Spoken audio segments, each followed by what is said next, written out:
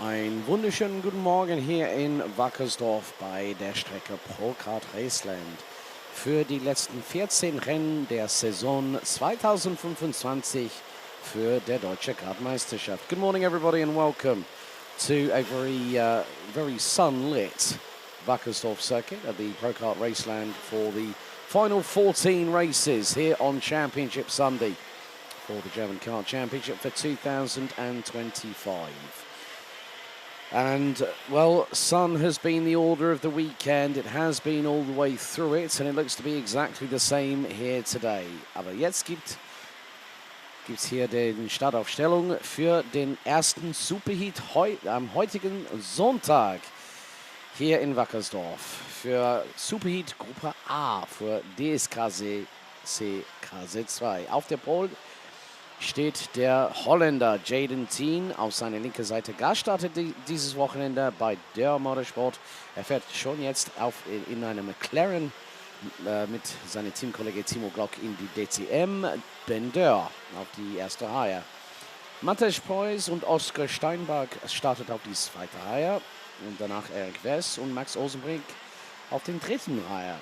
Dann kommt der Luca Walter und Len Nice. Und die letzten zwei Piloten in den Top 10 sind Loris Sachse aus Dänemark und von Deutschland Maurice Klein. Next up from 11th onwards, we've got Julian Carmen, Noah Eicheler, Yannick Remmert, Kevin Wagner, Julian Burb, Adrian Martins from Austria, France's Barry Gregory, Germany's Paul Moritz, Jori Malema from the Netherlands, Alexander Zur from Germany, Ilian Ivov Yankov from Bulgaria. From the Netherlands, Dirk van Siftout, Klaus Panet from Germany in the 442 rounds out the top 23. And the last two starters will be Martin Versteeg and Noah Hurst.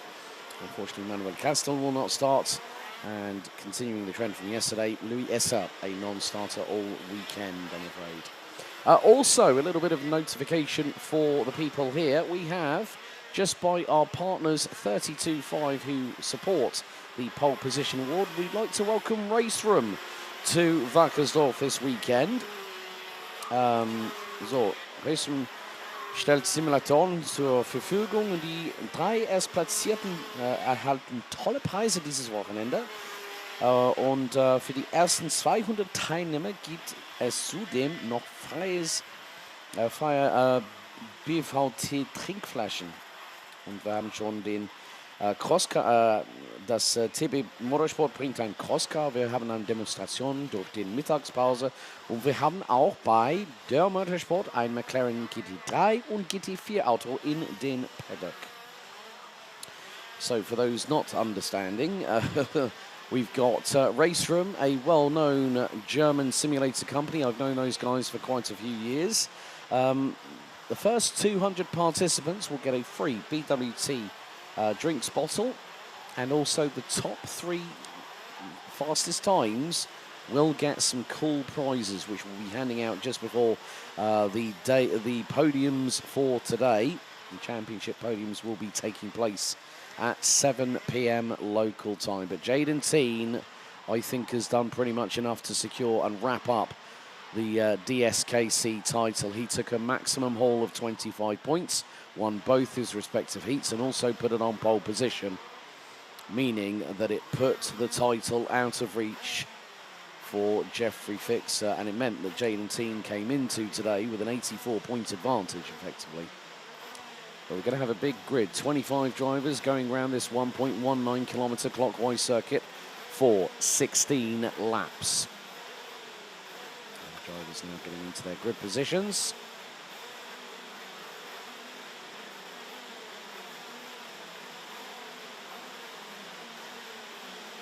And as always with KZ and KZ2, because of the significant amount of torque from the rear axle, we do not do Indianapolis-style starts. Green flag waves at the back for the first time here on Championship Sunday. And see where Jaden Teen is pointing his kart. He's pointing it towards the outside of that opening corner. Revs rise, lights are out, we're underway. Good start by the front row. Bendor trying to go wheel to wheel with Jaden Teen, but that's not going to happen. Matej Preuß gets through on the guest driver. Into turn 2, one runs very, very wide. Coming out of turn 2 and into turn 3. But Jaden Teen seizes the initial advantage. Matej Preuß in second position. They come through turn 5, now into the triple rights at 6, 7 and 8. Kleines Vorteil für die Argentin an Spitze des Felds im Moment. Vorne von Matej Preuß, aber Andrea in Kurve Nummer 10. Und kommt die gelbe Flagge raus. Okay, right, so we did have a spinner. Pech für Max Olsenbrink. Aber jetzt der Vorteil für der Argentin. Vorne von Matej Preuß. Ist knapp in die Nähe von 4 Zehntel, eine Sekunde nach der ersten Runde. So 7.5 tenths of a second pretty much cover the top 3, but Matej Preuß trying to put one up, well, get one up over on Jaden Teen in this early stage of this super heat. Of course, with the amount of drivers that we got in DSKC, it has meant that we've had to run 2 separate qualifying sessions. And a nice move there by Luca Walter on Oscar Steinbach in the 423. That's a change for 4th position, but the top 3 running pretty much in close proximity. As Luca Walter on the 502 Sodi Kart chassis sets the fastest lap of the race, 49.215. The Jaden team keeping a hold and a command on proceedings here. Air temperature currently around about 16, 17 degrees Celsius. Due to get north of 20 plus degrees, I'm afraid, ladies and gentlemen, but it's been a very, very nice weekend. Perfect conditions for racing that we've had all the way through yesterday. But Matej Preuß getting a little bit closer, a little bit braver on the brakes. Change for position a little bit further behind. That was Len Noyes on Oscar Steinbach, so that is a change for 5th position for the young man from Belgium. And unfortunately, in that qualifying heat yesterday where he was running second and got unfortunately taken out, as well as a few other drivers going into turn 3. But there's going to be a change a little bit further back. It's the 2 Birol side by side. Es war wirklich eng gegen zwischen Oscar Steinbach und es gibt einen Versuch von der 414, Eric West. Der hat schon, der wollte vorbeigehen an der Steinbach, aber das hat nicht geklappt in Kurve Nummer 2. So Eric West tried to go through, bumped on the curbs, 2 wheels in the air, and that can lose you traction. However, through at turn 10, close but fair between the pair as he gets through. Meanwhile, Jaden team just it's like a Sunday morning afternoon, Sunday morning drive here in the local Upper Palatine region of Bavaria. And he's got an advantage of nearly 3 tenths of a second. Ben Durr, however, is getting a little bit racy. He's just set the fastest lap of this race so far. Good to see Ben with us, and he also handed out the 32.5 backed pole position awards yesterday during the lunch break. But it's good to have him with us. He's going to be competing in the DTM season finale for 2025 in his McLaren 720S GT3 alongside teammate Timo Glock as they will head to the Hockenheim Ring for the, I think it's the 3rd to the 5th of October this year.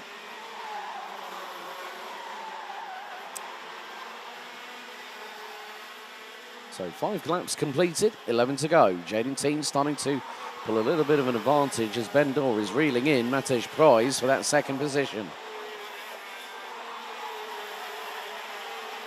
Even though Ben is he's a really, really good driver, he is a guest driver, so thereby he will not score points this weekend. But it still goes to show that karting, it's something you never forget. It's how you drive the kart, how you go through the corners.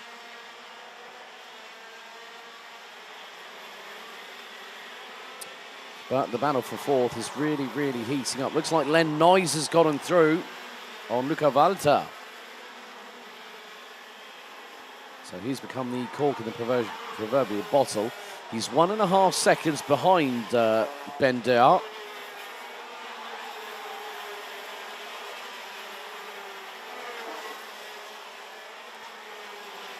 You can see these little pockets three drivers battling over a certain position, like say for our top three, battling over the race lead.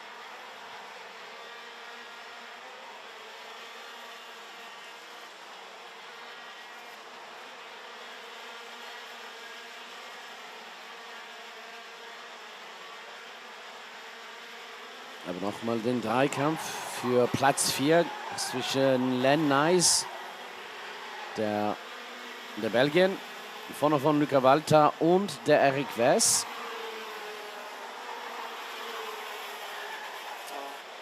Das Vorteil, dass der Len Nice hat über die zwei Piloten hinter ihm, das ist ungefähr eine halbe Sekunde im Moment. Und auch kommt ein kleines Comeback von der 423, der Oskar Steinbach.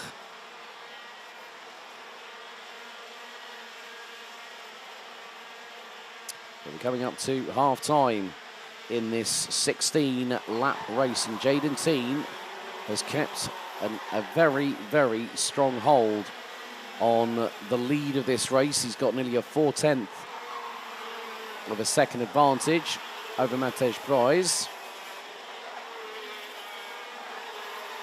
Aber der Luca Walter bekommt Druck von hinten.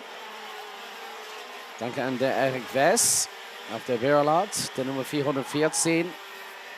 Jetzt nach Kurve Nummer 7 und 8.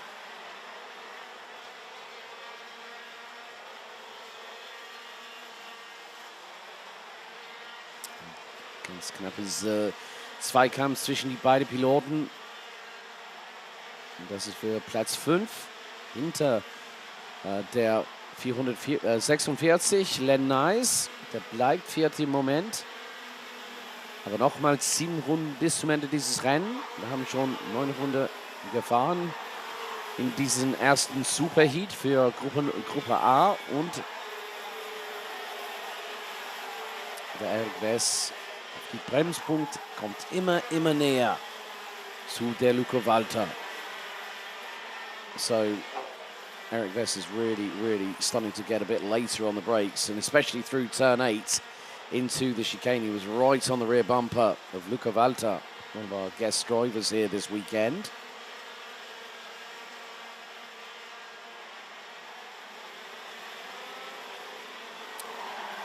But the advantage that Jaden Teen has got was just under half a second after 9 laps. After 10 laps, it is literally 29 thousandths away from hitting bang on half a second.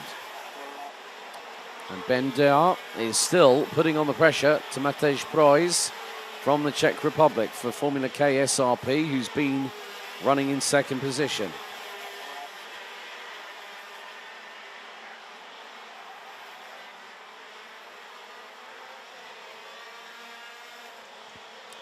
But Matej Preuß goes defensive into turn 10 ahead of Ben Dea. Some good strategic racing by the Czech driver, but Ben Dea is going to get a good run coming over the bump. Matej Preuß is going to defend through into the final corner. Ben Dea nearly got through, but the Czech driver was able to put the brakes on the 525's assault, trying to go through into that final corner and across the line.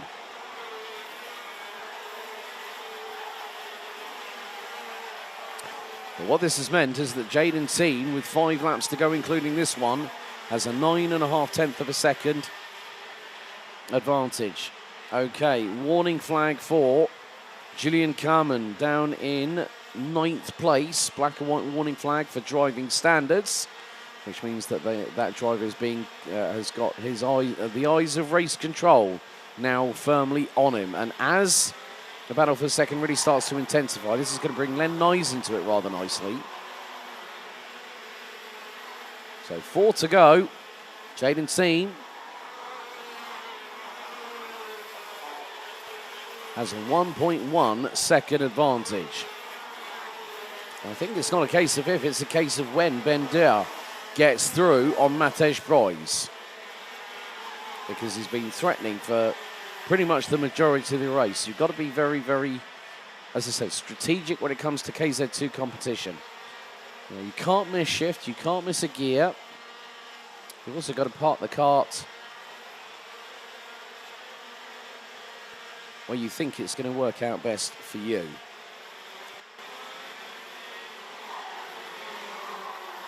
So, nochmal 3 Runden bis zum schwarz-weiß karierte Flagge in diesem ersten Superheat für DSKC KZ2 und den Vorteil, dass der Gentin hat, über Matej Preuß steht, knapp in die Nähe von 1,1 Sekunden nach 13 Runden. Aber der Pendeur, der kommt immer näher an Matej Preuß mit Druck an den Schulter von Tschetschen. Und jetzt Pendeur außerseits versucht er am Kurve ziehen, aber das klappt nicht leider für den deutschen Pilot. Aber jetzt versucht er ein Switchback zu machen in den letzten Hairpin und ein bisschen Kontakt zwischen die beiden. Und jetzt, sie sind nebeneinander über Start und Ziel. Kann der Pendeur vorbeigehen? Das stimmt doch. Und jetzt versucht der Len Nice etwas zu sagen in diesem Partei. Und der Matej Preuß hat zweite und dritte Platz verloren. Und jetzt schon da ist der Eric Vess. Great squabble. Pendeur was trying to, not force the window of opportunity to get through on Matej Preuß. Matej Preuß decided to go to the left-hand side and try and get the... Now the 488 has just had a... Maurice Klein has just had a black flag, a black and white warning flag for driving standards. But Pendeur managed to get the window open, get through on Matej Preuß, and then Nice went, well, I'm going to have a little nibble as well. So, last lap underway. Letzte Runde läuft in diesem DSKC Superheat Gruppe A. Und jetzt Jaden Team muss sich etwas sehr bequem fühlen im Moment, weil er hat einen Vorteil über Pendeur in die Nähe von knapp 2,5 Sekunden. So Jaden Team must be feeling very, very comfy. Looks over with a casual glance over his right shoulder and sees where Pendeur is and knows that, well,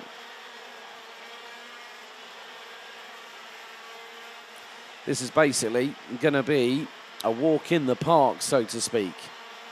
And, well, Jaden Team's going to take the win. After 16 laps, Pendeur will take P2, 2.3 seconds behind, ahead of Len Nice, who makes it 3 different nationalities in the top 3. You've got 4 in the top 4 with Matej Preuß from the Czech Republic in the 418, ahead of Eric Vess, who was so close to getting that P5 later on in the race. Ahead of Luca Walter, Oskar Steinbach, Loritz Sachse, Julian Carmen, and Maurice Klein, who rounds out your top 10. Noah Eichler, Adrian Martins, Julian Bub, Doug van Sifthout, Kevin Wagner, Paul Moritz, Noah Hurst, Ilian Ivan Yankov, Yannick Remert, and Yuri Molema round out your top 20. Alexander Zur, Martin Versteeg, Barry Gregory, Max Olsenbrink, and Klaus Barnett all made it to the checkered flag with the entire field split by just over 29.8 seconds after 16 laps. But Jaden Teen, I think, has pretty much got it all in the pocket. He's done the job. He's won the Super Heat. And now he can look forward to a good final later on.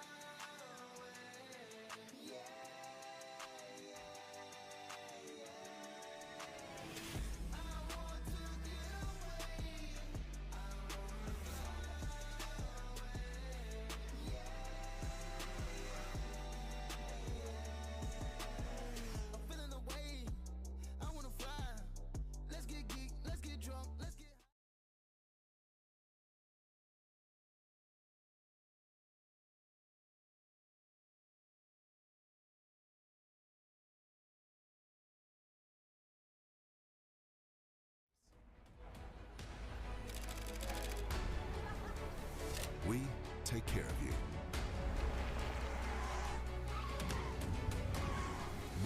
3.6 million operations each year. We are always at your side. In the air, on the road,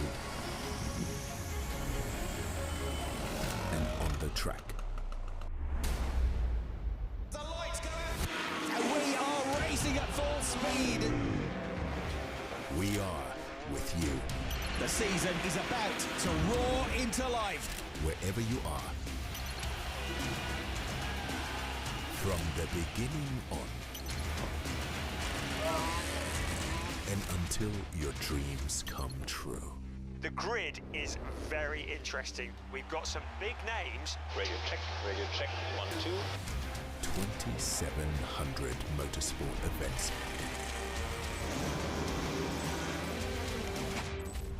150,000 participants. 2 million spectators. There is a massive crowd. A spectacular race. Behind all of that. Checking flag is out. Well done. Fantastic job. There are 4 letters.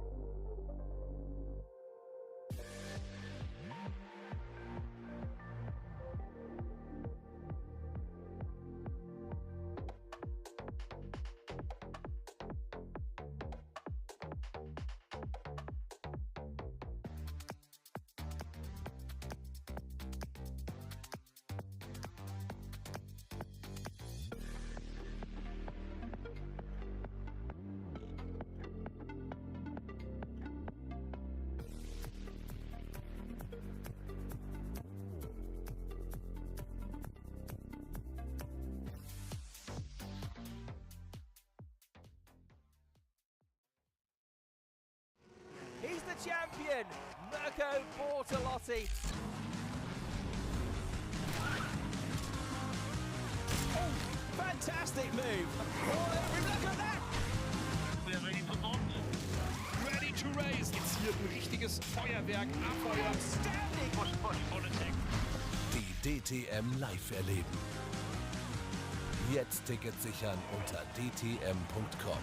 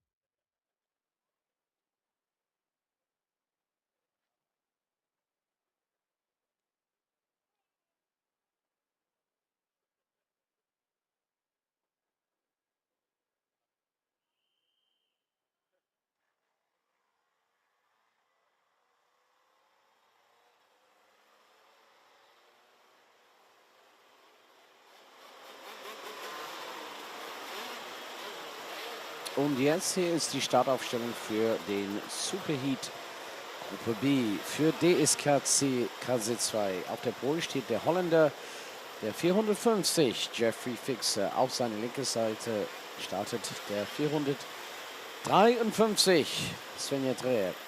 Auf der zweiten Reihe startet Rick Kartbahn und Ruven Wilk.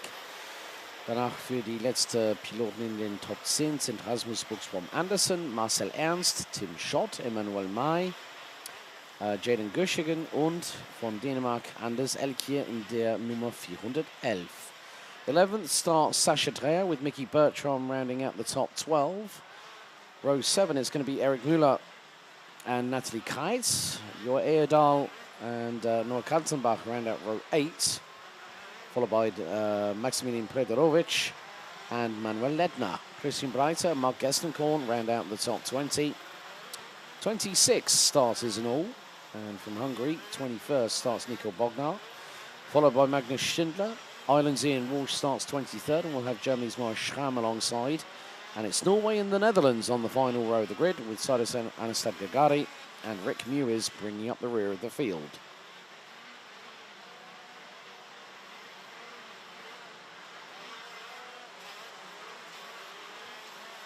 So just like in the previous superheats, we have 16 laps of the 1.19 kilometre 12-turn clockwise circuit here at Pro Kart Raceland. Very fast. First part of the circuit coming through here at turn number 2. They'll be at full speed. 6th gear at around about 120, 130 kilometres an hour whilst turning right. And you've got to have that fine balance between momentum and balance, momentum and setup. You know, the kart's got to really be gripping up very well whilst you're rotating the kart through the corners. You don't want any snap oversteer or snap understeer. And sometimes that can happen in what is considered the most difficult category in karting. And it's the step that drivers do take across the world in order to get into the next part of their motorsport journey, which for a lot of people would be more predominantly single-seaters on the road to Formula One.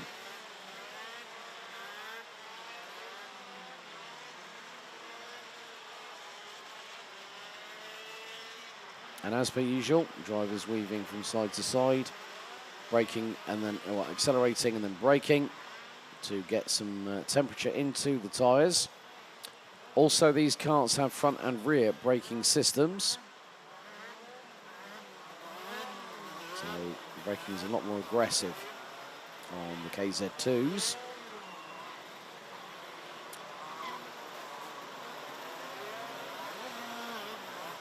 So Jeffrey Fixer very shortly will line up on pole position. There he is on the left-hand side of your screens for those watching on the adac.de/motorsport and ADAC Motorsports YouTube channel. Wherever you're watching from in the world, thank you so much for joining us here for Championship Sunday. It is going to be the case of once the red lights go out, we will let 26 drivers go into battle. And then the top 36 will then advance once the results of this race have been confirmed and ratified. Green flag waves at the back. Drivers get themselves steeled and ready. Red lights start to go on. Revs rise. And we're underway. Good start by Jeffrey Fixer. Looks like Rick Hartman tried to get the jump on Svenja Dreher and has got through before turn 2. Fly through with a big amount of speed. It's all lock up at a spin. Oh, we've had pinball wizardry once at turn 3. We've had it again here in the second of the superheats. Oh, dear. It was only going to be a case that someone was going to lock up a bit too hard, and I think that was Emmanuel May in the 417. Oh, Emmanuel May had drama, retired after lap 3. Tim Schott and Sascha Dreher, I think, have also not come through the opening sector. So their superheat might be done and dusted, and that might be it for the race weekend, and also with it, the season. Battle for 4th and 5th. Ruben versus Marcel Ernst. There's some more side-by-side battles going through the final corner.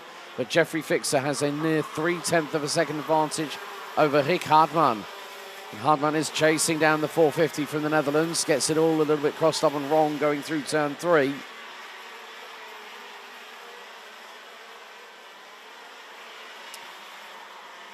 So Tim Schotz hat Pech nach dem Unfall in Kurve Nummer 3 bei dem ersten Hairpin. Black Flag, schwarze Flagge für der Nummer 425, Sascha Dreher. Leider für der deutsche Pilot ist alles vorbei. So black flag for Sascha Dreher. That means that driver's got to bring it into the pit lane within the next couple of laps. There's still a bit of argy-bargy a little bit further back. Going through the final corner. And it looked like it was Mickey Bertrand versus Marcel Ernst. And Mickey Bertrand doing a really, really good job at the moment, the man from the Netherlands. A very quick pedal in his own right. There's a bit of a clumsy overtake through into turn 5. I think that was for 5th place. So Anders Elkier might have lost out to Rasmus Buxbaum Andersen. Natalie Keitz, the defending DSKC Masters champion from last year, she's just gone and put in the fastest lap of the race, and she's gone purple in sector 1 again. And Natalie Keitz has made up 4 places, Manuel Lettner, 9 places, Magnus Schindler, 11 places on the grid. Aber nach 300 dieses Rennen hier beim Superheat Gruppe B für DSKC hat der Jeffrey Fixie jetzt seinen Vorteil über der Deutsche Rick Hartmann. Das ist über 1,1 Sekunden. Nach 3 Runden ist der Vorteil für den Holländer. Oh dear, and it looks like Jaden Gushingen might have been involved in that little incident. He's come back to race this weekend after a broken arm at round 2 at Musen. Had dinner with the family last night. Really good to have a good chat with them. But a shame for Jaden. So he's the second retiree. So will Sascha Dreher will make it 3 retirements out of the 26. So Pech leider für der 412. Jaden Gushingen. Jetzt vielleicht passieren. Er hat im 9. Platz gestartet. Und es gibt viele Menge Leute, die waren in dieses kleines Unfall. Das hat schon in der ersten Runde passiert. Und nochmal ein heftiges Angriff für einen Positionswechsel. Das denke ich, dass es war den Rasmus Buxbaum Andersen vielleicht. Der Däne, der jetzt ist 4.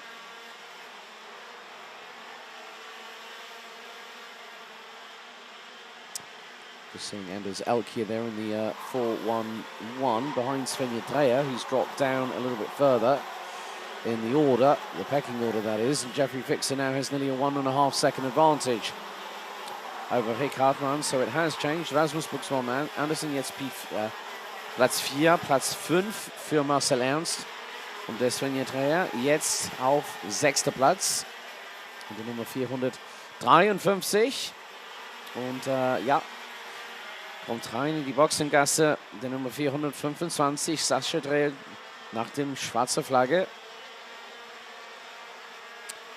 So, von 26 Starter haben wir 23 Teilnehmer. Die sind in diesem Moment auf die Strecke hier in Wackersdorf. Schnellste Runde seit jetzt in die Tasche für die Nummer 498, Magnus Schindler, 48,330.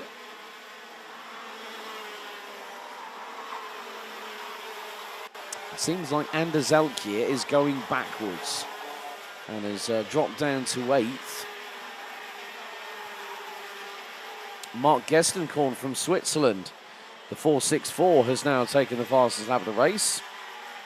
It's the fastest middle sector of anybody so far. 48.318 for the 464.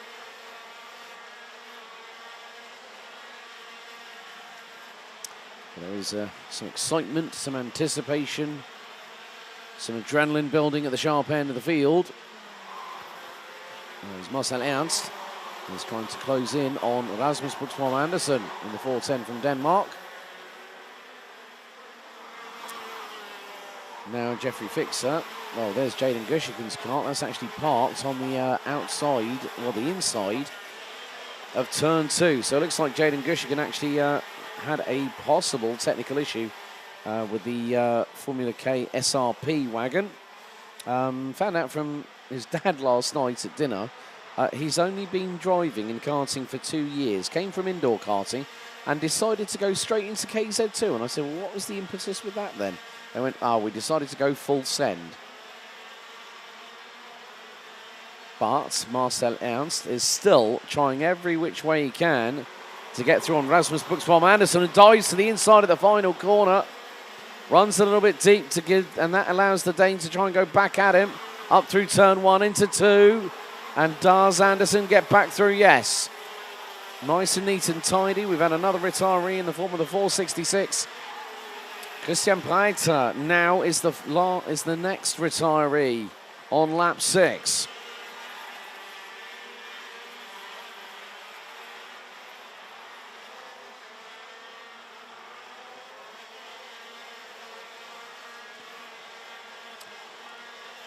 But I have to say, Rick Mewers up 15 places, started 26th, now is 11th. Other big movers, Manuel Lettner jetzt auf Platz 7. Nach 8 Runden hat vielleicht jetzt 9 Runden, hat der Manuel Lettner jetzt 11 Plätze gewonnen. Und jetzt ist der Marc Gestenkorn vorbei an der Erik Müller, der Nummer 452. Und der Magnus Schindler jetzt ist auf Platz 14. Hat am Platz 22 gestartet. Jetzt neue schnellste Rundeseite Nummer 417. Emanuel May von Mach 1 Motorsport mit einer Rundezeit von 48,151.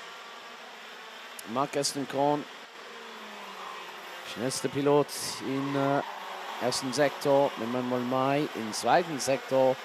Im dritten Sektor Svenja Tre, der Nummer 453.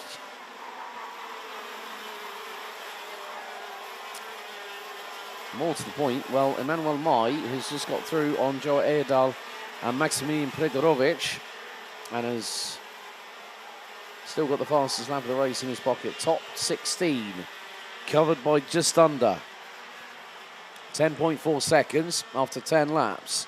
So after this, we've got 5 more to go.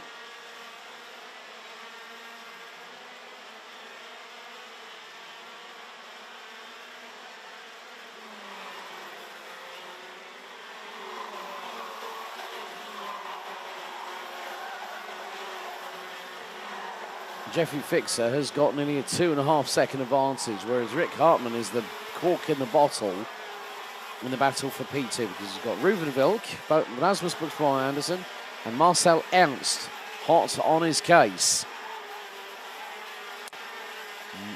Nochmal eine schnellste Rundezeit. Beste Sektor 2 und 3, beide Emanuel May. Und jetzt der einzige in dieses Rennen, der hat unter 48 für eine Runde gefahren. 47,961 bei der 417.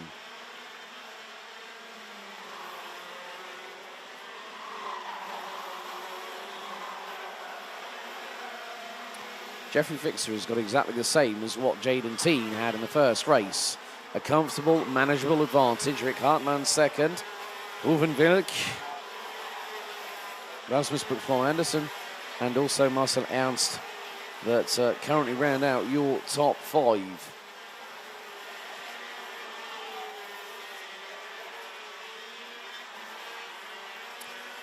"22 runners and riders out of the 26 starters still carrying on." Ein großes Vorteil für der Jeffrey Fixer im Moment. Das ist über 2,5 Sekunden vorne vor der Rick Hartmann. Auf Platz 3 Ruven Wilk, Platz 4 Rasmus Buxbaum Anderson von Dänemark und auf Platz 5 Marcel Ernst. Sven Jetre jetzt 6 vorne von den Manuel Lettner, Anders Elkier, Natalie Kreis auf 9. Und der Holländer Mickey Bertram jetzt 10. Nice little move there. That was a change for P3. Rasmus Buxbaum Anderson fired it up the inside without any hesitation. on Mach 1 Motorsports. Ruven Vilke, now the Dane, up to P3. Coming up, we'll have 2.3, well, we'll have just shy of 2.4 kilometres of racing to go in this superheat for Group B. Jeffrey Fixer has said, well, it could have been a different story had it not gone Jaden Teen's way yesterday afternoon. They're both going to pick up a win in the superheat, respectively. And with 2 laps to go, Jeffrey Fixer now expands the lead to 2.8 seconds and climbing. Rasmus Buxbaum Andersen has a chance to go and close in on the 4.68 in front. That's Rick Hartmann. So maybe there could be a little surprise in the offing in about the next 1.75 kilometres. But at the moment, Rasmus Buxbaum Andersen is not close enough to facilitate an overtake or maybe a late lunge.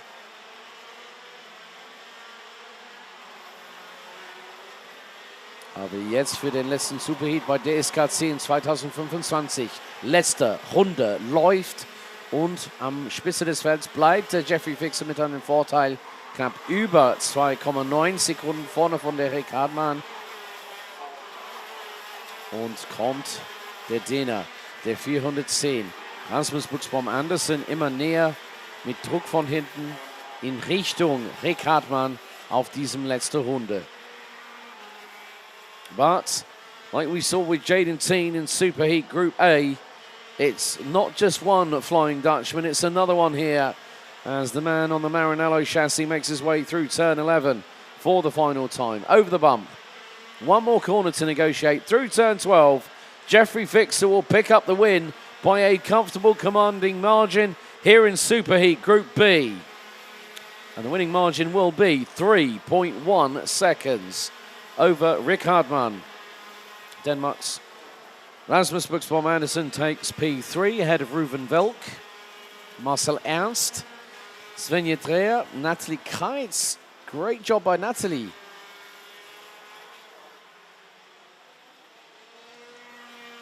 She made up 7 places from 14th on the grid to pick up P7 ahead of Mickey Bertram from the Netherlands. Mark Gestenkorn made up 11 places to finish 9th, having started 20th, and Rick Mewis from the rear of the field, 26th and stone dead last to round out the top 10. Eric Müller, Magnus Schindler, Joe Erdal, Nico Bognar, Maximilian Predorovic, Noah Kaltenbach, Sidis Anastad Gagari, Ian Walsh, Maurice Schramm, and Emmanuel Mai all completed all 16 laps of racing. Manuel Ledner and Anders Zelkier out with 1 lap to go. Christian Breiter out on lap 6. Sascha Dreher out after being given the black flag on lap 3. Jaden Gushiken retiring on corner 2, lap 2. And Tim Schatz eliminated in that lap 1, turn 3 incident. But Jeffrey Fixer picks up the victory here in the DSKC KZ2 Super Heat for Group B.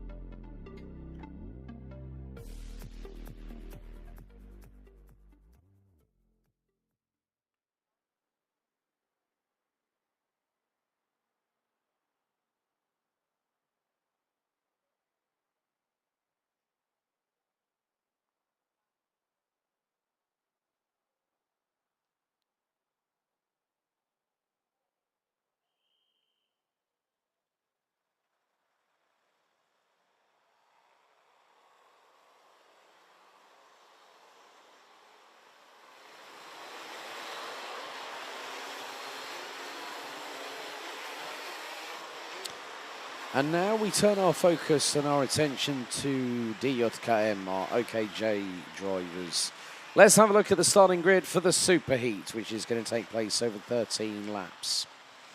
Konstantin Pabst, who's been the tour de force so far this weekend, the guest driver, starts on pole position, and alongside will be Slovakia's Alex Malota. Maxime Becker and Philippe Planeta will be on row number 2, ahead of Matteo Mason, Mark Alexander Reistrup, who round out the top 3 rows. Martina Rumlanova will be joined by guest driver from Denmark, William Sterup Nielsen. Jindrik Svoboda and Erik Poulsen from Sweden round out your top 10. Timothy Dobogai will be joined by Peter Mikes on row 6, ahead of Milan Rossi and Marketa Rumlanova rounding out row 7.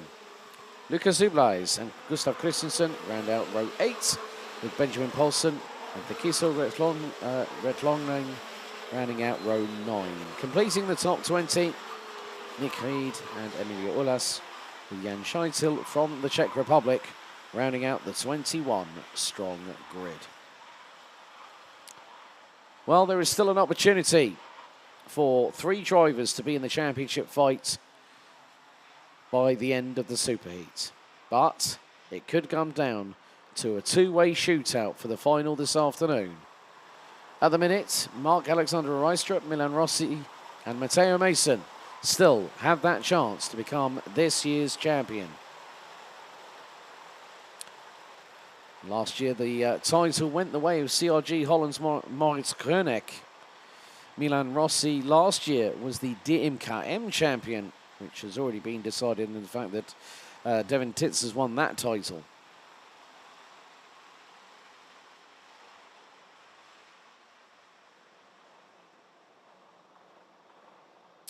So, for the first time, an Indianapolis-style start. It's Pabst and Malota on the front row controlling the pace as they come out of the 12th and final corner. Into the tram lines we go. Revs rise, lights are out straight away, and we're underway in the Superheat for DJKM. Into turn 2 for the first time. And everyone's just about making it through, but there's a lock up towards the end and a spinner. Oh dear, there's always going to be one that hard braking zone into turn number 3 can catch somebody out. But Konstantin Pabst leads the way. Philippe Planeta in second. Alex Malota in third place. They've got a little bit of an advantage over championship leader Mark Alexander Reistrup from CRG Holland. Maxime Becker has dropped from third to third place, as Matteo Mason has also dropped 1 position from 5th. Now the South African rounds out the top 6.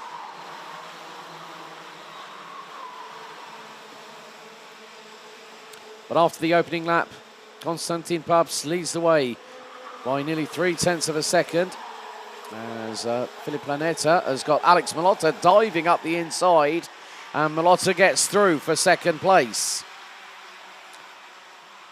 Fastest lap of the race has been set by the race leader, 51.932. Matteo Mason, in the meantime, has gotten up into 4th position, so has managed to get through on both Maxime Becker and Mark Alexander Reistrup, who is right on the case of the rear bumper, and now up the inside of the Haupt Racing Team, number 155, but Becker comes straight back at him. Towards the outside he goes and gets through before the apex at turn number 11. Great move from Maxime Becker to put one over on the championship leader at this penultimate race of the DJKM season here in DKM 2025. And unfortunately, Nick Reed was the driver that had the lock up and spun backwards. Might have been that the back axle locked up if the engine seized, but oh dear, very, very close going through into turns 3 and 4. A little bit of contact here or there, a little bit of pushing and rubbing and scraping. Peter Mikes has dropped all the way down into 18th position from the starting position of 12th on the grid. More positional changes this time, an attempt from the 106 of Erik Poulsen. And that would have been on Timothy Dobogai. William Sterup Nielsen, the 161, now trying to get through on Milan Rossi. And Milan Rossi might still be in the window of an opportunity, but Matteo Mason has got to fight tooth and nail and is currently P4 at the moment. Now, bearing in mind, Konstantin Pabst, Alex Malotta and Philip Planeta will not score championship points because they are guest drivers. So Matteo Mason is in the right place at the right time. This could really help him. But Alex Malotta in the 165 rounds out second position and has just put in the fastest lap of the race. Martina Rumenova has just gone purple in the opening sector. So there are pendulum swings in this story in DJKM.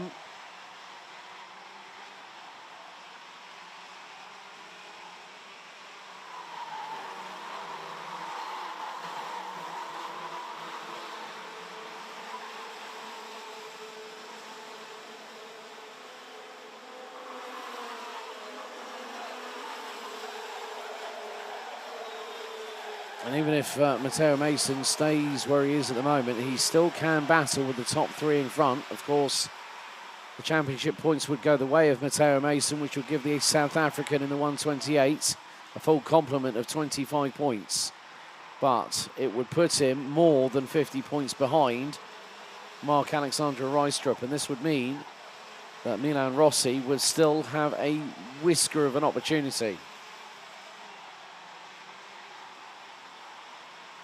Coming up to 8 laps to go out of the 13. And Konstantin Pabst and Alex Malotta have got a big advantage over the Czech Republic's Filip Planeta, who rounds out the top 3 and is 1.3 seconds off second position. Nach 5 Runden hat der Konstantin Pabst, der Gastfahrer in der Nummer 111, einen Vorteil über Alex Malotta auf den 165. Knapp in die Nähe von ein Viertel, eine Sekunde Vorteil. Vorne von Filip Planeta. Dann der Südafrika auf Vierter. Der 128. Matteo Mason. Jetzt hat der Milan Rossi die schnellste Runde seit in die Tasche. Der Nummer 144. Der bleibt im Moment auf Platz 12. Und nochmal ein Versuch bei Mark-Alexandre Reistrup. Und er versucht vorbeigehen an der 164. So now we get a warning flag for driving standards, and that goes to Martina Rumlanova in the 120.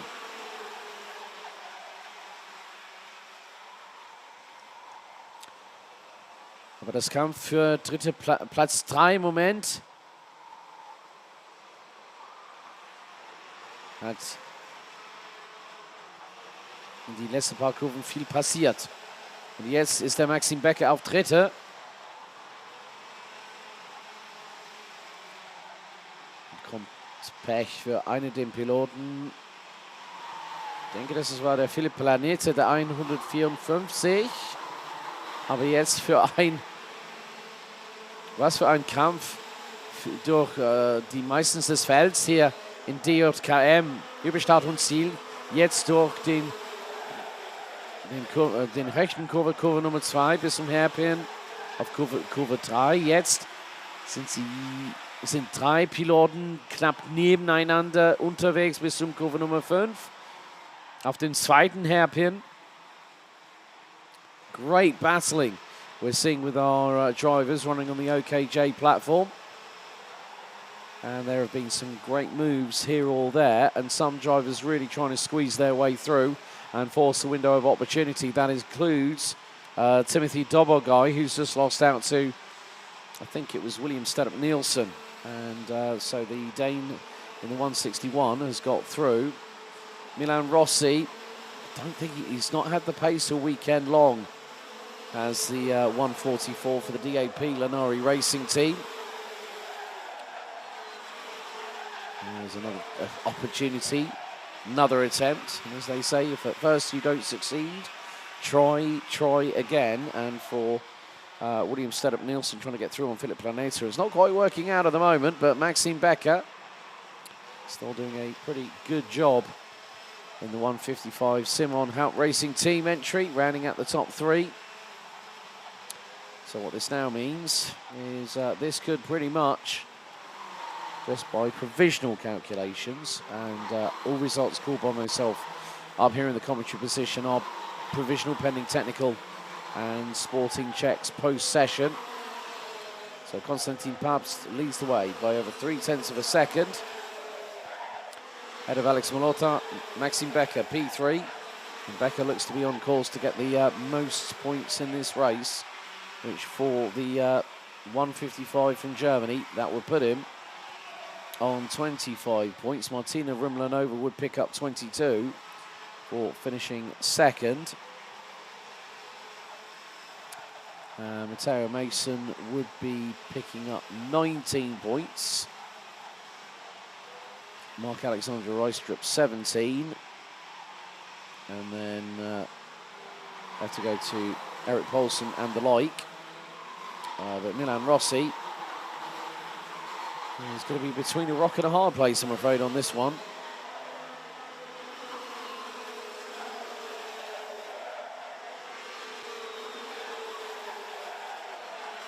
But we still have 3 laps to go until the end of this race. And more to the point,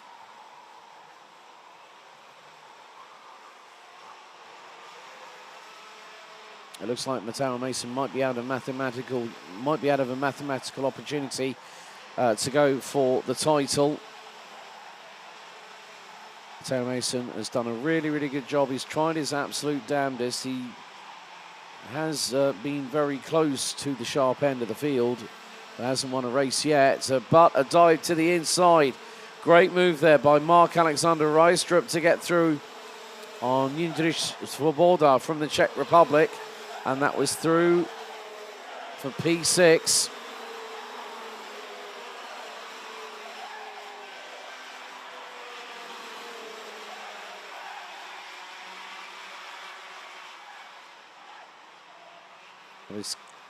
Es ist ein bisschen knapp zwischen die beiden Piloten am Spitze des Felds. Konstantin Pabst gegen Alex Malota. Vorteil für der 111 über den 165 ist ungefähr 0,4 eine Sekunde. Und jetzt kommt der schnellste Rundezeit von Matteo Mason.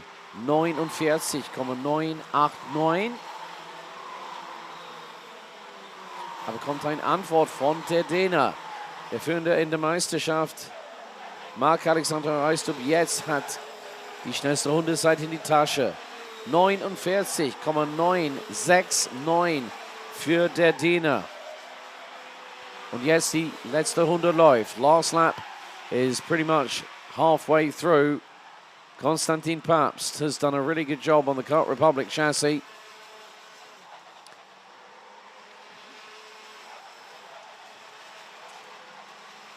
So nearly 13 laps to go. One driver starting on pole position. The top 3 will finish as they were at the start. Aber Gratulation hier in Superheat. DJKM-Sieger wird der Konstantin Pabst sein. Nach 13 Runden mit einem Vorteil über Alex Malota, der 165. In die Nähe von halbe Sekunde nach 13 Runden. Maxim Becker, Dritter. Vorne von die Martina Rumlinova auf Platz 4. Platz 5 für Matteo Mason. Platz 6 für Mark Alexander Reistrup. 7. war Jindřich Svoboda. Eric Paulson auf 8. Auf 9. war der 161 William Stadler Nielsen. Und 10. war der 154 Philipp Planeta. Gustav Christensen finished 11th. Ahead of Milan Rossi. Timothy Dobogai, Lucas Zublais, Peter Mikes, Marketa Rumlanova, Benjamin Paulson, the Kuso Red Lotling from South Africa, Emilia Ulas, and Jan Scheitel, all coming to the end of the race, and after 13 laps, being covered by just under 15.9 seconds, and unfortunately, a bit of a shame for Nick Reed in the 177, who would not get past the opening lap.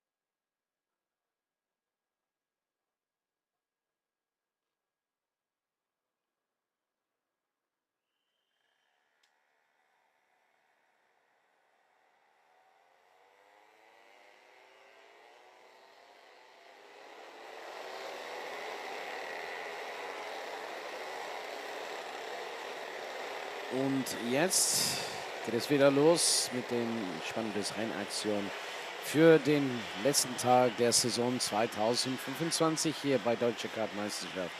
Hier ist die Startaufstellung für X30 Senioren Superheat Gruppe A. Auf der Pole Position startet der Marius Bonconsey und auf seine linke Seite auf den ersten Reihe startet der Lars Remer. Der Europameister dieses Jahr für Yame Aaron Garcia Lopez startet ihrerseits Reihe Nummer 2 und auf seiner Seite bleibt der 836 von der Rea GT1 Racing Tom Müller. Dritte Reihe startet der Lennart Frey und Noah Beckmann. Vierte Reihe Daniel Brozovic und Semil Bayati. Und die letzten zwei Piloten in den Top 10 sind Moritz Wolber und Ben Fritz. 11th starts Jacob Trost and will be joined on row 6 by Max Hissel. Jan Schwarzer and Jenny Gimpel start on row 7. Jan Ovisa and Nikola Trajkovski round out row 8 ahead of Maximilian Engelstädter, Lutz Osenbrink, Hannes Enninger and Switzerland's Leonard Kath, who rounds out the top 20. 24 competitors in this 15-lap race, and they'll be rounded out by Sebastian Rudolph in the 931, the 880 of Tobias Hintersteisser, the 820 of Felix Maurer, and rounding out the grid will be the 911 of Emil Drelock. Still very close between Lars Remer and Aaron Garcia Lopez, the two main drivers that are battling for this season's X30 Senior Crown. Of course, this is the last weekend where the Yamaha Series Germany will be part of the Deutsche Kart-Meisterschaft program. It will head over to ADAC Kart-Masters for next season onwards.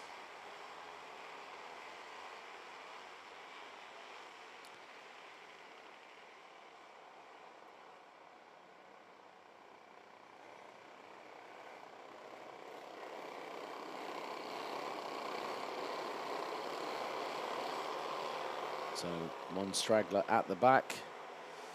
But here we go, into the tram lines. Revs rise, lights are out first time. And it's the run to corner number 2. Lars Remer to the outside of Marius Bonconsey. But Aaron Garcia Lopez gets up the inside. Through into P2 goes the Spaniard as everyone negotiates their way through turn 3 at the first of the 4 hairpins at the circuit. It's going to be juxtaposing for position 3 wide into turn 5 on the opening tour as everyone scrambles for that well-important traction.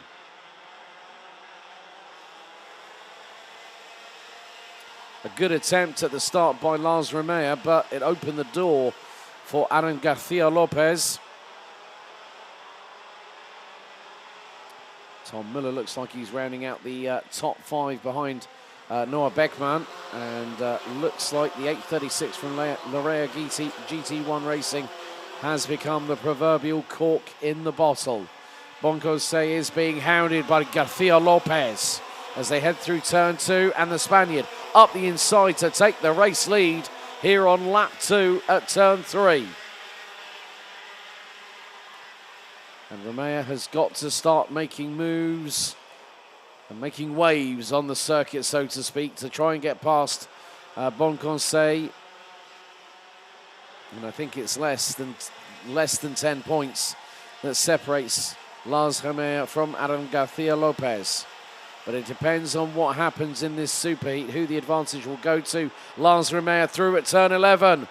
And Marius Bonconsey gesticulates to say, well, you forced me wide. Well, you left the door open on that one, I'm afraid. And through, I think, went Noah Beckmann. And that is the case, because now Bonconsey has got the fire in the belly. He's now fired up. And we have had one non-starter, Emil Trelock, has non-started in the superheat. And now Lars Remer can start going after his chief rival, his only rival for this title this season. And it's the man that claimed the Miami Euro Series crown just a handful of weeks ago. As there's going to be a change behind Marius Bonconsey. There's a change for P4. And is that Semil Bayati, I think, that has gotten through. So Bayati really starting to make some moves up and down the order. Tom Müller has dropped to around about 8th or so in the meantime.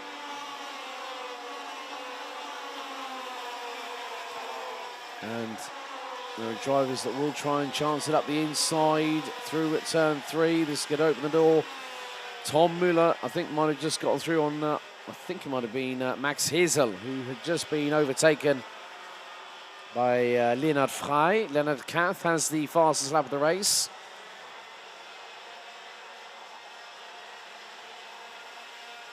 So in Gaststadt at 934. Leonard Kath hat jetzt die schnellste Runde seit in die Tasche. 50,781. Aber der Remer geht immer näher an hinter der Aaron García Lopez. Der 883, der hat heute dieses Jahr in Marienburg gewonnen. Aber jetzt geht der Remer endlich Runde Nummer 4 vorbei. An der 883. So, der 846 von Haupt Racing Team gegen der Spanier von CV Group mit JP Performance. Und ein kleines Fehler bei der Spanier durch Kurve Nummer 8 über den Curbs. Ein bisschen zu hart zu schlagen und dann der Hinterachsel geht in die Luft ein bisschen. Und deswegen hat der García Lopez Hintertraktion verloren. So basically, the bumping over the curb, it caused the Spaniard to have a little bit of loss of traction. And that did not really help. Jakob Trost has now retired on lap 2, I'm afraid. Marius Bonconce is catching the 2 leaders. Simil Bayati is also doing the same and is bringing along Daniel Brozovic in the 824. So 5 laps completed. That's 1/3 distance. We've got 2/3 of that to go. We're on lap number 6 out of 15. And Lars Remer trying to pull a little bit of a gap over Aaron García Lopez, but that is not proving to be easy.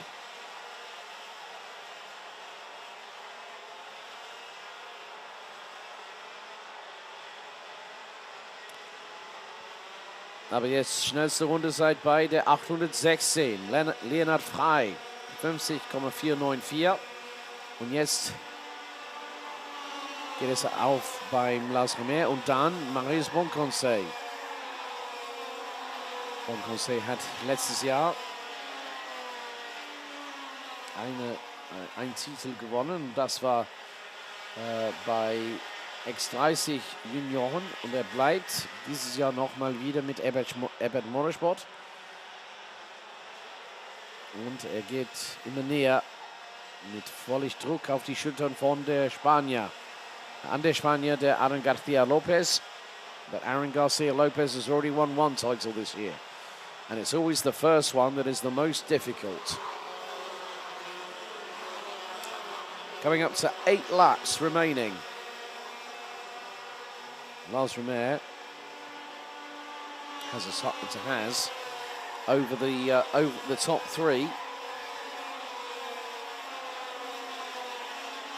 Has got an advantage of nearly 0.8 of a second. Warning for the 824 Daniel Brozovic for driving standards. So race control has had their attention piqued by the man from Germany.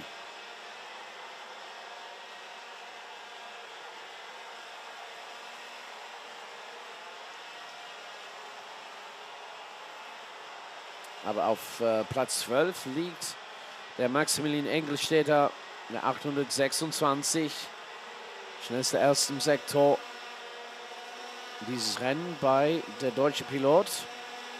Und jetzt nach 8 Runden hat der Lars Remer einen Vorteil über Aaron García Lopez. Das ist knapp in die Nähe von halber Sekunde im Moment. Zwischen Remer, García Lopez und Bonconce, den Top 3. Den Vorteil, dass der Remer hat. Im Moment ist über 7 Zehntel eine Sekunde. Und jetzt nochmal eine schnellste Runde dieses Rennen bei der Bonconce. 50,235. Nochmal eine Warnung für wie sie fahren bei der Nummer 820. Felix Maurer has also got a warning for driving standards, so that will normally be a black and white warning flag. But Lars Romeo continues to lead the way. 6 laps to go. And there are still battles. It might in some respects look like stalemates, but drivers will not go hell for leather through one corner unless they decide that window of opportunity has been presented to them on a silver platter. And when the top 17, rounded out by Sebastian Rudolph, are covered by just over 9 seconds, you can just see how ultra competitive the X30 senior class can be.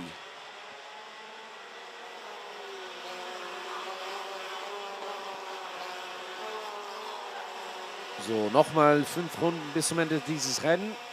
Und der Vorteil ist bequem für den Lars Remer, vorne von Aaron García Lopez. Auf Platz 2, auf Platz 3 bleibt der Marius Boncosé. Semil Bayati ist ungefähr 2 Sekunden hinter der 822 und liegt auf Platz 4. Vorne von den Daniel Brozovic.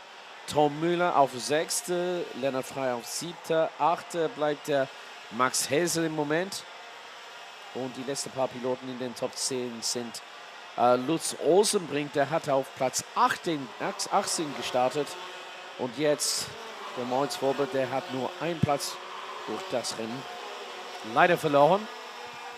But still, Lars Romeo carrying on, and he's trying to really put his stamp on this, and it is going to come down to the final as to who is going to become this year's Deutsche Kart-Meisterschaft X30 Senior Champion. And last year, well, it was Elia Weiss who also picked up the Ladies' Cup last season. So I'm sure that the Simon Racing team, now under the Haupt Racing team banner, will be looking to retain or do it again with another driver. Elia Weiss did a really good job last season and showcased that it's not about who you are, it's about the driver doing the work. And Lars Romeo looking really, really strong at the moment. This could give him the advantage that he truly needs at this moment in time.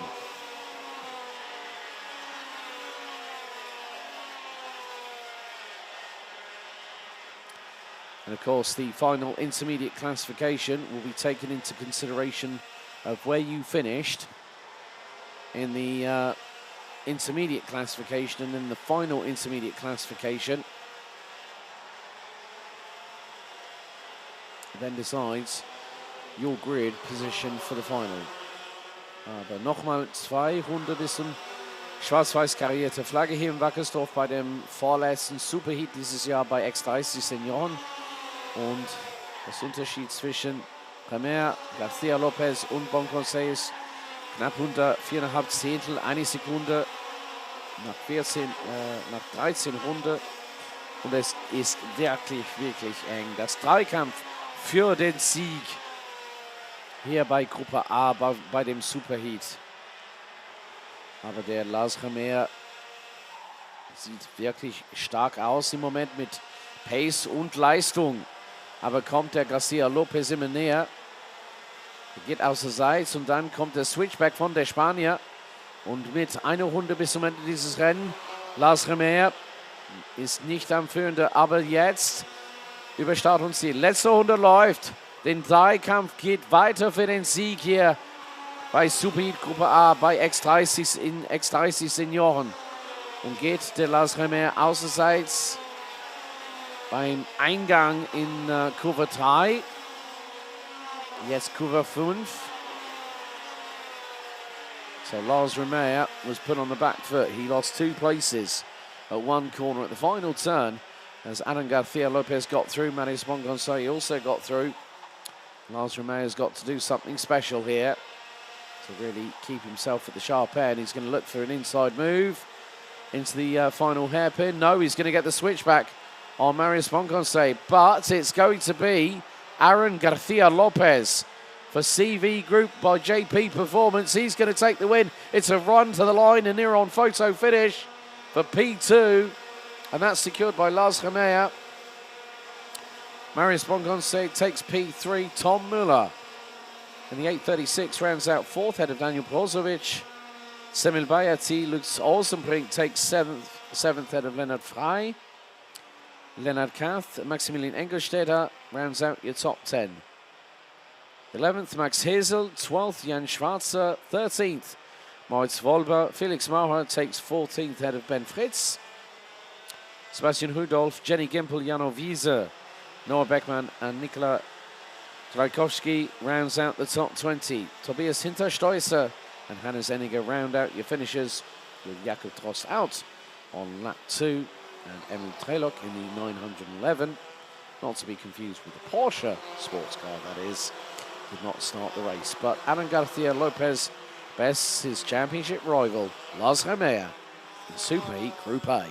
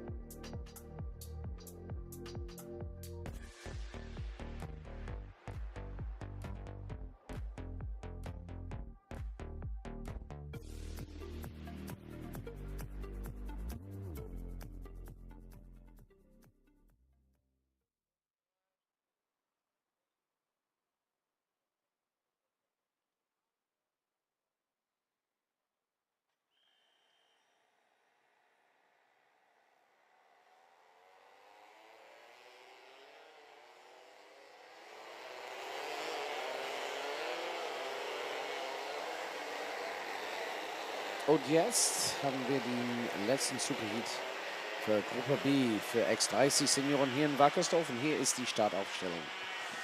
Auf der Pole Position startet der 920 Aminkara Osman und auf seine linke Seite der 885 Oliver Stettler. Auf die erste Reihe. Zweiter Reihe startet Niklas Hirsch und Rocco Curcio. Dritter Reihe startet Niklas Simic und Quintin van Leeuwen von Holland. Auch ein Holländer innerseits von die vierte Reihe, der Nummer 818, Jori Schöns. Und auf seiner linken Seite startet der 849, Sino Falke. Auf die letzte Reihe in den Top 10 startet den 843, Nico Hanke, und der 890, Leonard Hocker. 11th, we've got Swiss's Charles Troxler, who'll be starting with Moritz Weber on row number 6. Adrian Lawrence will be joined by Karl Tukfu from Estonia on row 7. Row 8, Niklas Lovric and Semin Valea. Yannick Gabrich will be joined by Leon Haig from Sweden on row 9. Rick Nadin from Luxembourg and Louis Schützer from Germany rounds out your top 20. 23 drivers set to go into battle over 15 laps of racing. They're rounded out by Benno Trelok in the 912, Aham Gandhi in the 844, and Nicholas Bull in the 843.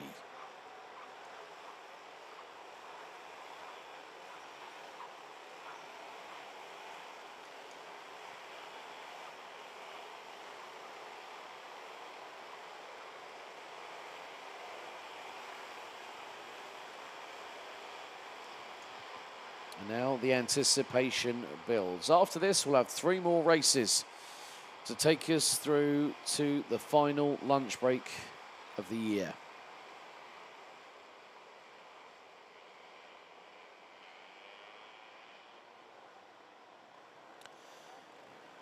And then we'll get underway at 1:55 local time with the finals. Osman auf der Pole, auf seine linke Seite Oliver Stettler. Gleich geht's los, Start ist freigegeben und los geht's bis zum Kurve 1 und 2 und bleibt der Osman am Spitze? Leider nicht. Ist der Stettler vorbei und auch ein Dreher. Oh nein, nein, nein, nein, nein. Leider ist der Benno Treloch auch hat auch nicht gestartet in dieses Rennen. Aber jemand hat völlig gedreht. 180 Grad und ich denke, das war der Niklas Bühl, der 843. Aber kommt ein Kampf für... There's a bit of gesticulation going on. Trying to see who it is. And oh dear, right, well, Niklas Hirsch is one of them. He's like saying, go on, get on with it. I think the other person might have been Jori Schöns. But after the opening lap, Oliver Stettler leads by 4 tenths. Ahead of Aminkara Osman, Rocco Curcio in P3, Quintin van Leeuwen, Niklas Hirsch, and there's still some elbows out that are well and truly sharp and coming out of turn number 3. Well, it's Rocco Curcio now into P3. Quintin van Leeuwen now 4th, side by side. That was Zino Falca getting moved on, possibly. And losing out to Quintin van Leeuwen, and Jori Schöns goes straight up the inside of his teammate. So 22 starters in this one, and Niklas Bull had a bit of a Code Brown clean-up on aisle 3 moment as the kart went 180 degrees backwards up the slight hill that we've got just by the outskirts. But there is going to be an opportunity here.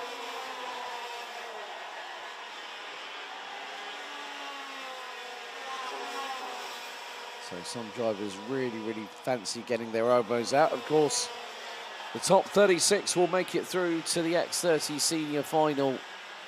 And that will be at 3:05 p.m. this afternoon.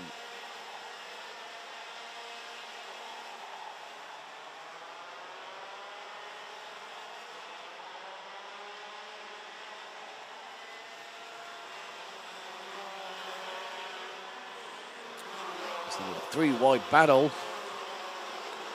going into turn number 12. And that was Nicholas Hirsch being chased down by the Dutchman, Jordi Schoens. Amin Kara Osman has put in the new fastest lap of the race, 50.972. Went purple in sector 2. Rocco Curcio was now is back again being the fastest in the opening sector. But Oliver Stedler trying to do everything he can to keep Amin Kara Osman at bay. And the gap between them is just over a quarter of a second.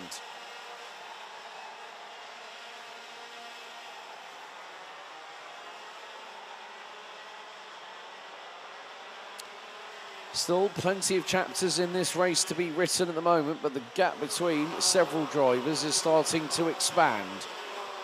Over the line goes Oliver Stedler, and he leads by 0.2 of a second. And then you've got a big gap between Rocco Curcio and, well, it was Nicholas Hirsch, but Jordi Schoens, the Flying Dutchman, has got through. The man from Larea GT1 Racing has now taken P4 away from the Hout Racing Team driver.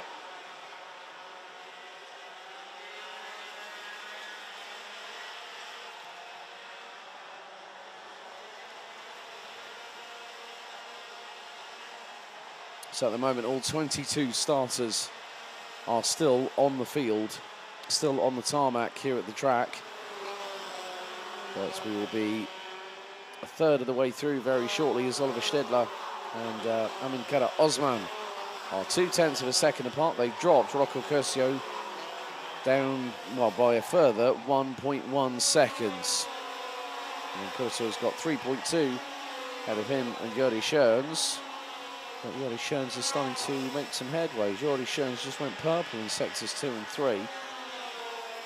And Amin Kara Osman has the fastest lap of the race in his pocket at the moment and is chasing down Oliver Stedler. And that is 4. More importantly, the race lead. Now, Amin Kara Osman will not score championship points as a guest driver this weekend. Quite a few guest drivers here this weekend at Wackersdorf at the battle at the front end of the field as we go on to what will be now lap number 7.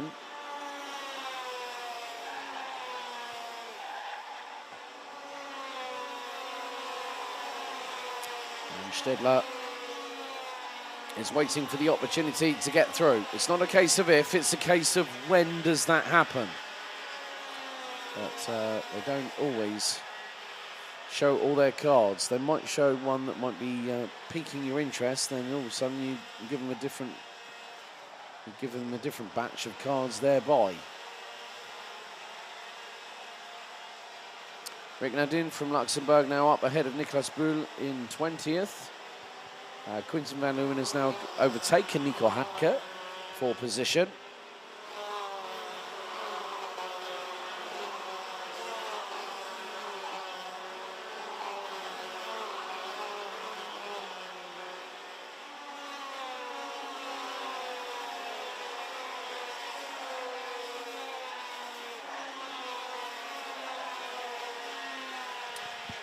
But there are still going to be very, very close battles up and down the order. It doesn't matter where you are out on the circuit. If you can get a good run on somebody and get that momentum, that movement happening, that's all in your favour. Zino Valke is having to battle away with a couple of drivers behind, one of which is Quinten van Leeuwen, who has been passed by Leonard Hocker in the 890 entry.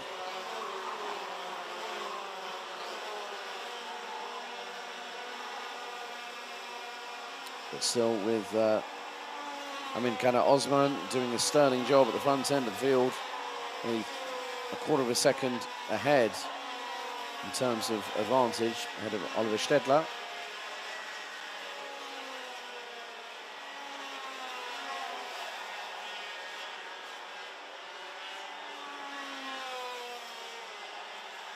Zino Falke has now got through on Nicholas Simic, and now there's another change. So Quinten van Leeuwen has also got passed through on Simic at that particular juncture.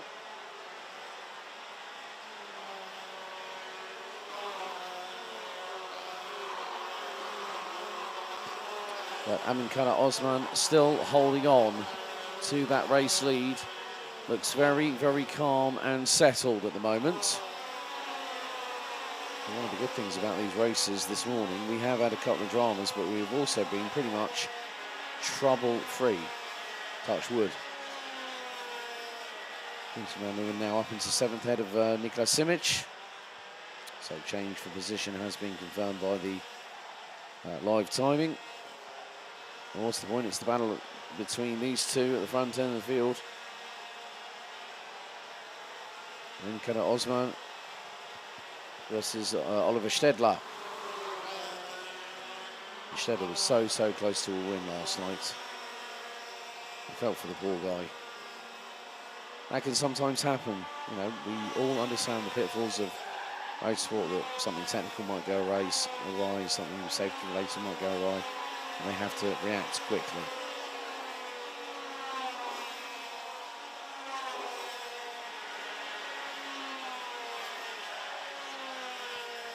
So fastest lap at the moment, set on lap number 9, was Jori Schoens, 50.191.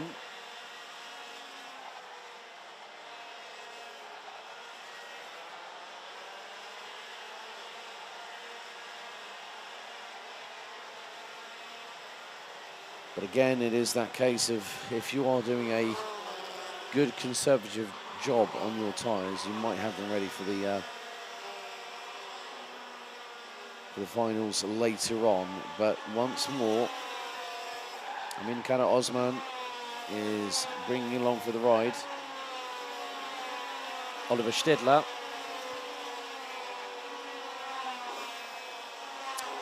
Nico Hanke has just been dumped out of the top 10 by Semyon Valea in the 933. He's made up 6 positions so far. Biggest mover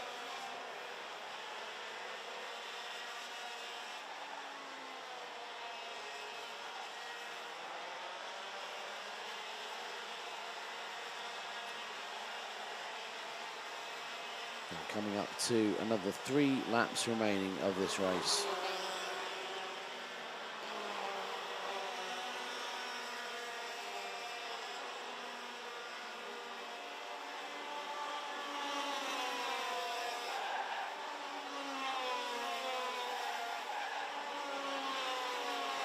A lot of drivers not making too many inroads at the moment. We're looking at about 13, probably more.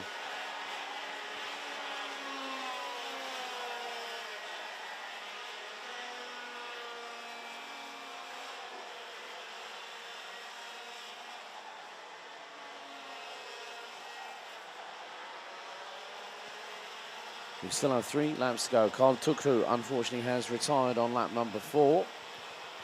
Not made it past the time being for sector 2, so I was pulled off in that repair area. He would have gone through there.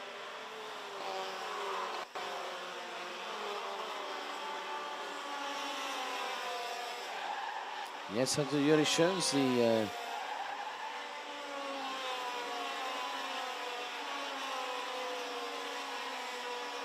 Leonard Hocker. Leonard Hocker has lost a few places. He's lost 7. It's gone down to, it was P11 for that match.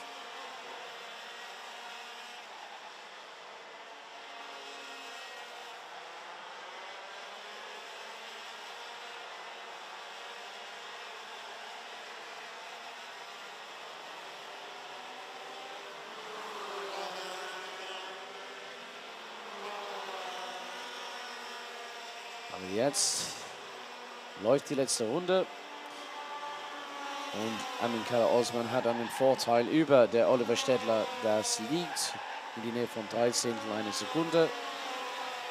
Und der Amin Kara Osman hat dieses Wochenende als Gastfahrer eine sehr gute Leistung gehabt. Und vielleicht kann das nochmal passieren in die Finale ein bisschen später. Das Finale für X30 Senioren startet um 15:05 Uhr. Heute Nachmittag am Wackersdorf. Aber nochmal ein paar Kurven. Der Oliver Stedler kommt immer näher. Aber auf letzten Kurve kommen die beiden Und jetzt Sieger für den letzten Superheat dieses Jahr in X30 Senioren gewinnt der 920 Amin Kara Osman, vorne von Oliver Städtler. Rocco Curcio, dritte, vorne von Jori Schöns, der hat den schnellsten Rundenzeit dieses Rennens, 50,051. Vorne von Niklas Hirsch, Zino Falke, Quincy Van Leeuwen, Niklas Simic, Semyon Valea und der Nico Hanke auf Platz 10. 11th was Moritz Weber, Leon Haag 12, ahead of Niklas Lovric, Louis Schütze, Adrian Lorenz, Charles Torxler, Rick Nadine, Arham Gandhi, Niklas Bull and Yannick McGabrich rounding out the top 20. Leonard Hocker would retire on lap 12, Karl Tukru on lap 4 with Benno Drelok, a non-starter. Well, Amin Kara Osman takes the win in that final superheat of X30 Senior in 2025 as we wait for who will be in the top 36 final at 3:05 this afternoon.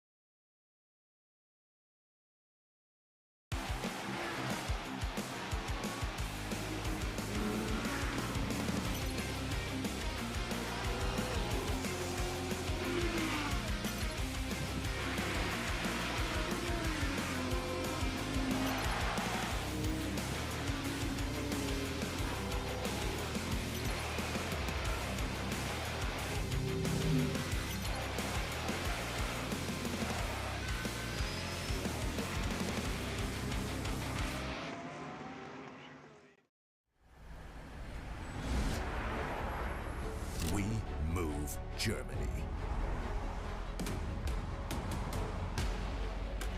22.3 million members. We take care of you. More than 3.6 million operations each year. We are always at your side. In the air, on the road, and on the track.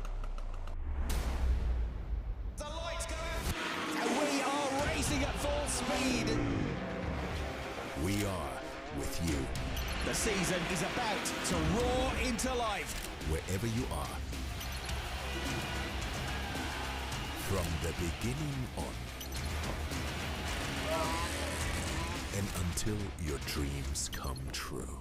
The grid is very interesting. We've got some big names. Radio check, 1, 2.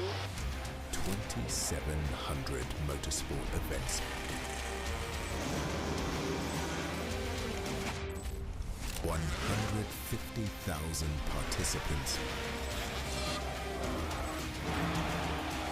2 million spectators. There is a massive crowd. A spectacular race. Behind all of that, Checking flag is out. Well done. Fantastic job. there are 4 letters.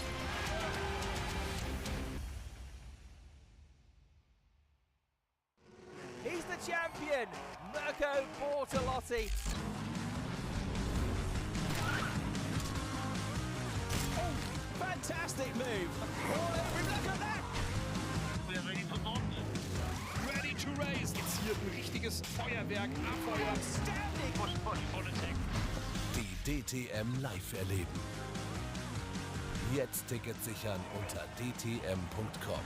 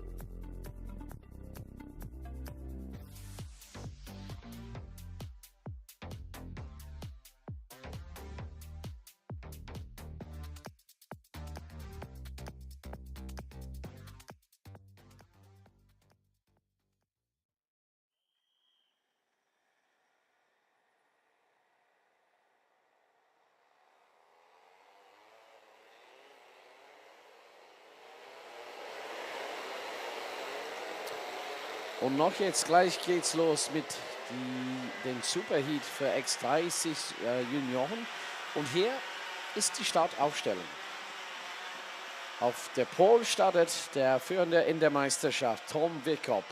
Und auf seiner linken Seite der Gaststarter von Holland. Der hat den Pole Position erreicht gestern. Cesc Pedersen von Holland.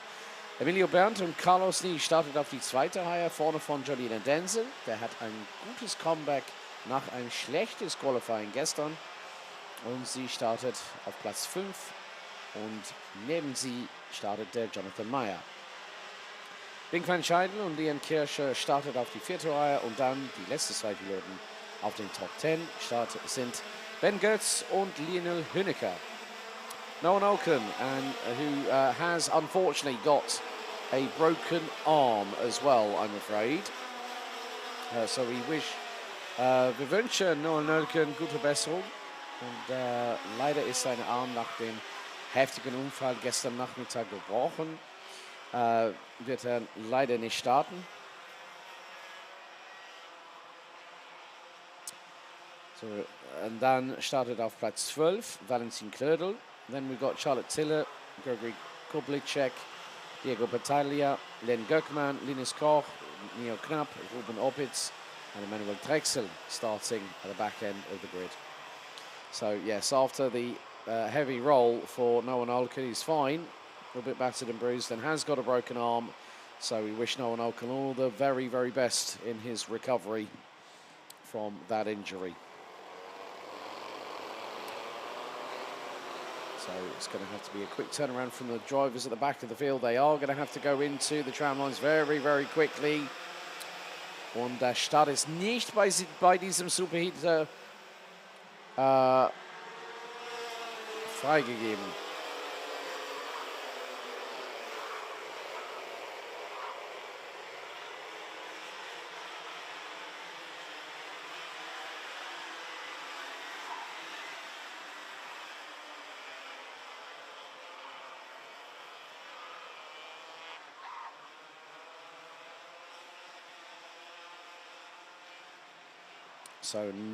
So nochmal eine Formationsrunde für die Piloten und Piloten hier in X30 Junioren. Aber ein sehr gutes Comeback für die Piloten Jolina Denzel. Es gibt eine Möglichkeit für ein paar Fahrer nach diesem Superheat für den Titel hier in Wackersdorf heute Nachmittag darüber kämpfen. Und jetzt warten wir nochmal auf diesen fliegenden Start. Und jetzt läuft die Motoren. Und jetzt geht's los. Hier in Superheat bei X30 Junioren. Sie sind knapp in die Nähe von 3 nebeneinander, aber am Führender jetzt ist der Holländer, der 717, Cesc Pedersen. Und jetzt kommt Angriff von hinten bei der Carlos Nies, der 622.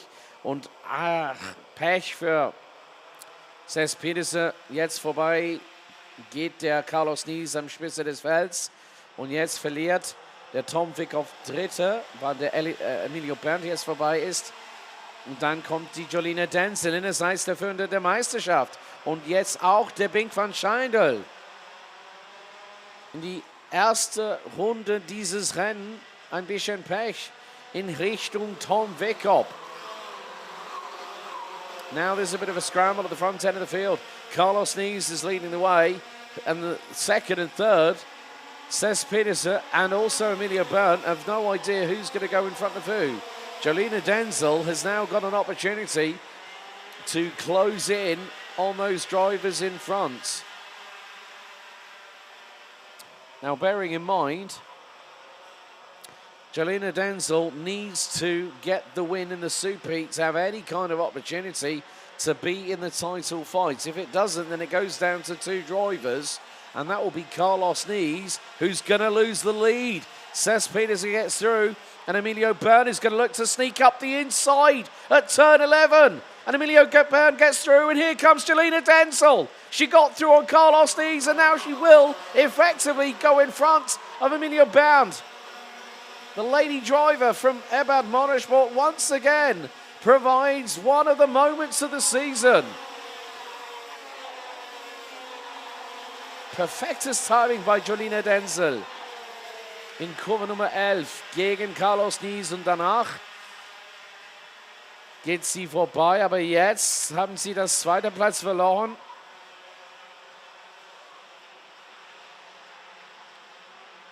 Nach einer Überholmanöver von der Emilio Bernd.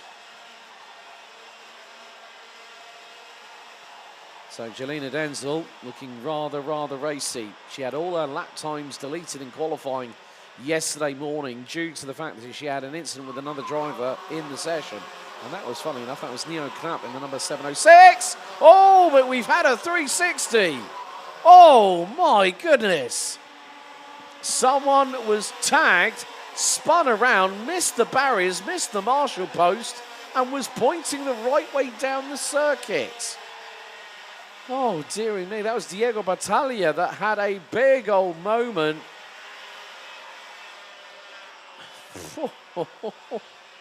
That was Jim Carner style in DKM X30 Junior.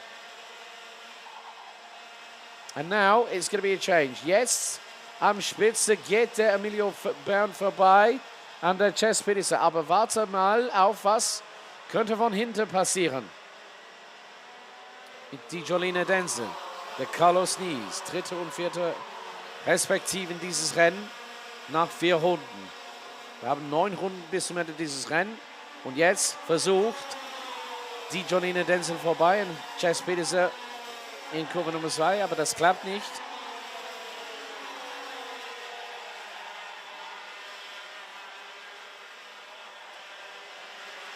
Und jetzt ist sie vorbei. Knappes Angriff, aber das hat geklappt für Jolina Denzel. Jetzt ist die Piloten auf Platz 2, vorne von Cés Pedersen. Und jetzt ist der Tom Wickop vorbei an Carlos Nies auf Platz 4. So, 2 good moves. Jolina Denzel gets through on Cés Pedersen and Tom Wickop gets through on championship rival Carlos Nies. And with the top 4 covered by 9/10 of a second, Jolina Denzel is going to go for the lead, and she is through. Lap 5, and she's got the job done at turn 3. Jolina Denzel, from stone dead last in each of the qualifying heats, now leads the super heat.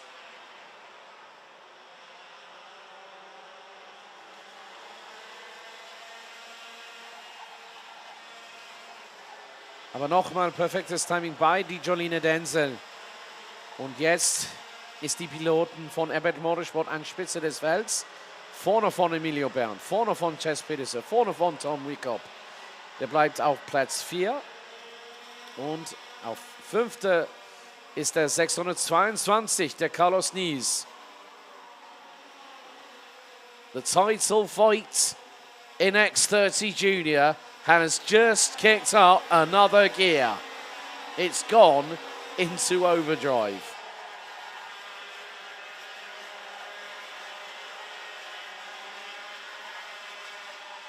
And even with the fact that Jolina Denzel, she didn't have the best run of luck. If Marienburg had been a bit kinder to the driver from ADAC Motorsport, it would have been more the case. It would have been a lot closer in the title fight. But Cés Pedersen has just been deposed by Tom Wickop through turn 10. Now Carlos Nies does exactly the same at turn 11. So Cés Pedersen from the Netherlands for the Simon Haupt Racing team is now running P5.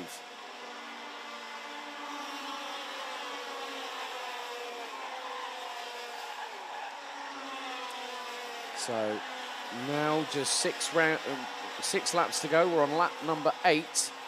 And Jolina Denzel is pulling a gap. She's over 4/10 of a second ahead of Emilio Bernd on the Kart Republic chassis. Tom Wickop, the leader in the championship for VM, Energy Corsa Germany. Then you've got Carlos Nies and the Maranello. running for Nies Racing, followed by Hout Racing Teams. Jess Petersen from the Netherlands, who is keeping with them. Ah, but I spy with my little eye someone called, well, nicknamed Houdini. Der Spitzname Houdini bleibt an der 677, der Ben Goetz. I think for Ben, he's going to have to come back next year. Well, he's going to have to try again next season for a title play. Now, whether some of these... Now, the thing is, we've got 2 new classes. We've got the OKN platform for both senior and junior coming on board with the DKM for 2026. We're scheduled to have 5 rounds. One is still a to be confirmed in terms of location, but there will be there will be one trip outside of Germany, I've been assured, next year. The next X30 Junior and Senior will be heading over to ADAC Kart-Masters for 2026.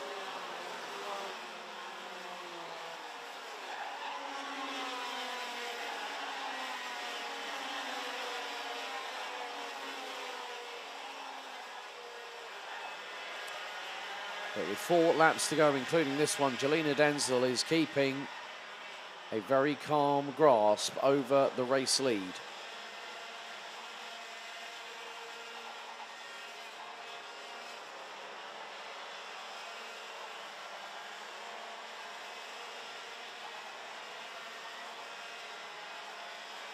Nach diesem letzten Kurve gibt es nur 3 Runden bis zum schwarz-weiß karierte Flagge hier in den Superheat für X30 Junioren und den Vorteil, dass die Jolina Denzel hat über Emilio Berndt, ist über 6/10 eine Sekunde, nochmal in die Nähe von 6/10 eine Sekunde zwischen Platz 2 und 3 und in Platz 3 bleibt jetzt im Moment der Tom Wickop, der Führende in der Meisterwertung, und er ist vorne von Carlos Nies und Tess Petersen. Ben Goetz auf Platz 6. Vorne von nochmal ein Holländer auf dem Feld, der 676 von Volken Racing, Bing van Scheindel. Dann der 612, Jonathan Meyer, 666, Jan Kircher und der 625, Lionel Hünecke auf Platz 10. So 2 laps to go. And Jolina Denzel has done a stellar job in this point. The best result she's had in a final was Mulsen, where she finished P3. She's also had some pretty good scores where either through the after the qualifying heats or the super heats, but she's been in the top 3 a couple of times this year. But Emilio Berndt has nothing to, well, he's really got nothing to try and get one over on Jolina Denzel. Aber für den letzten X30 Superheat dieses Jahr, letzte 100 läuft. Last lap underway, Jolina Denzel leads by nearly 4/10 of a second. Ahead of Emilio Berndt, who's a little bit later on the brakes going into turn 3 for the final time. Now into turn 5. And Jolina Denzel hanging on at this moment.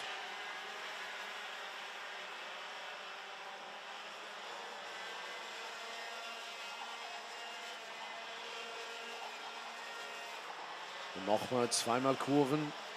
Hier Kurve 11 bei dem letzten Hairpin. Und jetzt den letzten Kurve.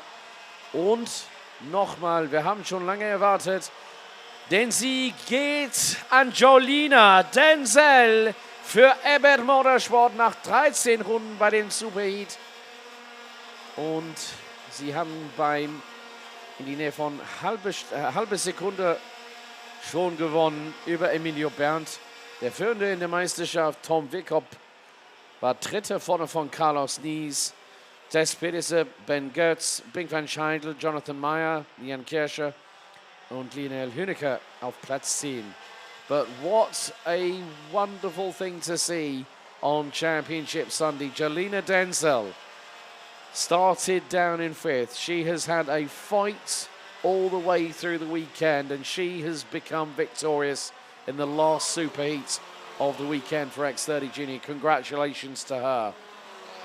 11th down to our last couple of drivers.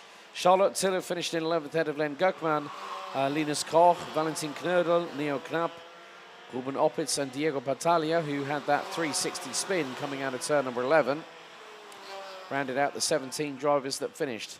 Unfortunately, on lap 9, we lost Gregory Korbelicek and Emmanuel Drexel with Noah Nolken. Obviously, get well soon, Noah.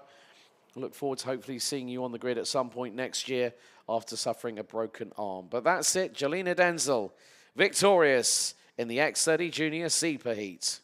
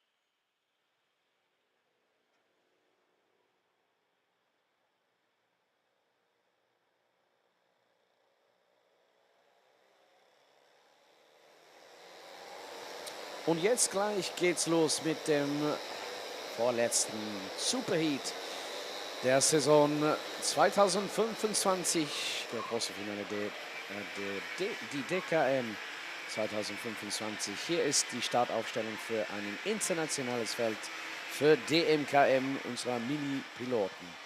So let's take you through the starting grid. It's going to be the man who took the title back last time out at Kartbahn. Devin Titz will start from pole position. Ruven Maritz from South Africa will be alongside on the front row. August Deneman and Declan Jurgens from Denmark and South Africa round out row 2.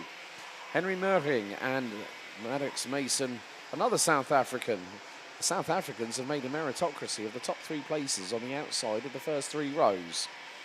And it's Luca Tafelmeier and Michael Koller from Germany and the Czech Republic. Alex Heuser and Elias Zajic round out row 5, completing the top 10. Rounding out the top 20, it's Leo Clark from the Netherlands and Albert Paulsen, Leon Valajak, Ben Schumacher, Jan Rudi Algre from Estonia, Alexander Mashak, Roman Meister, Jonas Hubešek, Edin Keserovic, Nikolai Daniliev, who rounds out the top 20. Completing the 35 strong grid are the following: Ben Bernhard, Bruno Kortikas, Norris Ulitka, Maximilian Feber, Pierre Wolf, Bastian Kleiner, Ben Özdemir, Oscar Boimers, Matthias Cavulea, Vaclav Rumlena, Leon Fiedler, Tiska Waldinger, Alexander Braukmann, Sylvia Dobogai, and Amelie Hoivers. 35 mini drivers about to go into battle for 10 laps. After this, we will have our DKM KZ2 Superheat before we go to the official lunch break, and where at 1:05 we will have the cross kart demonstration. So the track will be closed to everybody apart from those involved in the demonstration side of things throughout the entirety of the lunch break. So it is going to be about who gets the best start, and at the moment, while Devin Titz, really, you don't need to say much about that young man, because he has done exactly what he's needed to do and secured the title with a round to spare. The red lights are on the starting gantry, as it's Titz and Maritz that lead the way into the tram lines. Revs rise. Start ist nicht freigegeben. Full start called. And they go around for another lap.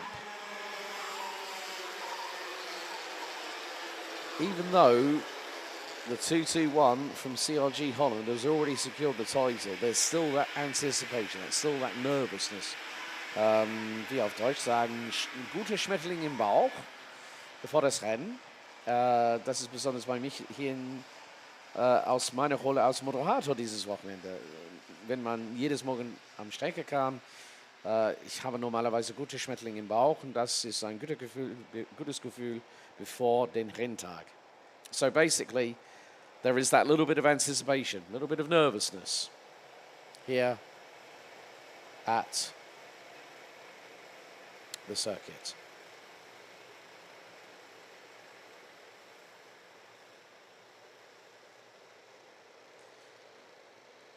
Aber wird es diesmal für den Superheat für DMKM jetzt freigegeben? Die Ampeln sind jetzt auf Rot und wir müssen für die Piloten jetzt warten ein bisschen. So a little bit of a wait. They are keeping us on our toes here, are the DMKM mini drivers, the youngest competitors that we have. They go past the line of no return. 2 by 2. Noah's Ark style, Indianapolis style start to get things rolling and underway. So, very competitive field as they come out of the final corner. They split, head into the tram lines. Revs start to rise. This time the start is given, and we are go.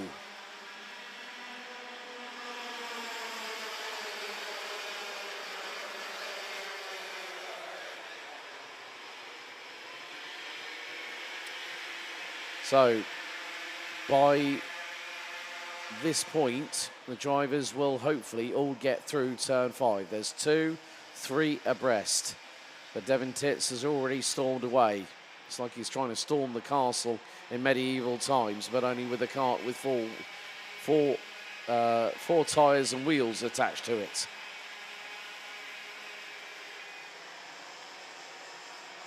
Aber der August Demand ist in einen Zweikampf gegen Declan Jürgens, der Südafrikaner.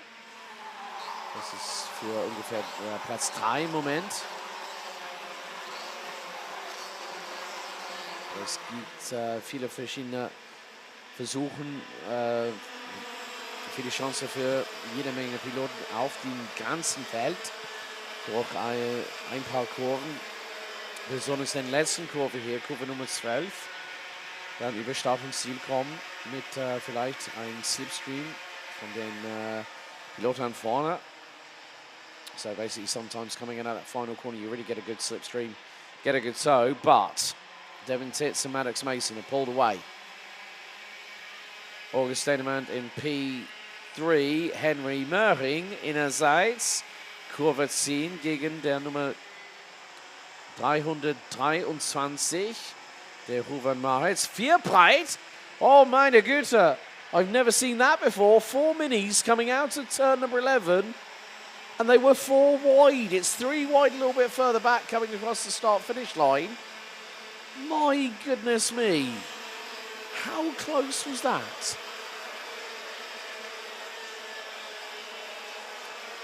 But for those drivers to still keep the throttles pinned down and to get themselves through that like little window, and it's not that wide. It's not that wide at all there at that part of the circuit. You can just about get 2 X30 Seniors in there, but 4 Minis, my goodness. Nochmal bei Kurve Nummer 10 gibt es nochmal Überholmanövers, das passiert. Nochmal eine, wo Plätze sind gewonnen und verloren. Natürlich bei Kurve Nummer 11. Aber nach 3 Runden der Vorteil, dass der Devin Titz, der 221 hat im Moment, ist knapp in die Nähe von 8 Zehntel, eine Sekunde. Und jetzt hat er nochmal die schnellste Runde seit dieses Rennen. 55,811. Besten ersten Sektor bei Ruven Maritz, der Südafrikaner. Der ist auf Platz 6. Alex Häuser, der Holländer, auf Platz 5. Schnellste in Sektor 2 und auch der Alexander Maschak, der Pilot aus Tschechien, der Nummer 246. Schnellster Pilot in Sektor Nummer 3. So, 3 different drivers, 3 different sectors. And Henry Möhring now is the fastest overall driver in the opening sector, 20.295.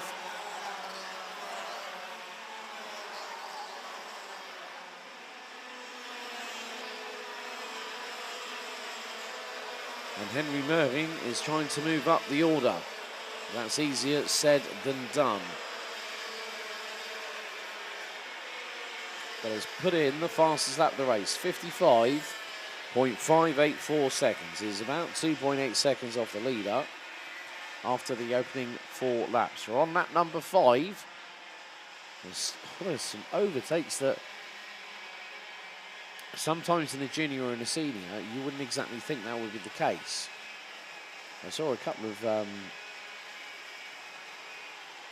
some drivers that are really, really putting their best foot forward now. And as we're getting to the end of the championship season, we're seeing some more overtakes happening. That's 3 wide into the final corner. Careful, don't run it too wide.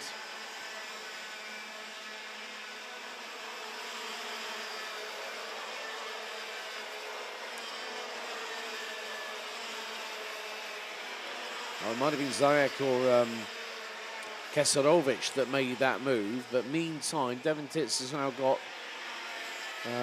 after halfway through this race, has now got a 1.4 second advantage. So wir sind jetzt halbzeitig dieses Rennens für den letzten Superheat für DKM. Und der Devin Titz nach 5 Runden von 10 hat einen Vorteil über Maddox Mason, der Südafrikaner. Und knapp in die Nähe von 1,4 Sekunden. Von erster bis zum dritten Platz. Am letzten Runde war 1,9 Sekunden. Und jetzt nochmal 4 Runden bis zum Ende dieses Rennens hier im DKM.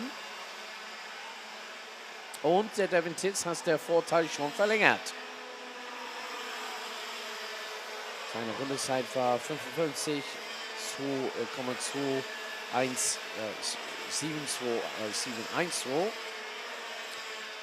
Nicht knapp über. Oh nein, nein, nein, ein heftiges Unfall. Uiuiuiui, aber der Pilot steht fest in den Cockpit und doppelgelb am Kurve Nummer 5. Nochmal ein Flip. Oh, das war wirklich, wirklich unfassbar. Und das passiert, wenn man nebeneinander sind und dann mit dem Reifen, wenn sie zusammenschlagen und dann kommt etwas da drüben. And it's difficult to see that. We've had 2 flips already. That's flip number 3. And it's, Ruben Maritz and August Dannemand are the 2 that have tumbled. And the 323 is one of the guest drivers. And big thank you to the marshalling crew once again. Fantastic work on clearing up everything so quickly and getting the track clear again. But that just goes to show how dangerous motorsport can be. Every driver, every team manager, every parent, every family member, when a member of their family goes racing, they understand the risks. And the main thing is what we as an organisation can do here at the DKM is to make sure that the minimal amount of interruption is provided, but also the maximum amount of care is given. Well, August Dannemand, I think, is the one that flipped over because Ruben Maritz is still running. 2 more tours to go, including this one, and the 323, Ruben Maritz is going to have to pit it because of a black flag, and this is getting a little bit hairy, a little bit further back. Now this is behind Devin Titz, and it is Maddox Mason that is leading that train, I would believe, in the 229, which is ahead of Declan Jurgens.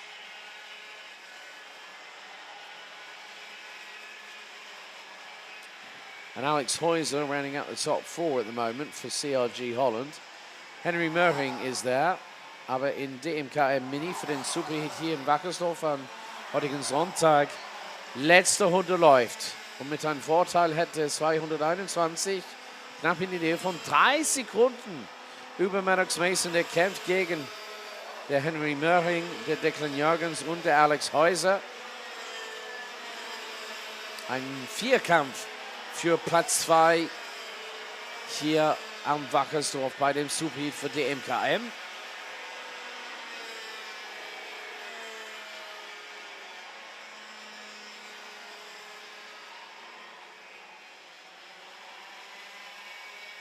Aber nochmal ein paar Kurven für der Führende in dieses Rennen.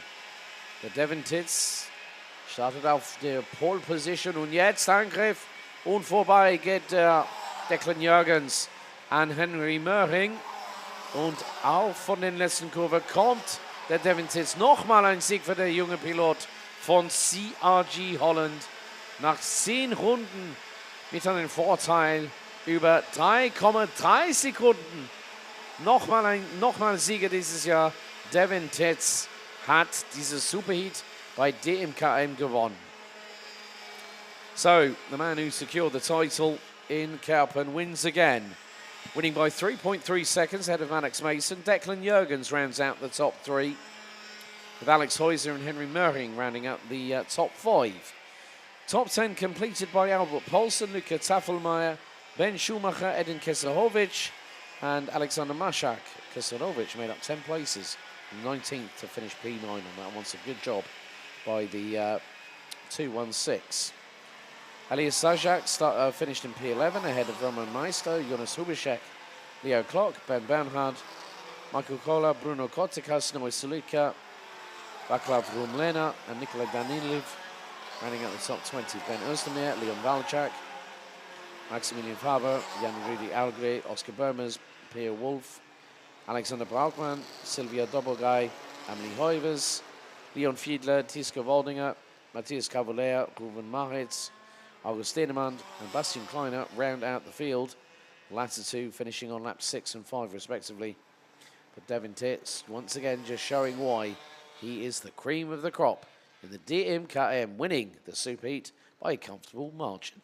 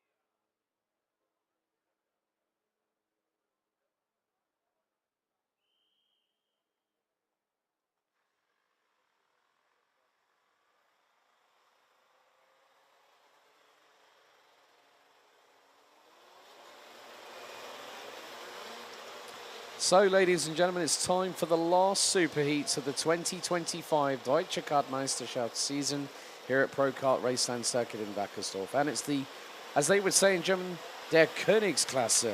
It's the top class of our championship. It's DKM KZ2. And here is your starting grid for the superheat. Starting on pole position, a man who was in regular competition in this championship, Stan Pex. Training for the FIA World Karting Championships taking place at Franciacorta will start on pole. Dion van Verven, one of 3 drivers in the championship hunt, starts on the outside of the front row. The championship leader, Danilo Albanese, starts in the inside of row 2, and he'll have Robert Kinderwatter alongside. Francis Emilien Denner will be joined by Germany's Alexander Schmitz on row number 3. Then once again, Valentino Fisch from Germany and the defending champion, still hoping to have a grasp, an opportunity to retain his title. Estonia's Markus Kajak starts from the outside of row number 4. Row 5, it's Sweden and the Netherlands with Simon Billman and Enzo Boll. The Netherlands and Germany, row 6 with Christian de Klein and Simon Reichenmacher. Row 7, it's Germany and Estonia with Gianni Andresani and Ken Oscar Algre. Switzerland and Germany on row 8 with Cedric Malk and Max Wirtz. An all-German row 9 with Daniel Stell and Dominik Reuters. Hjalte Bomer from the Netherlands and Nico Lemberg from Finland round out your top 20.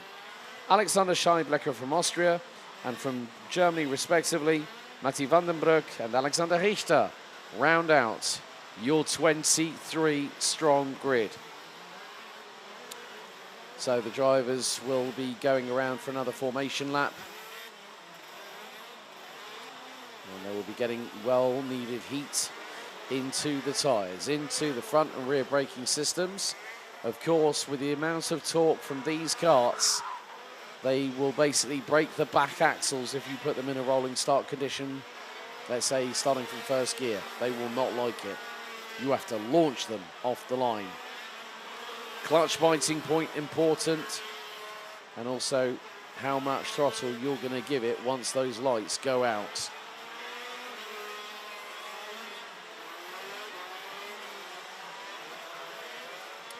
And these drivers will also conclude the 2025 season in the last final of the year, and that will take place at around about 4:30 p.m. local time here in Wackersdorf. Let's keep an eye on our social media channels on Facebook and on Instagram at Deutsche Kart-Meisterschaft.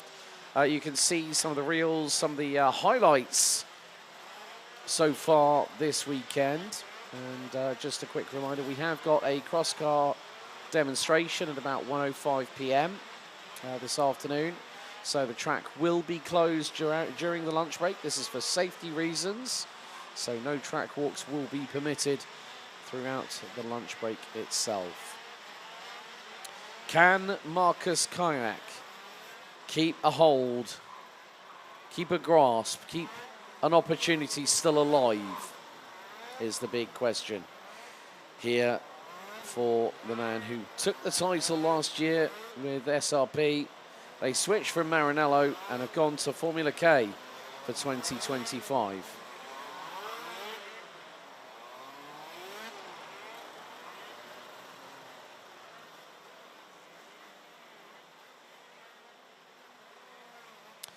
But Markus Kajak, I think, will be praying for a miracle right now, because he needs Danilo Albanese to be right down at the bottom part of the top 15 when it comes to point scoring. There are a few guest starters on our grid this weekend.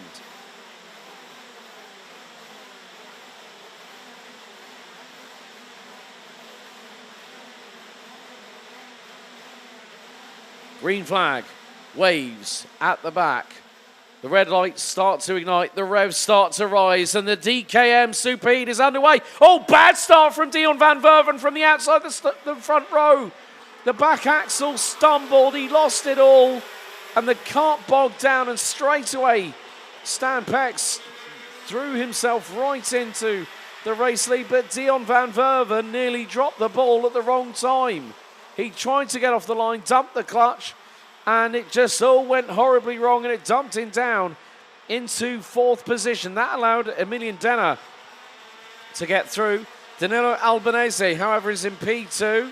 Denner defends from Van Verven. Kayak in 5th. Looks like Valentino Fritsch in P6 as they go through turn 11 for the first time. This is the first of 17 laps of racing. And, well, Dion Van Verven's having to defend quite sternly because I'm not too sure if he's probably got a problem with that Sodi kart. But he was looking really, really rapid yesterday. He took pole position in qualifying. And Danilo Albanese really starting to try and get through on Stampex. Stampex says, right, I'm not here to battle with you lot. I'm here to train ready for the World Championships. And Stan has been switching his four-wheeled focus onto rallying, just like his dad has been doing, as well as a certain good friend of his, 4-time Formula One World Champion Max Verstappen. There are some yellow flags out, I think, at turn 10. So Jos the boss, as in the father of Max Verstappen, has also been doing some rallying as well. And Stan says it's actually nice to do something a bit different from karting, but, you know, I'll still get behind the wheel if required. So at the moment, it is Albanese from Pex, from Denner, Van Verven, Kayak, Fritsch, Schmitz, Kinderwater decline, now up into 9th place, ahead of Enzo Boll.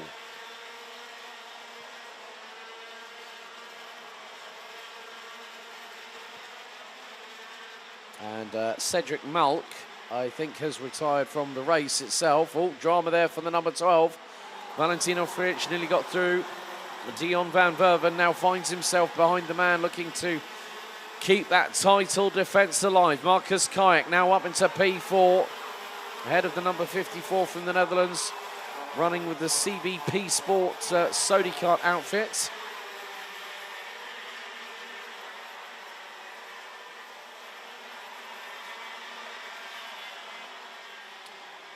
But Danilo Albanese is doing everything he can to stay ahead. What this will do is this will give effectively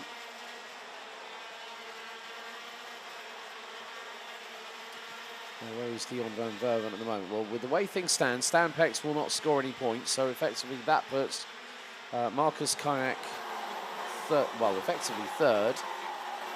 Dion Van Verven would be 4th on that one, and that would mean we would still have a championship battle, but it would not be with 3 people, because Marcus Kayak, I believe, scored 13 points. But here he goes up the inside of Emilian Denner, and there goes Dion Van Verven. Oh, one strikes whilst the iron is hot, and someone takes complete advantage of it and goes, thank you very much, I'll take that all the way to the bank. So that means Marcus Kayak will still be out, I think, from possibly this might be the race where his title run, his title defence comes to an end, but he's got to do what he can to get through on Stan Pex and also Danilo Albanese. Now, if the points were reversed in comparison with Albanese and Kayak, he'd be just outside. He would need Albanese to probably finish, I would say, with points enough for maybe 3rd. No, probably more like 4th, to be honest with you, which would put Kayak in a position of just under 50 points. But it just goes to show that sometimes things don't always work out your way. Meantime, here is a running order as we're about to complete lap number 6 out of 17. Albanese leads from Stan Pex by 6/10. Marcus Kayak has now engaged the afterburners on the Formula K SRP factory kart underneath him, and he's just put in a 47.775 second lap time. He got to within 3/10 of Stan Pex on the previous lap.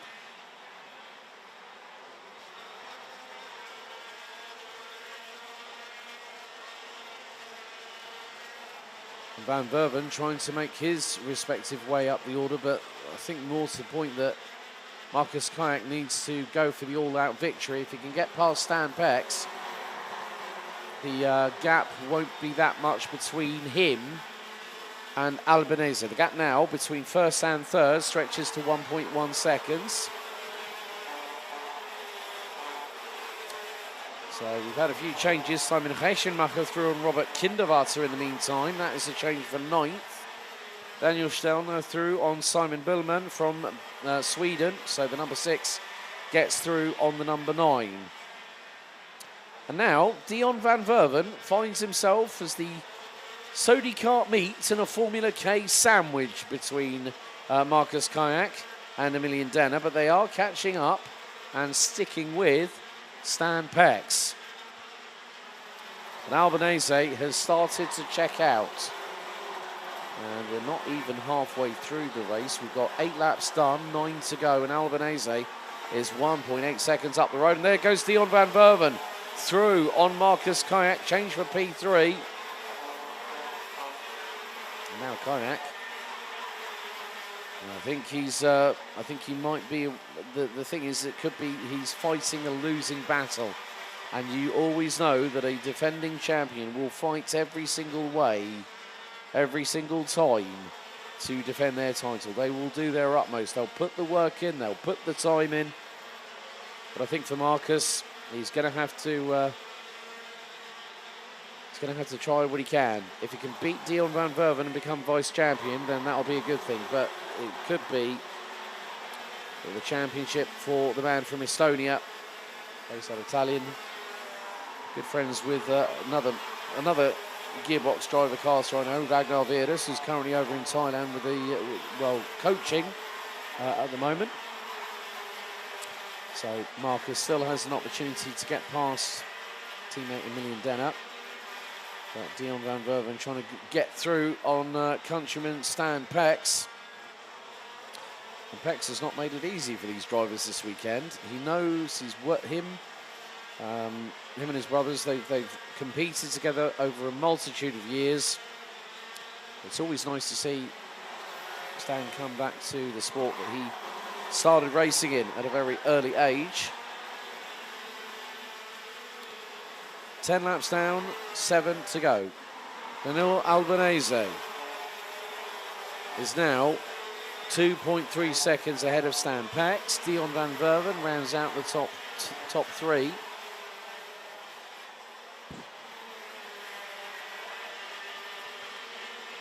Then it's Marcus Kayak. And effectively, if it stays like it is, from what I would understand, that it's going to be Dion Van Verven versus Danilo Albanese for the title in the final later on, where a maximum 50 points will be up for grabs. And you know what? Despite what's been thrown at him, Marcus Kayak, I have to say, he's done a really, really good job to try and defend his title. It's come down to the penultimate race of the season. And it looks like that Kayak is not going to have enough of an opportunity.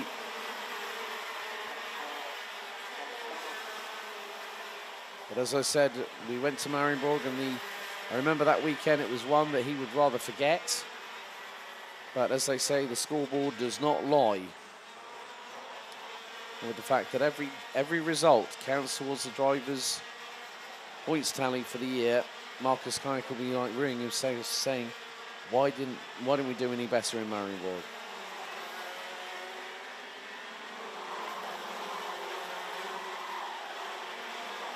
But Stan Pex at the moment is still the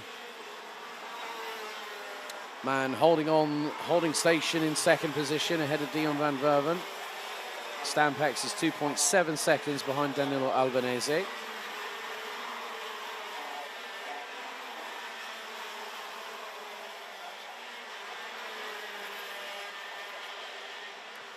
And still, with the amount of speed that these drivers are going through these corners at, it's rather impressive. The amount of G-force they're actually pulling in the corners, and it is above 1G.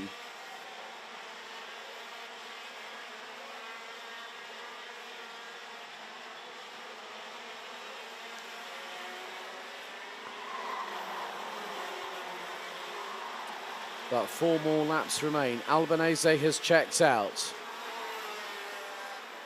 And the Italian is one more step away from taking the 2025 DKM KZ2 title here at Pro Kart Raceland.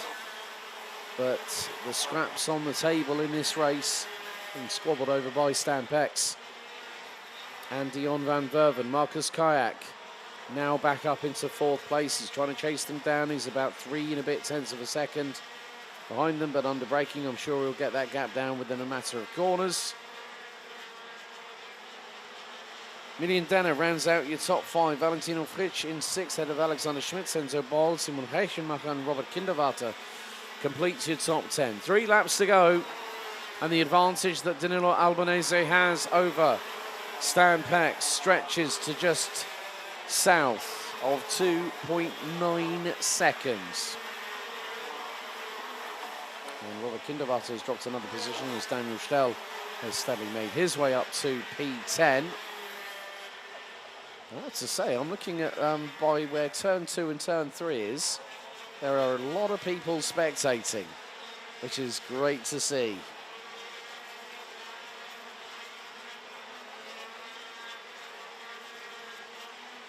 So just 2 more laps to go.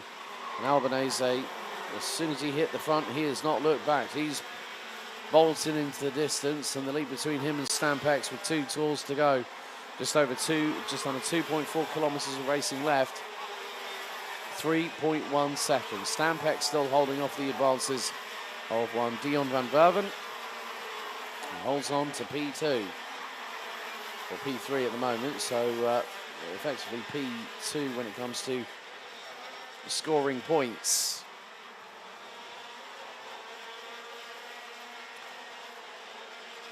But we have, at this point, the last lap of the Superheats for Deutsche Kart-Meisterschaft season 2025 underway right now. Danilo Albanese takes us on to the last lap of the Superheats for this season.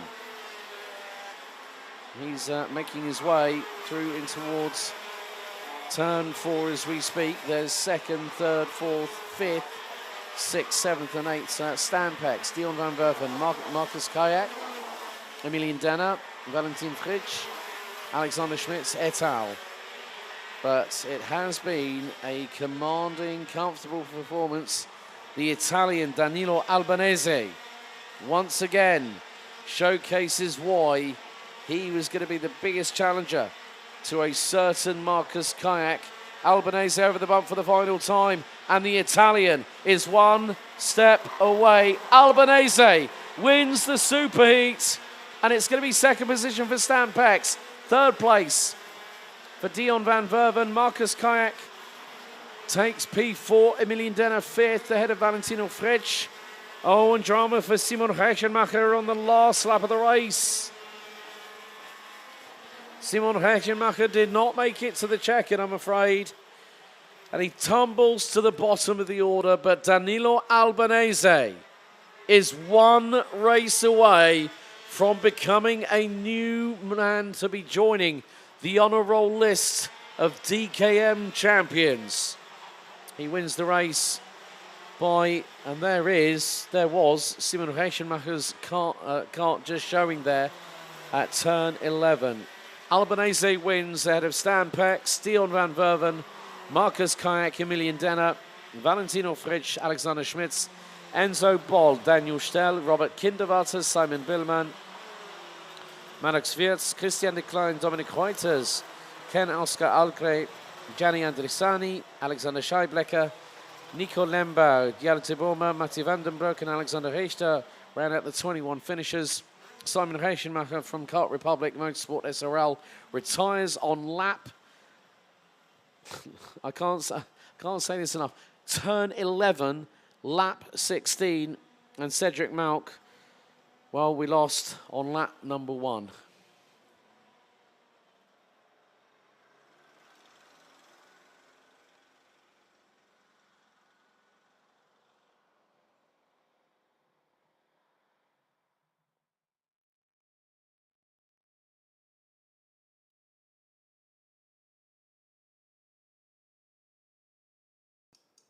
Well, ladies and gentlemen, that wraps up the Super Heat coverage this morning at the Pro Kart Raceland circuit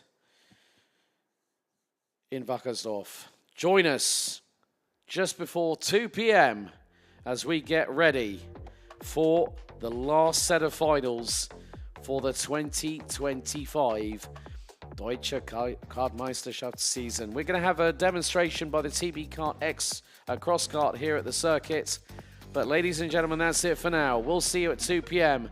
when the final race afternoon of the season gets underway and we crown our 2025 season champions.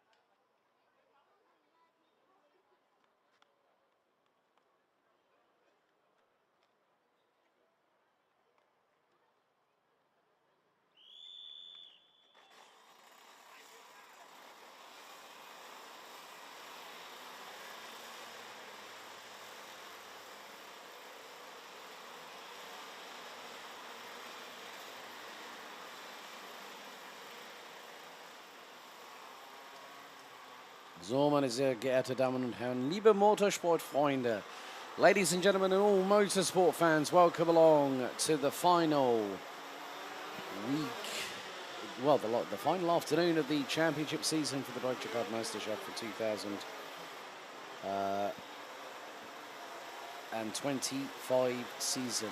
Gleich geht's los mit die Finale für DSKC KZ2. Und jetzt kommt die Startaufstellung. Auf die erste Reihe. Beide Piloten sind von Holland. Auf Pole Position steht der neue Meister Jaden Teen auf Pole Position und auf seiner linken Seite Jeffrey Fixer. Es gibt einen Vorteil, dass es 88 Punkte zwischen die beiden.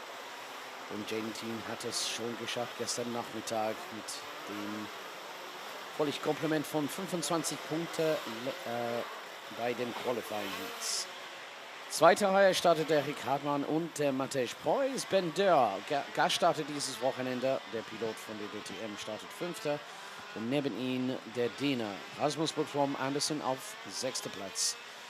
Der vierte Reihe startet Len Nys und Svenja Dreher. Ruven Wilk und Erik Wess startet auf 9.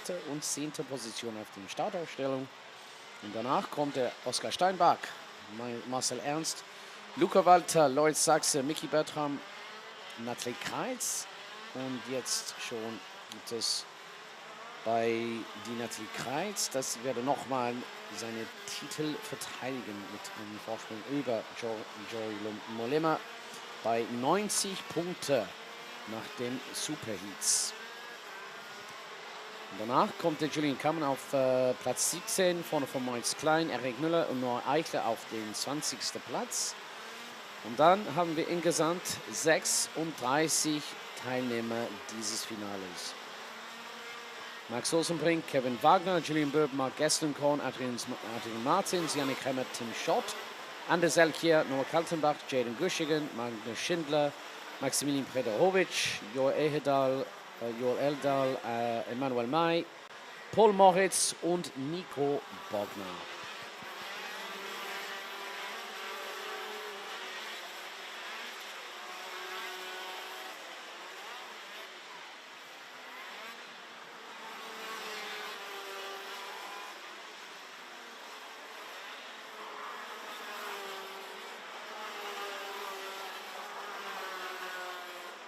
Und jetzt für dieses letztes Rennen, diese letzte Finale der Saison 2025, das dauert über 21 Runden insgesamt von dieser 1,19 Kilometer langen Strecke mit 12 verschiedenen Kurven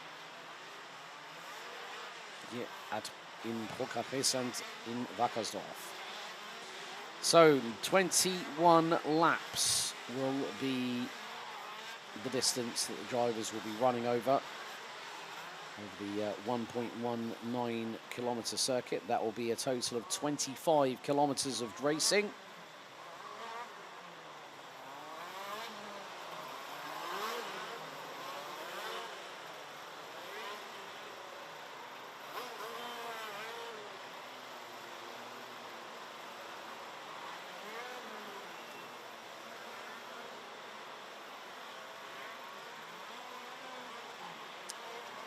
So the drivers will be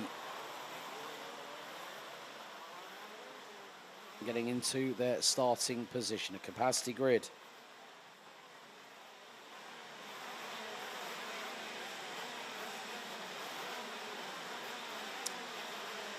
Jetzt laufen die Motoren auf den Startaufstellung hier in Wackersdorf vor dem Start. And the anticipation is going to be rather palpable here at the Pro Kart Raceland circuit. We started our 6-month journey back at Karting Gefägne International Raceway in Marienborg. We took trips to Mulesen, Ampfing and Kaupen along the way, but Wackersdorf is the final battleground. Green flag waves at the back, and for the final time, DSKC. Wir warten auf den Start und das geht's los. Guten Start bei der Jeffrey Fixer, der Sprung am Spitze des Felds.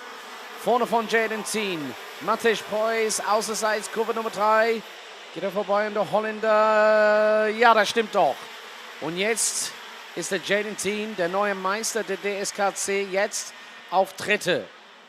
Good start, rocket ship start by Jeffrey Fixer, getting the whole shot. Matej Preuß round the outside, forced the window of opportunity to get himself into P2. Rick Hartmann is currently in fourth, ahead of Ben Deur. And to see the amount of people, for those watching at home, you can see there's spectators all around the fencing by the circuit. They've come to see the international racing here, and Ben Deur springs up the inside of Rick Hartmann through into turn 2. It's been a few years since Ben has been in karting, having gone to GT4s and then into GT3s, courtesy of the DTM. But Jaden Teen now on the hot foot, so to speak, trying to close in on Matej Preuß for that second position. He will want to go out with a bang, so to speak. He's already secured the title, and now the pressure is off. Now we can go there and just enjoy that pure feeling of racing.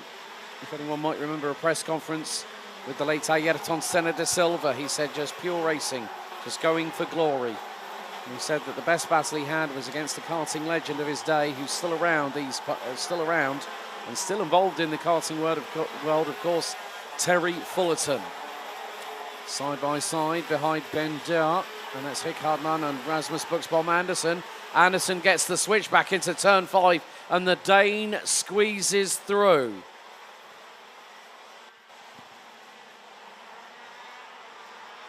So this is going to be a very, very much close affair. The drivers will be on their A game, even with the temperatures now 27 degrees Celsius. We'll be holding the podiums for the day at the end of all races for the final. And then haben wir die Meistersiegerherren um 19 Uhr in die Halle, am ersten Etage, für die Meisterwertung für den Deutsche Kart-Meisterschaft dieses Jahr in 2025.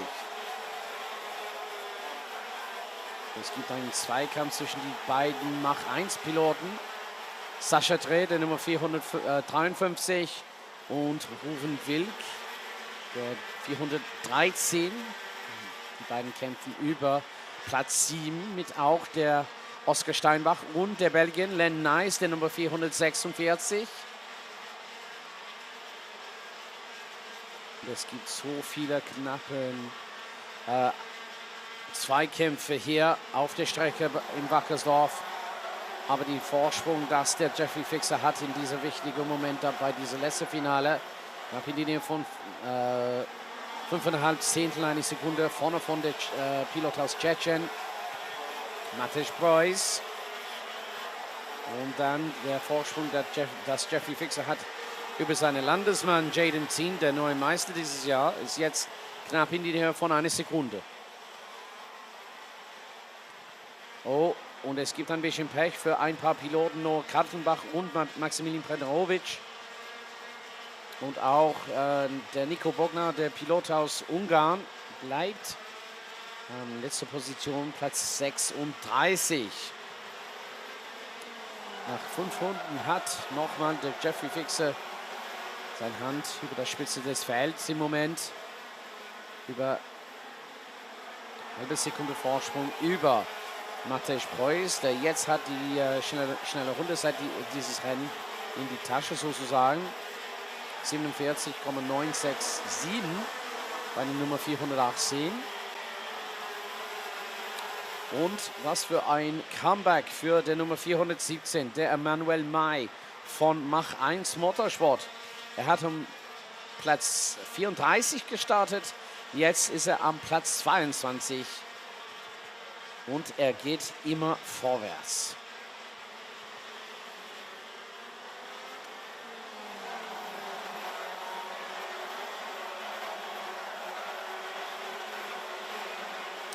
Und das ist wieder schön zu sehen, jemand wie Ben Deur, die machen seine Rückkehr im Kartsport. Und das Konkurrenzfähigkeit für den 500 25 ist etwas schön zu sehen hier beim Pro-Kart Raceland in Wackersdorf.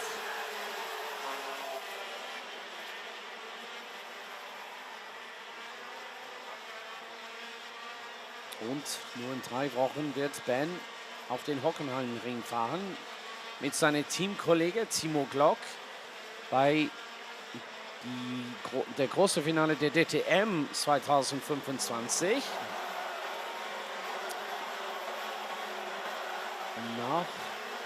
Noch eine Runde Lauf vorbei.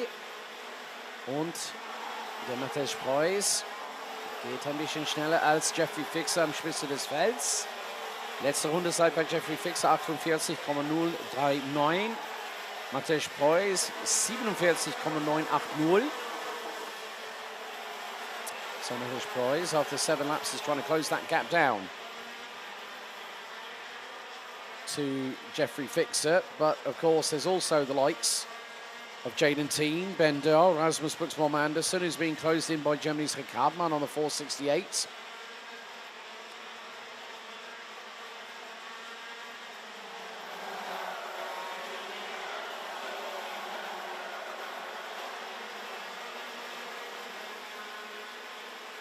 Other positional changes. Emmanuel May has just got past Natalie Keitz for what is now 21st on the road.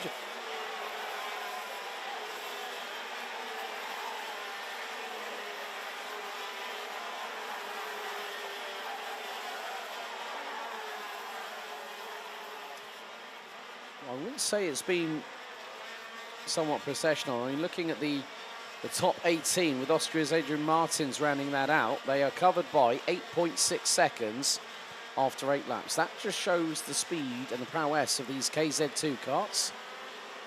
6-speed sequential shifters, and of course they pulled back on the gear stick to go up the gears, push down, forward to go down the gears, and it is really a bit of a shoulder socket wrencher. I've spoken to people who've done shifter karting before, and they go, yeah, KZ2's fun, but your shoulder doesn't half hurt after you've been out in the kart for quite a few laps. But the top 3 still 0.8 of a second apart after what is now going to be very shortly lap 10 out of 21 completed. Und der Interteam-Zweikampf geht weiter so zwischen Svenja Dreher und der Ruven Wilk. Und zwischen Dreher, Wilk, Steinbach und der Len Nice auf 10. Das Vorteil, was der Dreher hat über Nice im Moment ist ungefähr 1 Sekunde, ganz knapp in die Nähe von 1 Sekunde. Das ist 0,8 eine Sekunde zwischen den 4 Piloten. Das ist von 7 bis zum 10. Platz auf dem Feld.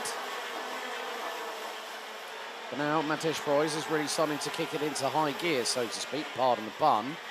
47.884 is the fastest lap time of the race, and it's done by the driver from the Czech Republic. And has got the gap down to Jeffrey Fixer to just under 0.4 of a second. The leaders now come out of the final corner. They go across the line once again.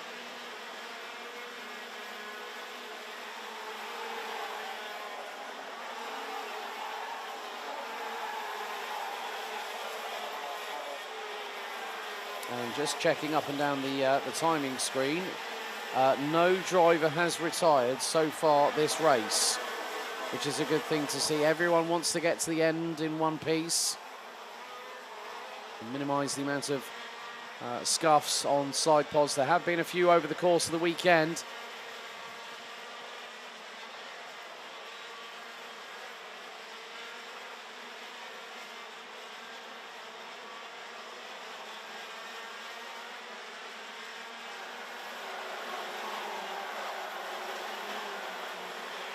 Nine laps remain, and still the gap is equidistant between first and third, just over 0.8 of a second. Jeffrey Fixer wanting to win the final race of the season. That'll give him 50 points. But there's a bit of argy-bargy. 4-1-4, Eric Vess versus Marcel Ernst, Das ist ein Zweikampf über, was war Platz 11 auf dem Feld. Aber Marc Gestenkorn hat an Platz 24 gestartet und der Schweizer auf der Nummer 446. Oh, das war wirklich, wirklich eng für das Überholmanöver am Kurve Nummer 10 zwischen der Belgien Len Nys und auch der Nummer 423, Oskar Steinbach. Der hat hinter sich jetzt der Marcel Ernst. Und jetzt kommt das Angriff. Geht Ernst vorbei leider nicht. Marcel Ernst trying to put the fighters on. Oskar Steinbach as Len Nys with a late last-minute textbook dive up the inside. Right, yellow flags. Oh, we've got a cart off. And that is going to be the first retiree. Looks like a Kart Republic to me, judging by the Nassau panel. And that, oh nein, nein, nein, nein, nein. Leider ist das Bender am Runde Nummer 12. Der Gaststarter, der Pilot von der DTM, ist leider raus von das Rennen. Ah, that's a shame. Bender was doing so well. And now he is out. He's running quite consistently high. It was only when he got through sector 2, not too sure if he had contact or whether there was an issue. But vielen lieben Dank, dass du mit uns dieses Wochenende gefahren, Herr Bender. Und viel Glück in 3 Wochen an der DTM Saisonfinale in Hockenheim. So coming up, we've got 4 more laps to go. We're on lap 15 out of 21. And this is where we might see some drivers that have been able to conserve a little bit of energy during these very, very hot days here in late September in the Upper Palatine region of Bavaria.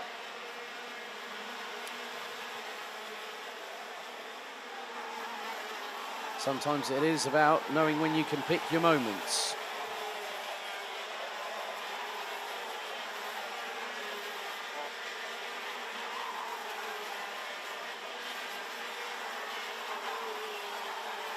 But Jeffrey Fixer seems to have a good command on this race.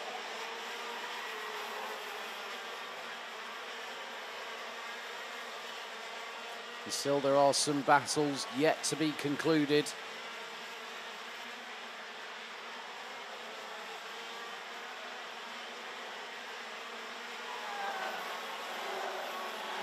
Jaden Teen now responds with the fastest lap of the race. 4 laps ago, 47.803. Now we're seeing some real argy-bargy going through. And it's side by side. Marcel Ernst gets through on Eric Vest. And Vest stumbles up the inside. And now you've got Julian Carmen in the split, well, the what I would call the Two-Face livery. If anyone might remember the character from Batman. Had one side human face, other side disfigured. Well, I'm not exactly going to say that about Julian Carmen's livery, but it is noticeable because it's got 2 sides to it. But we are counting down the laps here in the DSKC category. And still, nochmal nach Runde Nummer 17 von 21. In dieser letztes Finale bei DSKC KZ2. Jetzt kommt ein Angriff von der Julian Carmen an Eric Vess. Das ist für Platz 10 auf dem Feld. Der Nummer 429 aus Holland bringt den Druck von hinten an den Schultern von Eric Vess.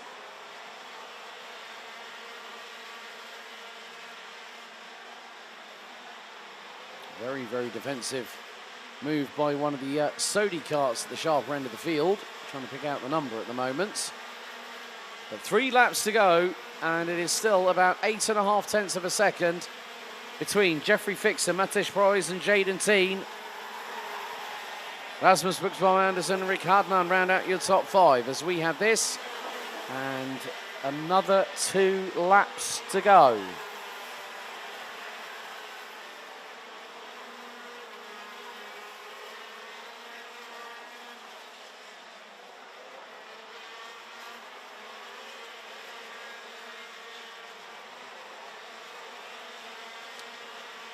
Und nach dem letzten Kurve gibt es nochmal 2 Runden dieses Rennen bis zum schwarz-weiß karierte Flagge, bis zum Ende die Saison für DSKC KZ2 hier in Wackersdorf.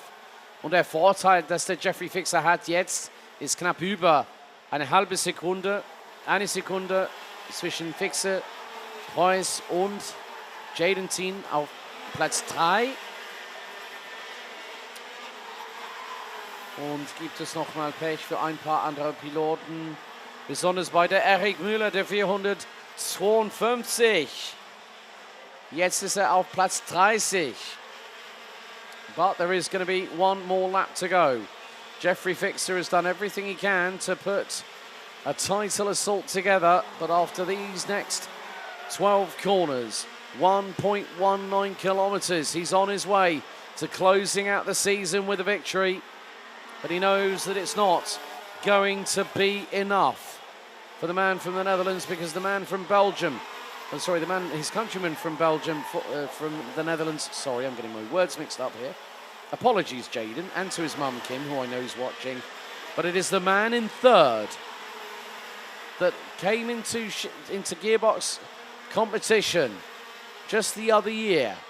Jeffrey Fixer brings us through into turn 10 for the final time. Now turn number 11. Turn 12 awaits. Jeffrey Fixer will come out of the final corner and take victory in the last race of the season. Matej Preuß will be P2, but it's Jaden Teen. He is champion. Jaden Teen follows in the footsteps of Maximilian Schleimer from the Maranello SRP factory team that took the title last year. Jeffrey Fixer wins. Jaden Teen, 2025 DSKC champion. And with that, Gratulation, Natalie Kreitz, die Nummer 424. Sie hat seine Titel in DSKC Masters schon jetzt nochmal gewonnen. Sie haben den Titel beteiligt. But Jaden Teen, it now sets in. Congratulations to our runner-up in the standings, Jeffrey Fixer, who wins the final. Matej Preuß, and your 2025 DKM DSKC KZ2 champion, Jaden Teen, rounds out the top 3. Rasmus Buxbaum Andersen, Rick Hartmann, Svenja Dreyer, Ruven Wilk, Oscar Steinbach, Len Nyes and Eric Vest round out your top 10. Loritz Saxer, Marcel Ernst, Luca Walter, Mark Gestenkorn, Adrian Martins, Emmanuel May, Yannick Hemmert, Tim Schott, and Paul Moritz round out your top 20. Julian Bub, Kevin Wagner, Noah Eichler, Moritz Klein, and now a multi-time DSKC KZ2 Masters champion. Congratulations to Natalie Kreis, the 424 from VDB Kart Racing. She successfully defends her Masters title ahead of Max Olsenbrink. Magnus Schindler, Mickey Bertram finishes down in 28th, ahead of Anders Zeltje, Eric Müller. Jaden Gerschigen, coming back from a broken arm at round 2 in May at Mulsen, rounds out the top 31, ahead of Joel Erdal from Sweden. Maximilian Prederovic, Nico Bognar, and Noah Kaltenbach, the last of the classified runners and riders. And a big thank you to our guest starter from the DTM, Ben Durr, who unfortunately retires on lap number 12. But Fixer wins the race. Teen takes the title here at Wackersdorf.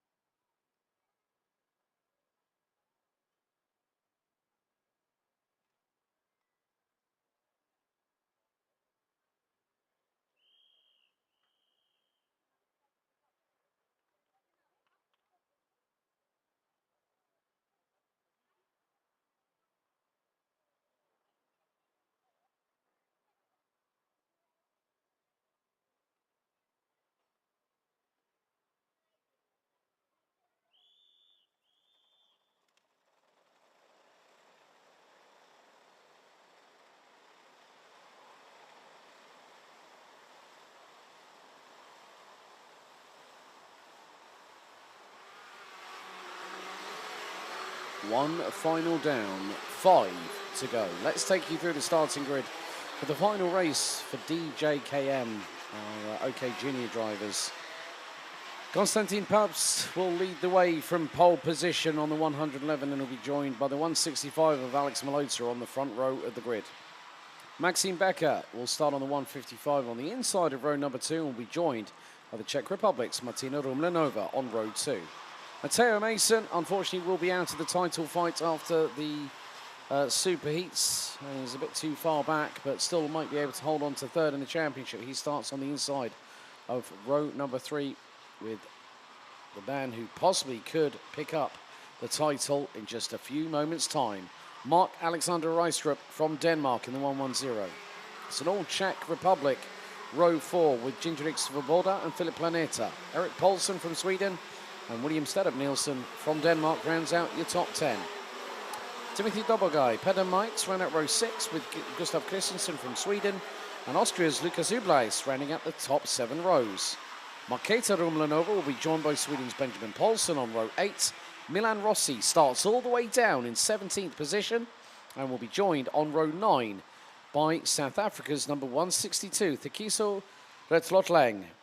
Then rounding out our 21-strong grid, Nick Ried from Germany, Emilia Olas also from Germany, and the Czech Republic's Jan Scheitel bringing up the rear of the field. All Mark Alexander Reistrup has to do is finish ahead of Milan Rossi, and then that is it. Job done. But there is a lot of points on offer. Milan Rossi is 48 points behind Mark Alexander Reistrup coming into this last race of the championship season. And as I always tend to say, expect the unexpected. That's what we could get over the next 22 laps of the 1.19 kilometre circuit here at Pro Kart Raceland in Wackersdorf in the Upper Palatine region of Bavaria. Into the tram lines, lights are out. We are green and racing. And it's a good start from the front row, courtesy of Konstantin Pabst. Looks like Martina Rumlanova got a brilliant hold shot there. And she's gotten up into second position and is already giving grief to the back bumper of Konstantin Pabst as they go through turn 5 for the first time. Mark Alexander Reistrup, one hand on that championship trophy, is now up 2 places and currently runs in P4. Milan Rossi, however, is holding stage at the moment, currently down in 17th position.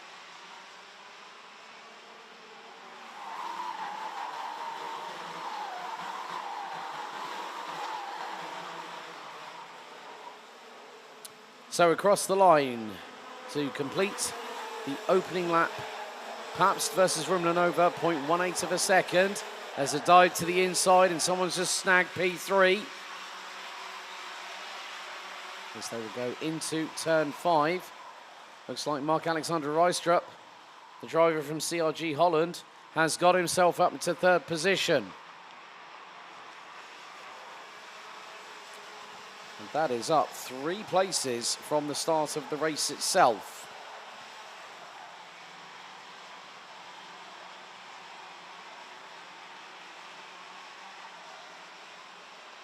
And last year's champion in DJKM.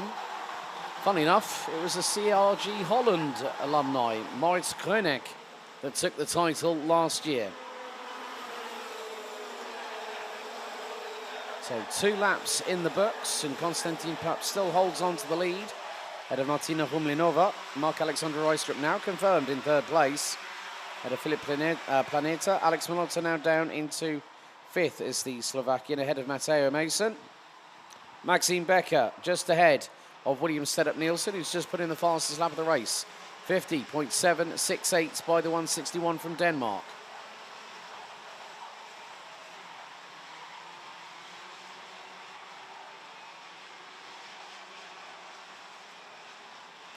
So there has been an attempt to get through, possibly more than likely on Maxime Becker. That was coming through turn 11. So after 3 laps, Konstantin Pabst leads the way. Fastest lap of the race now goes to Milan Rossi.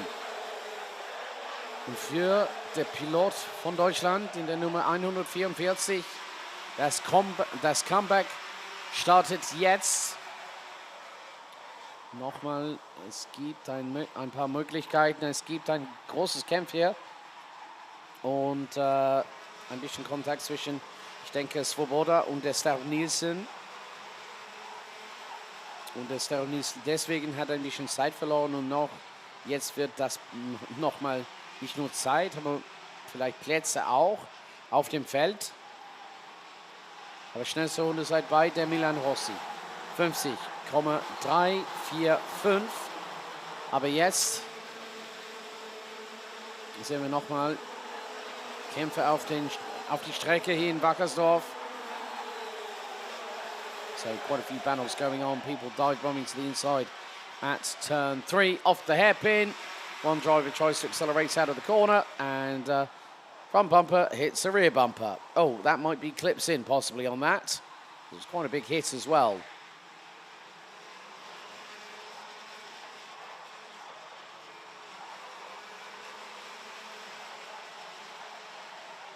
Nochmals 2 Plätze gewonnen bei der Milan Rossi, der jetzt bleibt auf Platz 11. So Milan Rossi trying to do everything in his power to move up the order.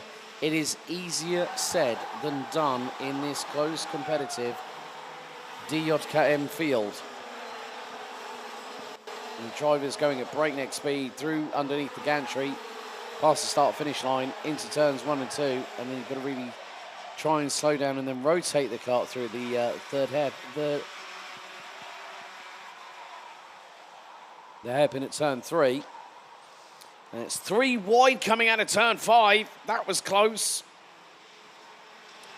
But nevertheless, it is going to be the case that one of these drivers is going to be victorious, or one of these drivers, more than likely, going to be the driver that is currently in 7th at the moment, that might secure title glory in just 15 laps. That's probably about 16 or so minutes.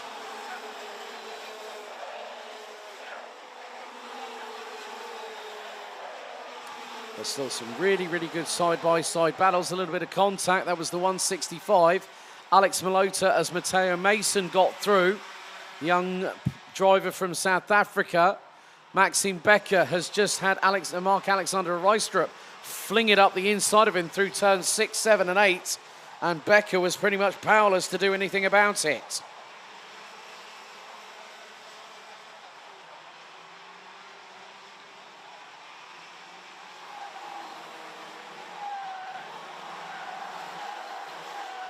Well, we've got a long way to go in a short time to get there, but these drivers are putting on one heck of a show at the moment.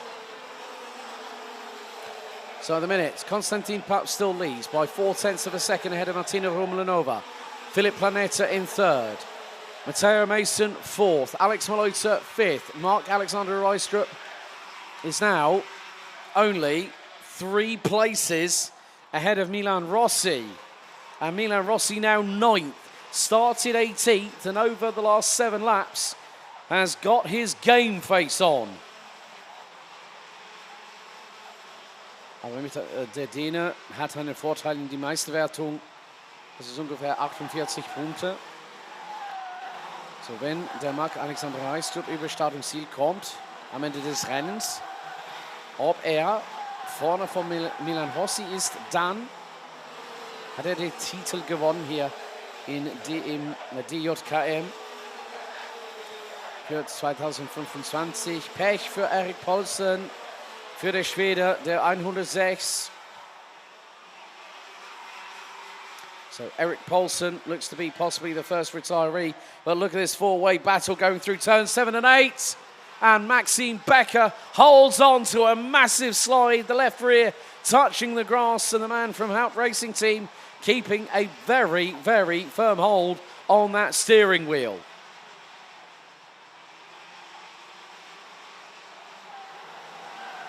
Becker, a very, very lucky person. I know that his dad might have been having kittens at that point. But still, the battles rage on here in the DJKM. So nach 9 Runden, der Konstantin Paps ist schon wieder am Spitze des Felds mit einem Vorteil über Martina Rumlinova. Die Piloten aus Tschetschen, die Nummer 120.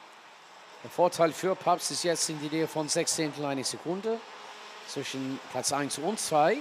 Dritter Philipp Planeta, vierter Matteo Mason, fünfter Marc-Alexander Heistrup aus Dänemark und auf Platz 6 von Slowakien Alex Molota, dann Jindřich Svoboda, Maxim Becker, Milan Rossi, jetzt 9. Aber, oh meine Güte, was hat passiert bei der Marc-Alexander Heistrup? Was ist für den Däner? Wo ist er denn? Oh my goodness. Marc-Alexander Reistrup was comfortably en route to picking up the title, and the Dane has stopped.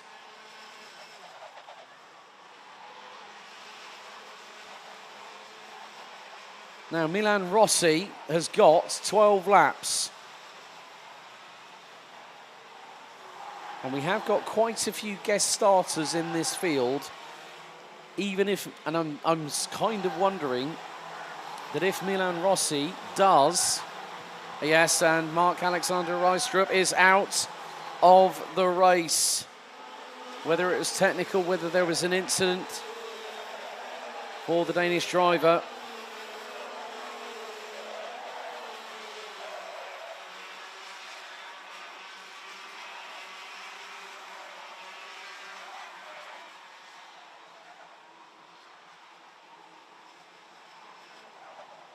It's going to be the key point here. But the action, as they say, the show must go on.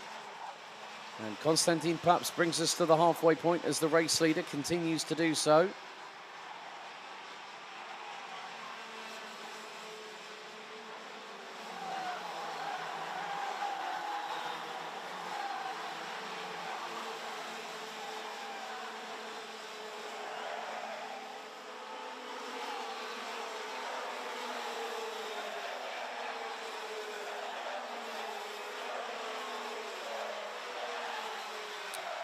So looking at it from this point,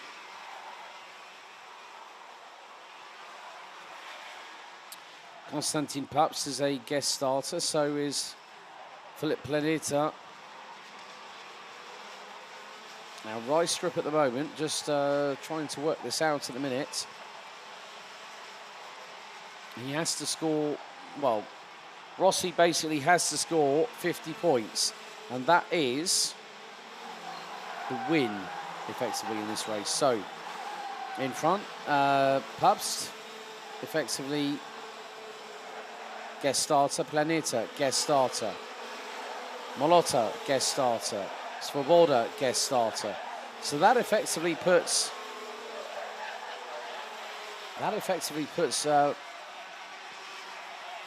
Milan Rossi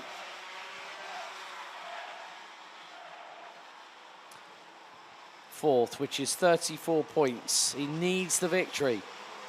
So that would put, so Marc-Alexander Reistrup, I've got to still do some calculations on this, but De Borgay, Stedup Nielsen, Mikes, Ublays, Christensen, so Ublays and Christensen are part of the usual side of things. Marketa Rumlinova, Red Longneng,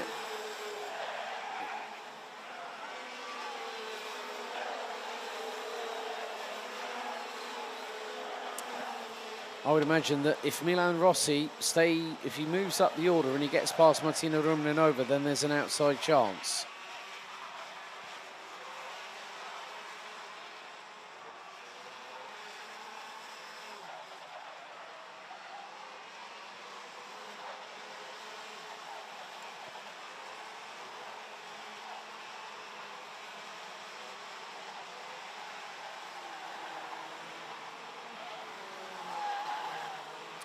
So there's 9 guest starters in front. It might not, well, if Rossi was to win the race, Reistrup would effectively be classed as, I would have thought, probably 11th or so. He's currently 20th at the moment. There's a few guest starters in front of him. There are still 7 laps remaining in this race. And of the 2025 Deutsche Kart-Meisterschaft here in Wackersdorf for this championship.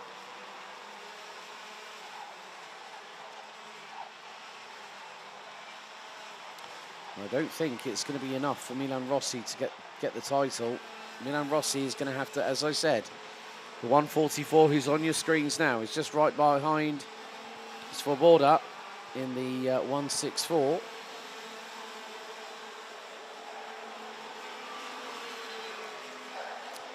As we just have 6 laps remaining out of the 22.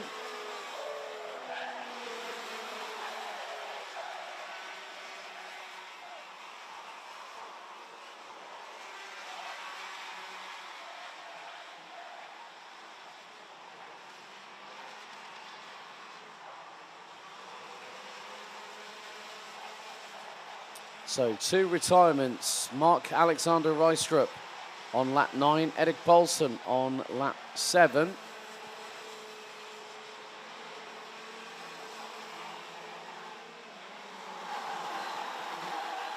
Konstantin Papp still has a pretty solid lead of just over a second over Martina Rimlanova, with Matteo Mason rounding out your top 3.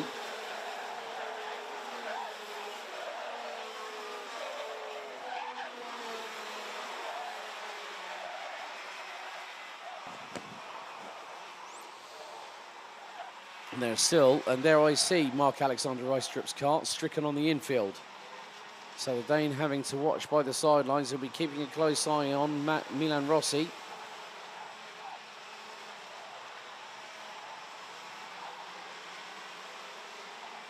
The way things stand at the moment, it will not be Milan Rossi that's going to add to his crowning moment from last year.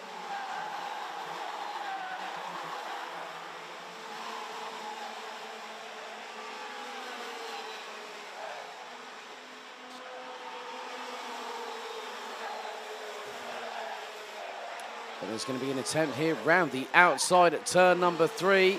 And it nearly was 3 wide. Oh, that was close. And that would have been the likes of Alex Malota and Jindrik Svoboda. At that point, they nearly allowed William Setup Nielsen to get through and mug the pair of them at turn 3. Didn't quite come to pass, I'm afraid. Now, oh, another bang of wheels, and that's going to open the door for one driver. Oh, dearie, dearie me, hang on for dear life. Who on earth was that?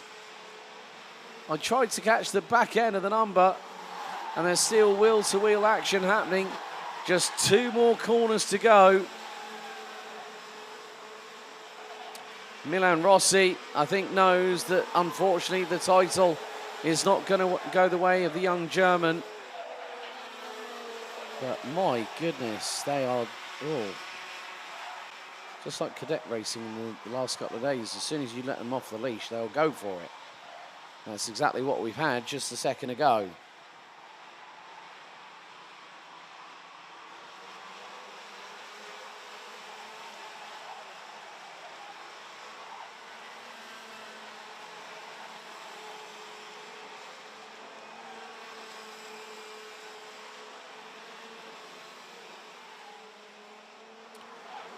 Now, at the sharper end of the field, there are some battles happening. I think it's going to be the case of Malota, Setup Nielsen. There they are, side by side, nearly into the ravine, then into turn number 1.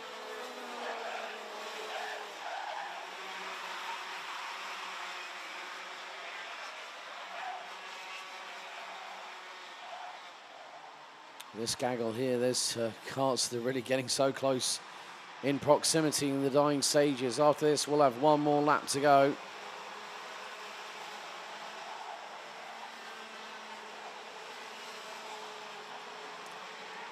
Und letzte Runde läuft hier in DJKM für 2025 bei der großen Finale die Deutsche Kart-Meisterschaft 2025 hier in Wackersdorf. Konstantin Papst am Spitze des Felds mit einem Vorteil über Martina Rumlinova. Das ist ungefähr 1,8 Sekunden. Dann der Matteo Mason auf Südafrika auf Dritter.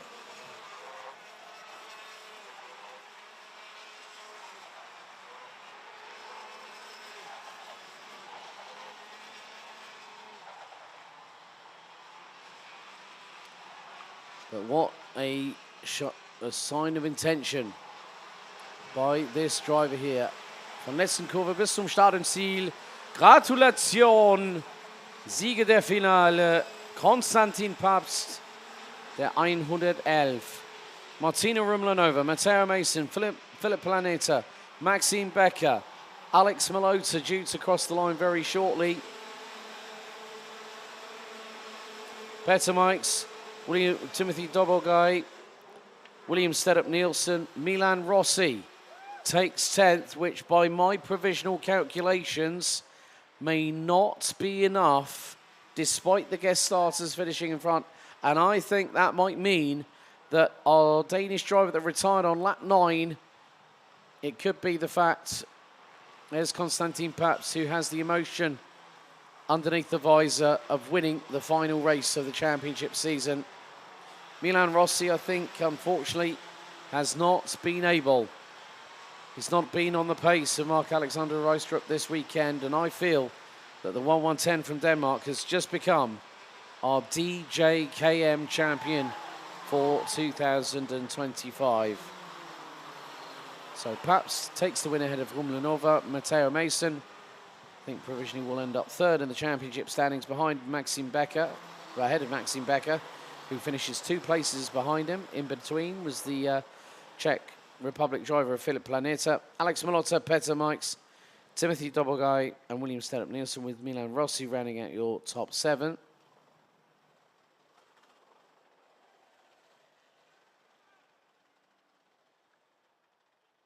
Gustav Christensen, Svoboda, Ublais, Retrotlang, Rumlinova, Marketa Rumlinova, Benjamin Paulsen, Nick Reed, Jan Scheitel, and Emilia Ulas ran out the finishers. Mark-Alexander Reistrup, who I think might have just done enough to secure the title, dies on lap 9, with Eric Paulsen retiring early on too. So that is it for the DJKM.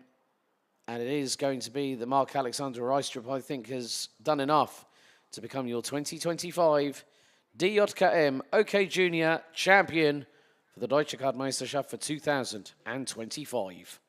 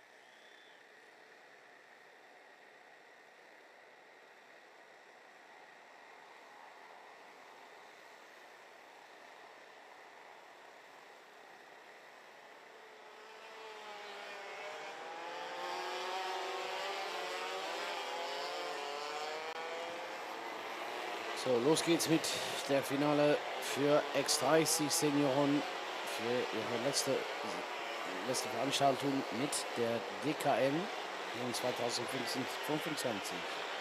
Auf der Pole startete Amin K. Osman auf der 920 und auf seiner linken Seite der neue Europameister dieses Jahr und auch ist in den Zweikampf für den X30 Senior DKM-Titel.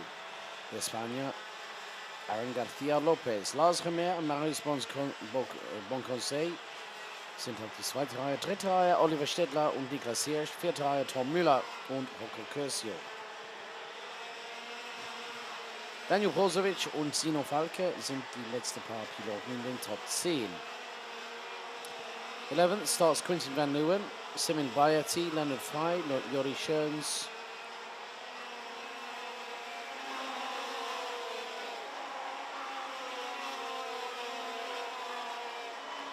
We have Niklas Sivic, Nico Hanke, Maurice Vorber, Noah Wegman, Rosenbrink, Axel Hazel, Maurice Weber, Simon Weyer, Jan Schwarzer, Maximilian Engelstädter, Jenny Gilpin, Charles Flower.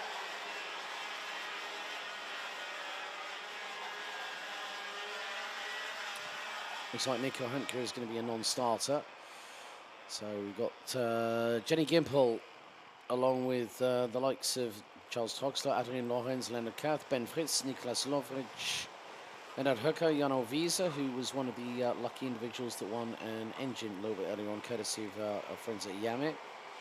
Jakob Trost, Leon Hegg, Trajowski and Schutzer. So looks to be we're going to have 35 take to the start. Diese Finale dauert über eine Renndistanz von 17 Runden. Diese 1,19 Kilometer langen Strecke hier in Wackersdorf bei der Pro Kart Raceland. Und jetzt warten wir auf, wenn der Start freigegeben wird, am heutigen Sonntagnachmittag. So, the permutations. Aaron García López is 5 points ahead of Lars Remer as they come out of the final corner. Into the tram lines we go. Red lights are not out. We go around for another formation lap. Nerves are settling in.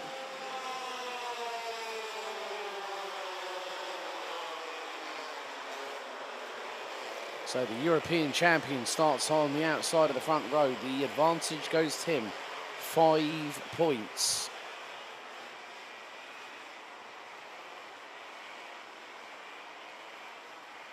So effectively, let's say Remer goes and wins it. He needs García López to finish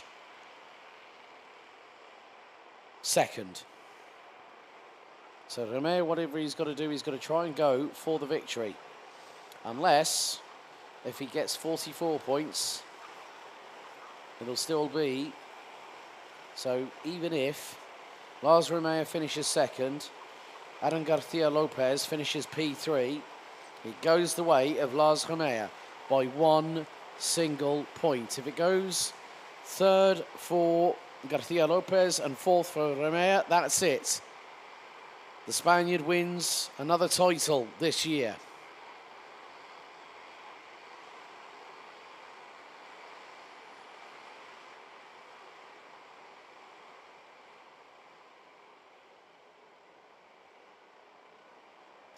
Drivers once again being told, informed to slow down ahead of what could be a very frantic 17-lap race. Through the final corner they go. Into the tram lines this time. Lights are out and the final is underway. Good start by the inside line. As Amin Kara Osman gets ahead, so does Lars Remer. Aaron García López now finds himself behind Oliver Städtler, but will Städtler allow him to get through? The answer is yes on that one. So Lars Remer and Aaron García López have backup.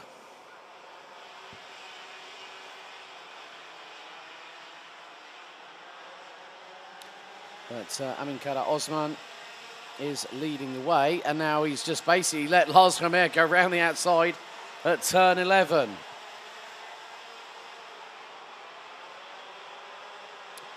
Now Aaron García López trying to get through. this effectively means that it goes from a 5-point disadvantage for Lars Romeo, and that'll be a 12-point swing, but Garcia Lopez has finally broken through. And now the chase can begin.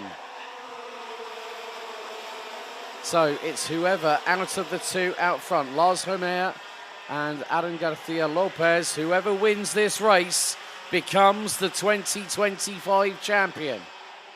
And Romeo has got an initial assist.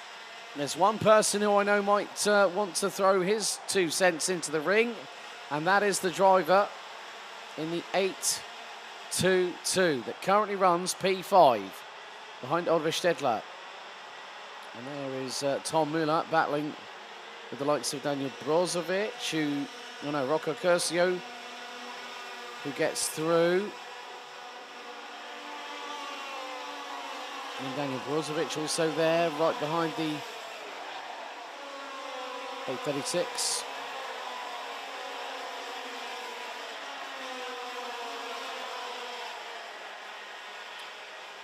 Once again, there's a little bit of argy-bargy just in front. So Tom Miller is hoping for a little bit of a better run this time around. He's been consistently in the top 7, top 8 all this weekend, which hasn't really put into comparison some of the performances that he showed earlier on this season.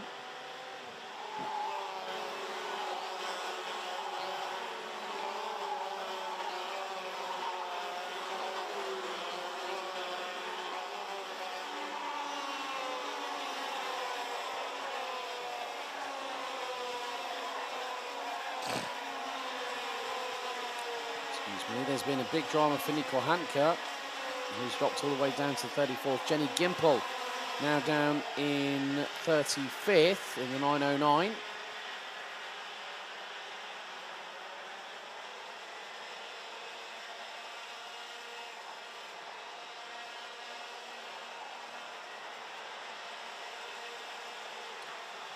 Biggest movers at the moment, Jakob Trost up from 33rd, now runs P21. Maximilian Egenstetter now up 6 positions from 24th, now rounds out 18th.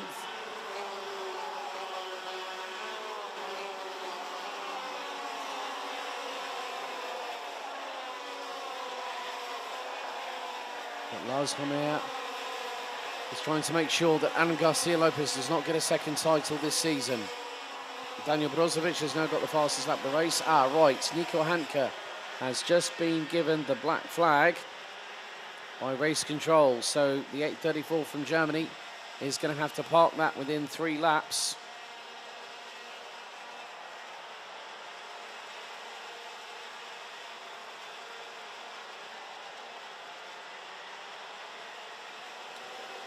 But Romeo trying to do what he can. Garcia Lopez trying to chase him down. They've just completed lap 5 out of 17. We're on to lap 6.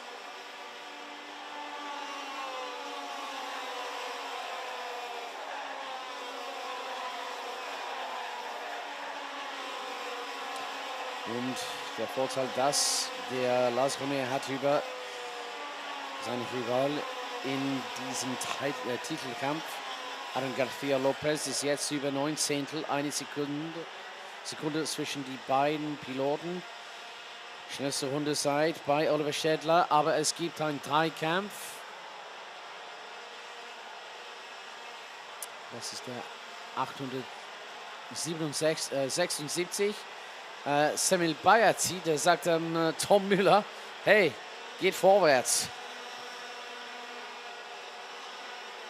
Wir müssen vorwärts immer gehen. Und dann sagt er, okay, ja, dann komm mit. Über Startungsziel dann zum Kurve Nummer 2.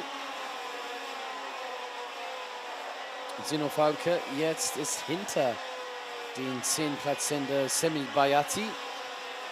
Schnellste Runde seit jetzt in die Tasche für den Nummer 920. Der Amin Kara Osman, eine 50,097.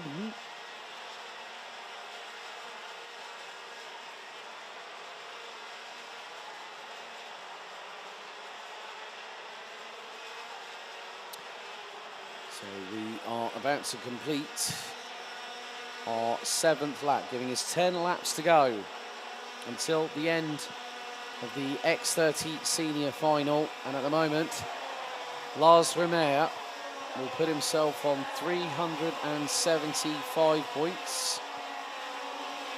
And in 4th at the moment, Adam Garcia Lopez. That will put him on 364, which means if Garcia Lopez doesn't have any... Oh, well, look at this. This is where I said it was down to winning one of the two drivers winning. And at the moment, well, the 877 of Niklas Hirsch is behind the 883 of Adam Garcia Lopez. Now, there's also Marius Monconseil just in front, in 3rd for ADAC Motorsport.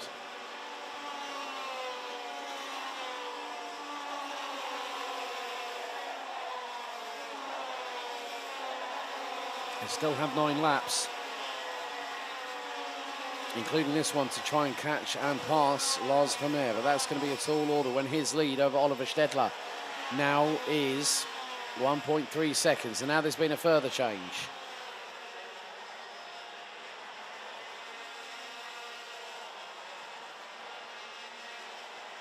And they're side by side a little bit further back. Amin Kara Osman through on Daniel Brozovic.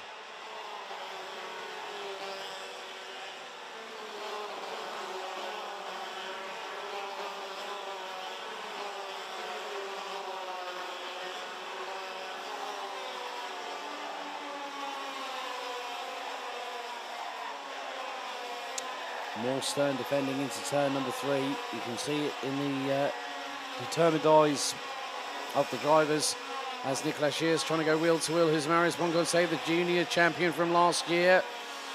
He's got to his inside. I think that was Amin Kara Osman.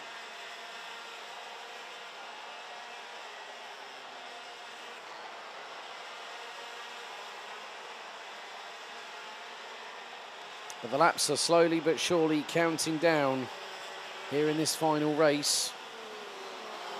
So unfortunately Leonard Kath is out. Nico Hanke is out.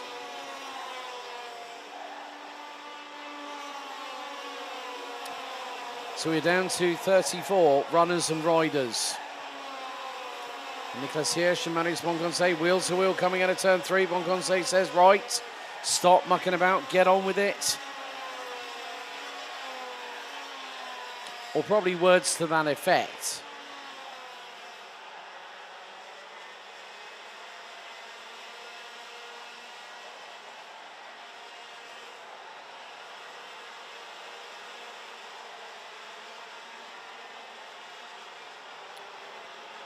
So 34 drivers.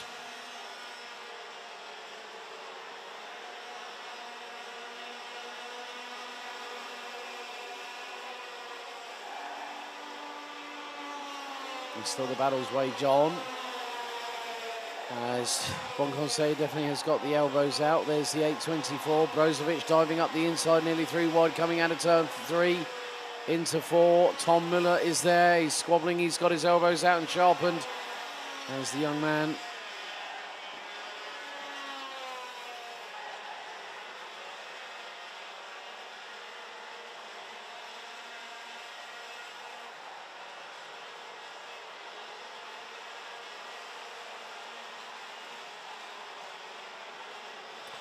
And Marius Monconseil looks to have gotten a little bit of taste of the rough stuff, so to speak.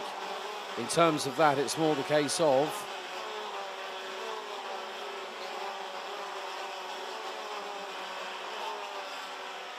can you get to the end of it? Because first to finish, well, to finish first you must finish. And at the moment, Lars Vermeer is doing exactly what he needs to with just this plus 4 more laps to go. 1.158 seconds is the advantage he has over Oliver Stedtler. And Marius Monconseil dropped all the way from 6th position, now runs down in 13th behind Quentin van Looyen from the Netherlands. Still an interesting battle to watch. Change for position. It looks to be Juri Schoen's on, more likely, I would say Rocco Curcio on that particular occasion. More than likely be Simon Bayati. We've got this and 3 more laps to go. As I said, nothing is safe, nothing is unpredictable. Of course, we saw what happened in one of the first qualifying heats where one driver ended up getting damaged and then ended up retiring on the spot. And that moment, then, that particular driver, who will remain nameless, as will the team, will be absolutely kicking themselves because they've just lost out on a championship this year. However,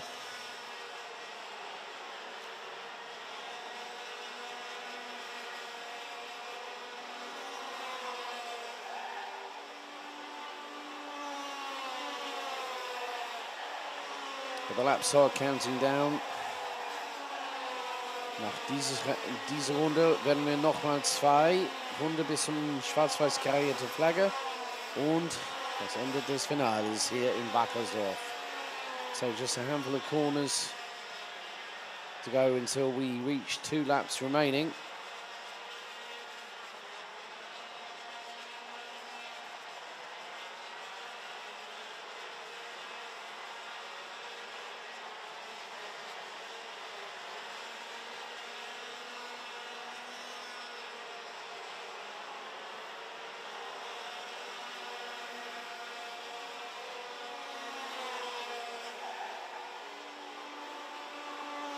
But Lars Romain now has a 1.2 second advantage over Oliver Stedler. Adam Garcia Lopez rounds out your top 3. And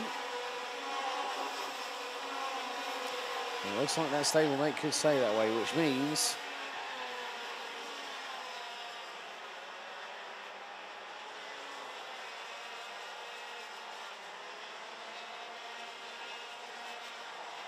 so we're coming up to the final lap of the season for X30 Senior.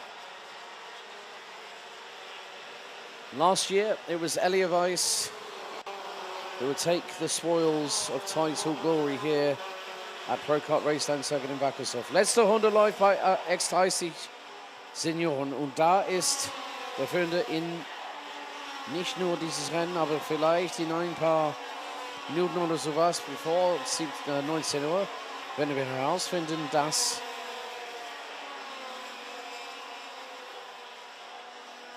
der Lars Meyer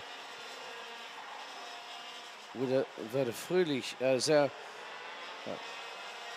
wäre sehr happy mit was heute passiert, dieses Nachmittag. Aber letzte Kurve läuft und jetzt neuer Meister bei X30 Senioren. Der Titel geht an Lars Romain, der siegte der Finale. Lars Romain takes the title at the last gasp. He wins the race and takes the title. Second, Oliver Stedler. Adam Garcia Lopez, it was not meant to be. European champion, German championship, unfortunately taken away by what would be a 7-point margin.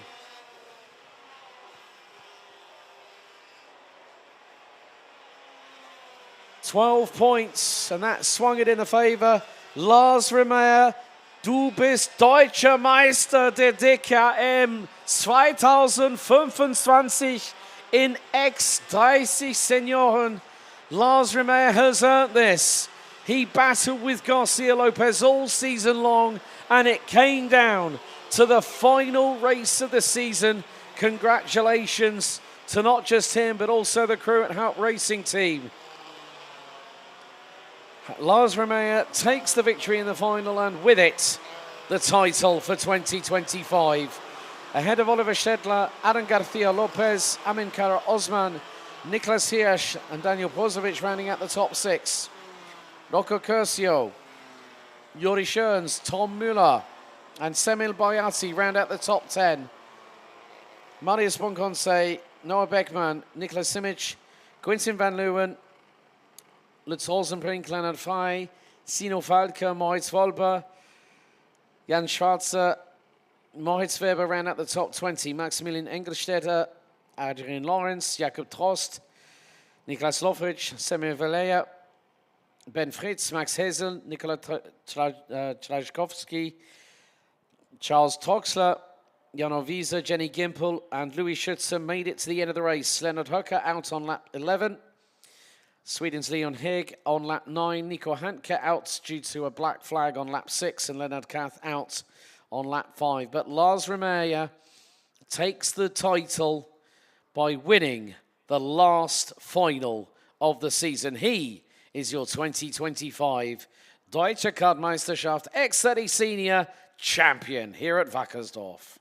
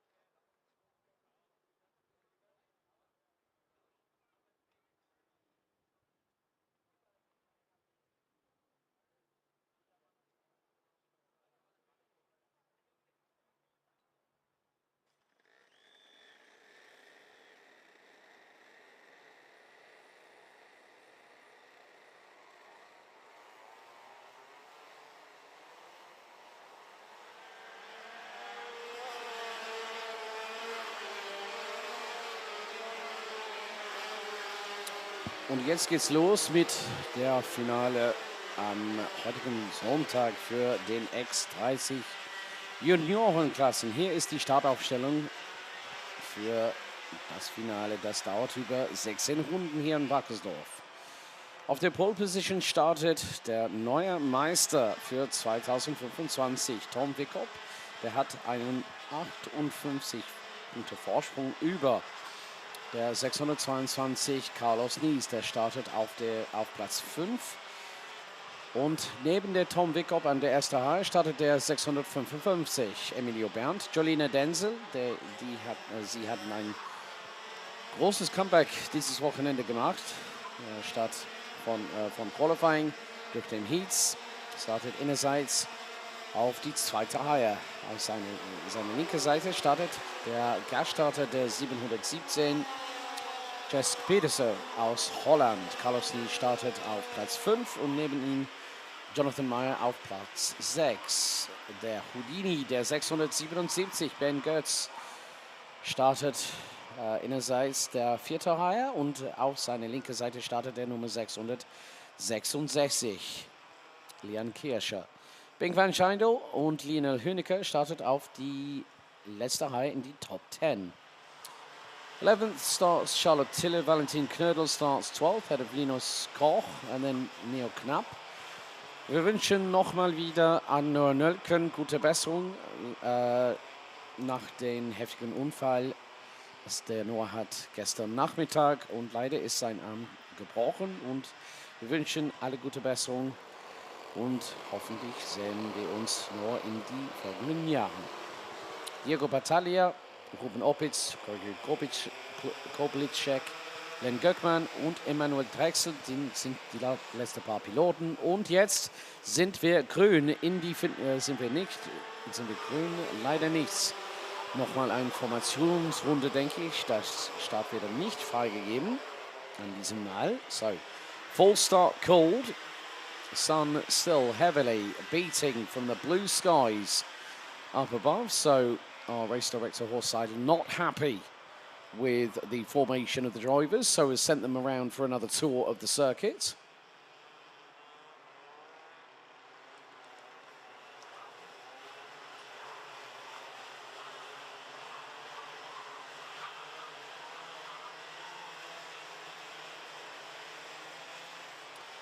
Und nochmal, wenn wir einen Besuch haben, diesmal bei den X30 Junior Finale, den Start freigegeben. So, drivers instructed by the marshals to slow right down.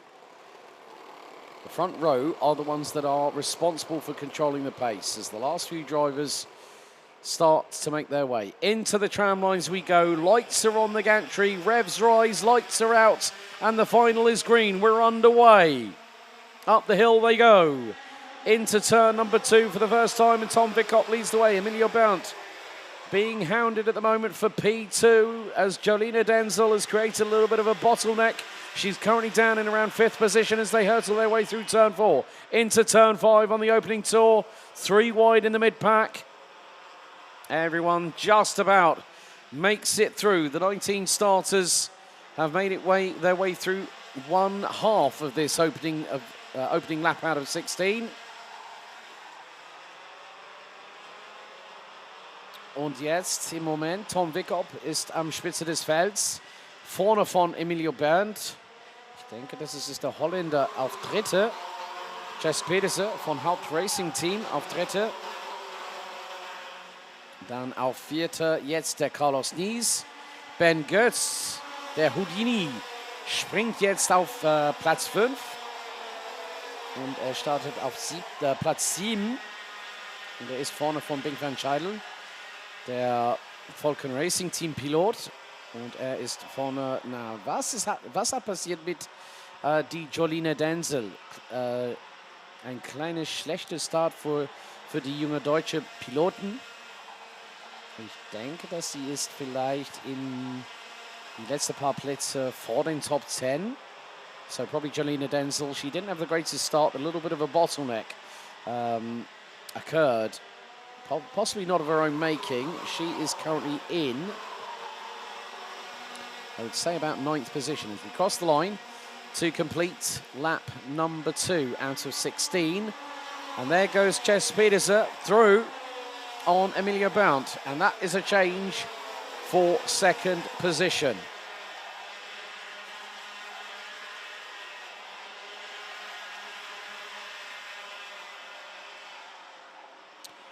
Und jetzt ist die Jolina Denzel jetzt auf Platz 10. Und sie haben im Moment 7 Plätze verloren durch den ersten 200 dieses Rennen. Es dauert über 16 Runden insgesamt. Auf dieser 1,19 Kilometer langen Strecke hier mit 12 verschiedenen Kurven am Wackersdorf.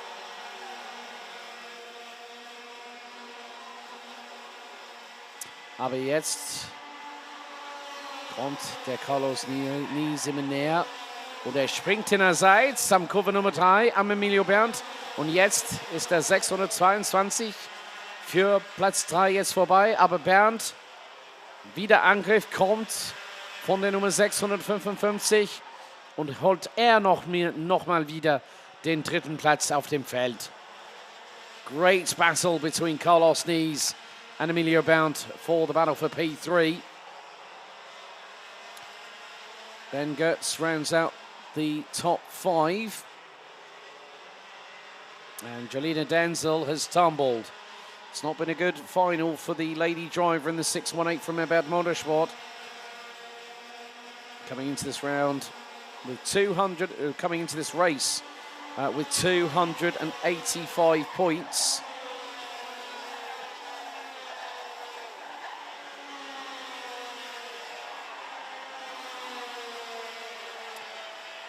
Ben Goetz at the moment is currently 28 points behind his teammate Jolina Denzel.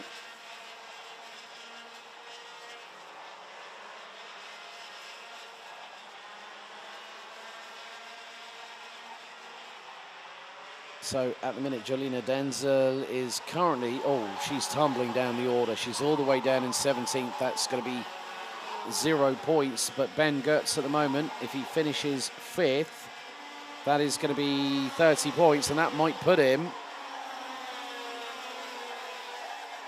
3rd in the championship. So Jolina, at the minute, I think it's going to be game over for the number 618. And Ben Goetz, that might put him 3rd on the championship standings. Emilio Bount at the moment is currently running in P3, which puts the EB Sport Promotion driver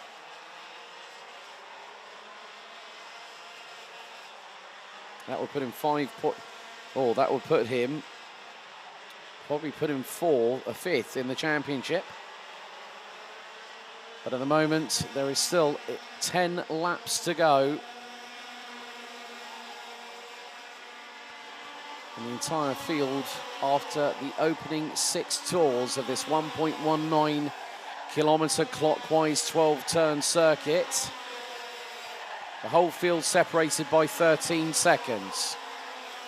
It's been incredibly close X30 Junior competition so far this year.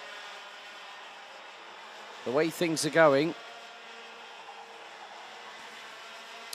Tom Vickott will end up with 413 points. Carlos Nies, who's currently 2nd in the championship, on 305, currently running P4. That'll put him on 339 and secure 2nd in the standings. But it could be rather close. And it could be the fact that the drivers from 3rd to 5th would be separated by a matter of 5 points. So that would be 287 Ben Goetz, 285 Jolina Denzel. And Jolina has unfortunately tumbled all the way down to the bottom of the field. She's currently 19th. And Emilio Bount currently sitting in P3. That's 38 points. Would put him on 282.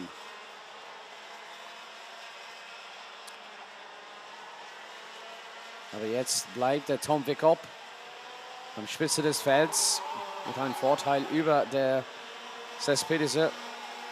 Well, the thing is that Cespedes won't score points on that front, so that's going to give 44 to... This could be very, very interesting. That would put, if Emilio Berndt stays second, Cespedes will not score. Carlos Nees would get 38 points, so that would put him on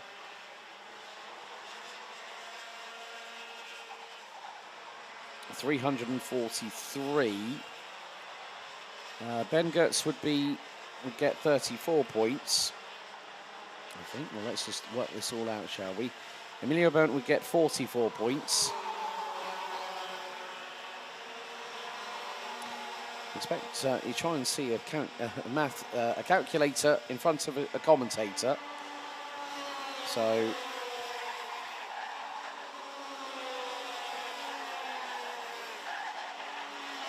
Carlos Nees currently stays in P4 at the moment, but there is an opportunity for him, maybe if he gets the third, that'll give him 44 points, because Cespedes is a guest driver in this round, which means he does not score points but will take a trophy home if he stays in the top 5. So Jolina Denzel 280. Well, she's moved up a position, so Jolina Denzel starting to make a little bit of a comeback again. But in the final, it's a bit difficult when it happens at this point of the race. So Ben Goetz currently P5. That'll give him 34 points. So 291. Emilio Berndt in a moment would pick up 44 points. That would put him on 288. Carlos Nees would take 38 points and add that to his current total of 305. That'll be enough to score him 343. So effectively, Ben Goetz would take third place in the championship standings away from Jolina Denzel.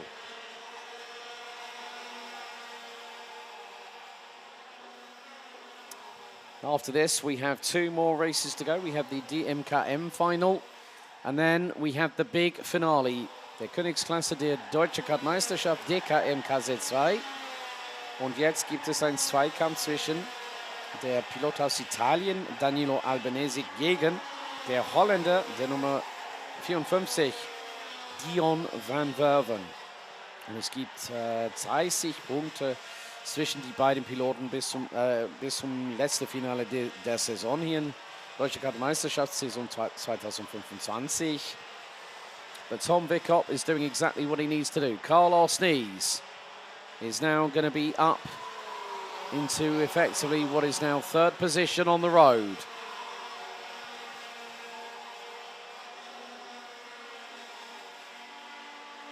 So that will effectively mean that he is going to secure P2 in the championship standings. Es gibt nur 4 Runden inklusive dieser Runde bis zum schwarz-weiß karierte Flagge. Und dann kommt die letzte 2 Finale am Championship Sunday, am heutigen Sonntag, hier am Pro Kart Raceland in Wackersdorf.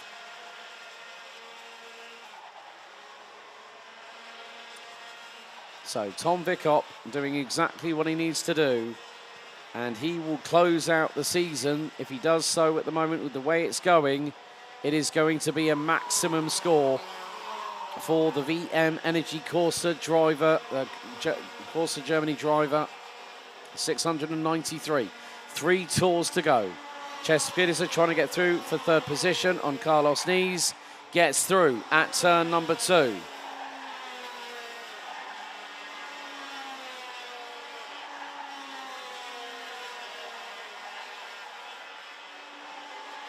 But there's still an opportunity for Carlos Nees to make his way through.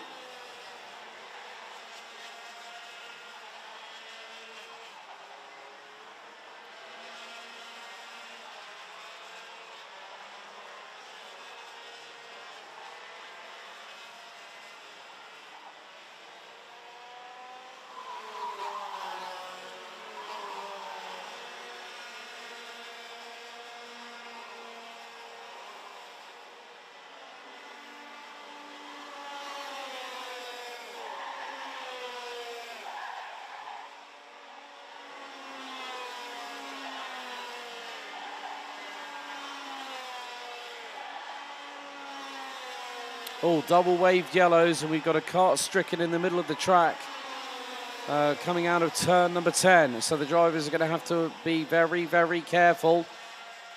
Marshals have managed to get the kart out of the way. 99999. Pech for Ben Goertz. The magic has left Houdini, I'm afraid. Oh, no. And that is now going to give a that is going to mean that Ben Goertz is not going to pick up any points. That is going to put him on 257. Meantime, wir sind auf die letzte Runde. Und hier kommt Angriff von der Emilio Berndt gegen Tom Wickop. Der möchte dieses Finale gewinnen. Aber jetzt durch Kurve Nummer 5. Es gibt ein bisschen Kontakt zwischen die beiden. Aber jetzt bleibt der Tom Wickop am vorne. Tom Wickop has had to get his elbows out because Emilio Berndt wants to end his season off with a victory. And Berndt has not won a final this season, was excluded from the opening 2 finals that really has put him out of the championship hunt. He goes through the final hairpin. Emilio Berndt, might he get the win, or could it be a perfect weekend to cap off the title in style? Berndt is going to win it. Wickop becomes champion. Tom Wickop ist euer DKM X30 Junior Meister für 2025. Sieg bei der Emilio Berndt nach 16 Runden mit einem Vorteil über den Tom Wickop von 0,113 Sekunden. Und dann der Carlos Nies auf 3., Sex Petersen auf 4. und der Jonathan Meyer 5. Leon Kirche, Linus Koch, Valentin Knödel, Charlotte Tille and Neil Knapp round out the top 10. Daniel Hünecke, Ruben Opitz, Diego Battaglia, Jolina Denzel recovers and will get 2 points. At the end of it, Gregory Korblicek takes the final point in the race itself. Len Guckmann and Emmanuel Drexel make it to the final. Few corners. Bink van Schindel out on lap 15, and Ben Goertz retires with 3 laps to go. But even though Emilio Berndt won the race, Tom Wickop becomes your new 2025 Deutsche Kart-Meisterschaft X30 Junior Champion here at the season finale.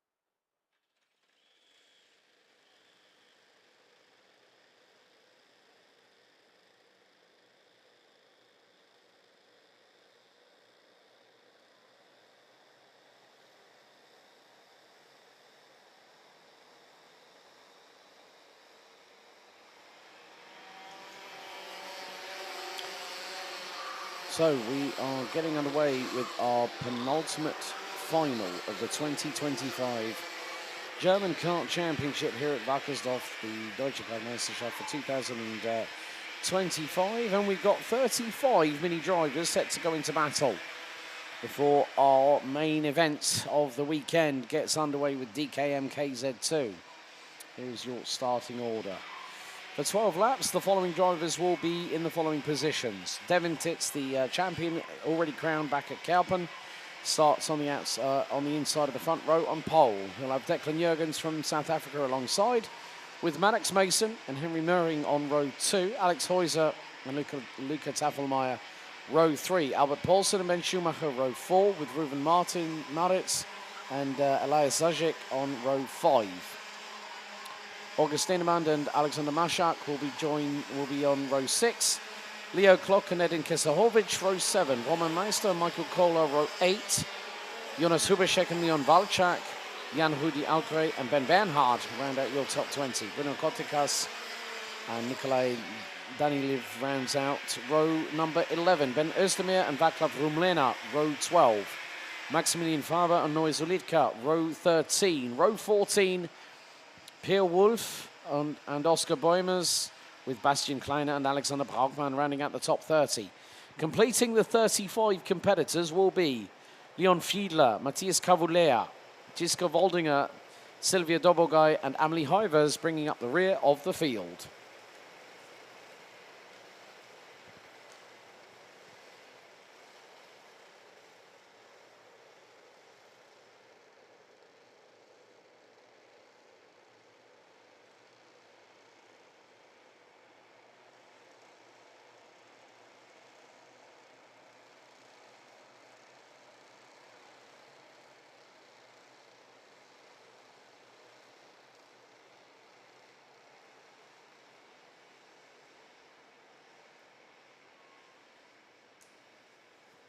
So one last hurrah for these drivers at the Pro Kart Raceland circuit here in Wackersdorf, as the gantries and the viewing areas look to be fit to bursting here at this circuit.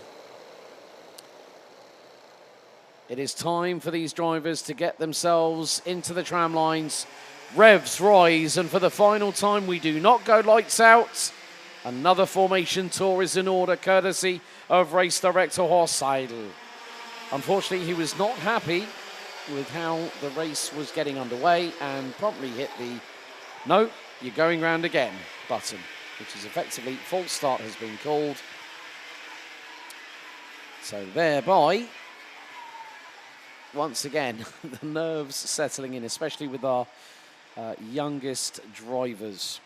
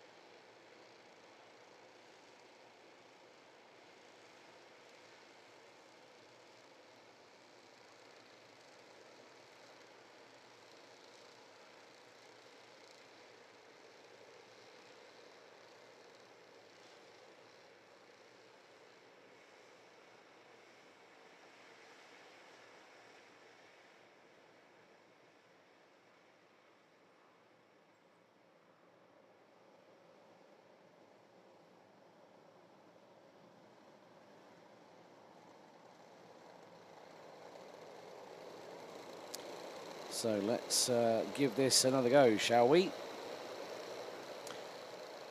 So for 12 laps, these drivers will go into battle for one final time. Who will clinch victory in the final? This time we are green, we are underway. And it's the run into the first couple of corners. Looks like Declan Jurgens has got the jump on Devin Titz going into the opening couple of corners. Two briefly side by side. Now into the completion of the opening sector. So at the moment, well, it looks like Maddox Mason has got, oh, dearie, dearie me. Sylvia Dobogai has broken down coming out of turn number 3. But at the sharp end of the field, looks like Maddox Mason has got the lead in this race. Then you've got the 214, Henry Möhring, and trying to go up the inside is the champion as of Kartbahn this year. Devon Titz trying to get through, and there is a scramble from second backwards. Henry Möhring has become the bottle in the cork. Devon Titz gesticulating as if to say, right, stop playing about, let's race. And straight away, the German on the offensive up the inside of his countryman. Gets through at turn 2, nearly 3 abreast. Trying to go into 3. Henry Möhring holding on to that 3rd position at the moment, but was quickly usurped by the 221 from CRG Holland. Now, it's actually Declan Jurgens that is leading the way. Maddox Mason now down into 5th place. Now there's 2 CRG drivers side by side. Tits up the inside, goes through at turn number 10 and takes the lead away.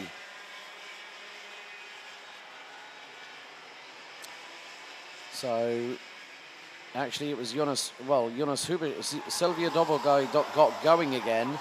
Looks like it might be that Jonas Hubishek was the one that was running a bit slowly.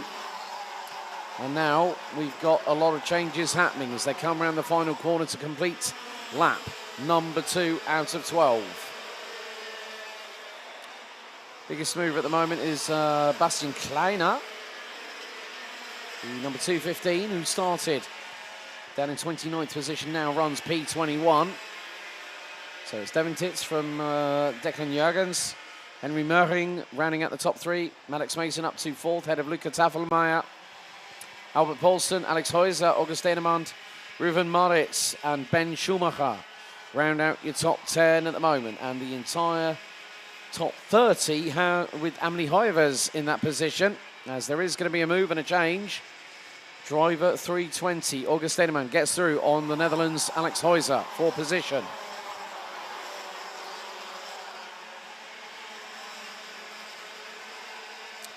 There's still going to be quite a lot of battling here. It's going to be a bit close coming through turn number 2 at high speed with the accelerator flat to the floor. Now hard on the brakes into turn 3. Overtakes being attempted. Some being successful, some others not being successful.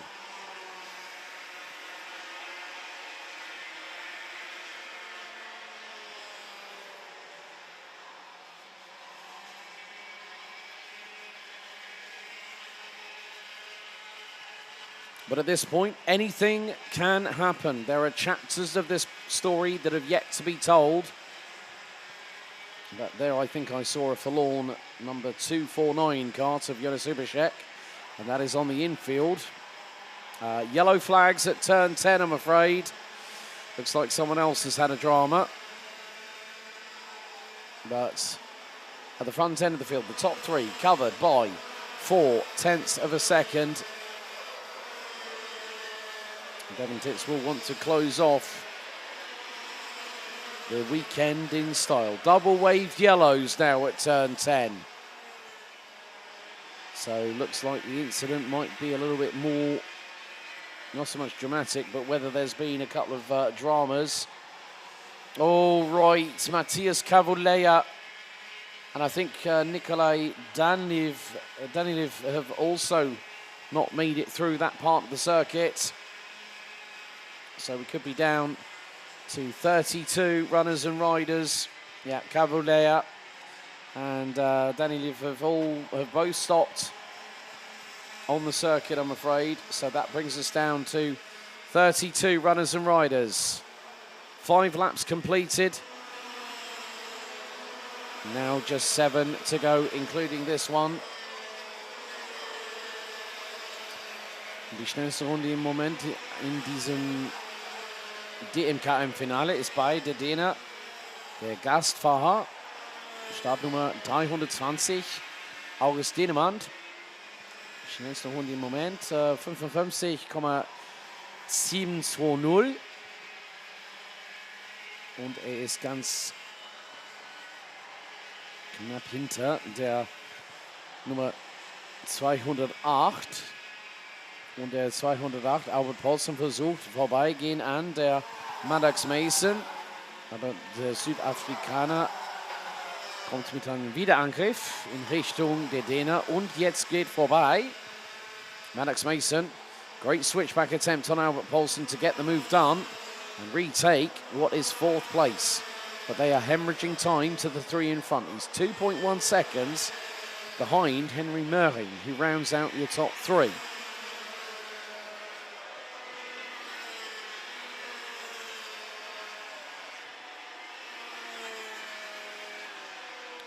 So Getterman doing a really, really good job of trying to keep the fire stoked.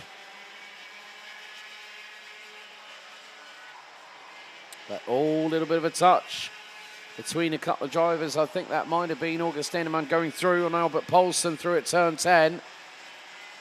And then that has cost Albert Paulsen a little bit more. I think Luca Tafelmeier got through, maybe Ruben Maritz, the South African. But look at this battle up here, up front. Incredible stuff what we're seeing between the battle for 4th place, led by Maddox Mason. But has August Ennemann got through? Let's see, as they are about to break the timing beam for the next sector. Maddox Mason held on to 4th. That's all. Someone's just kicked up the dust with the left rear wheel coming out of turn number 7. And that is the triple right complex from 6, 7 and 8. And now it is going to be the case that Maddox Mason loses 2 places. 1 to August Ennemann, 1 to Luca Tafelmeier. Nearly, well, has just had. Well, Maddox Mason is on the comeback. He's on the fight back here.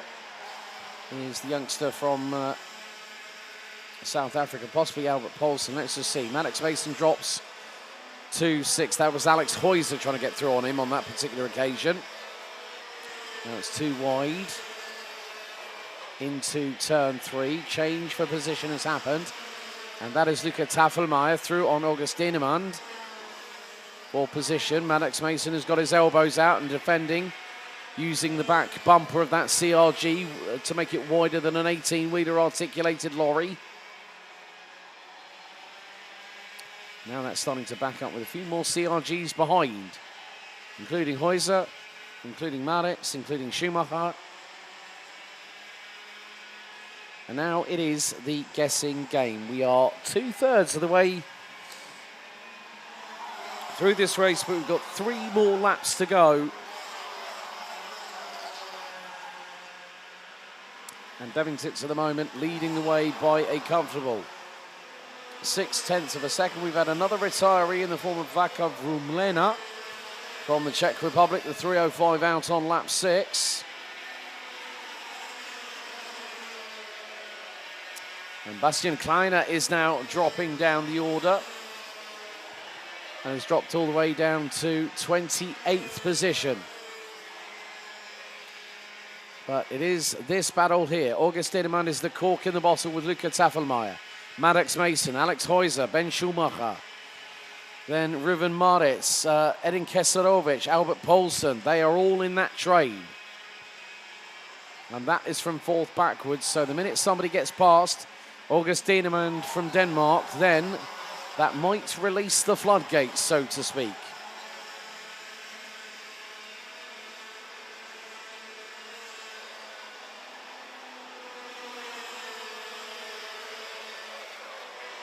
Now Tafelmeier gets through.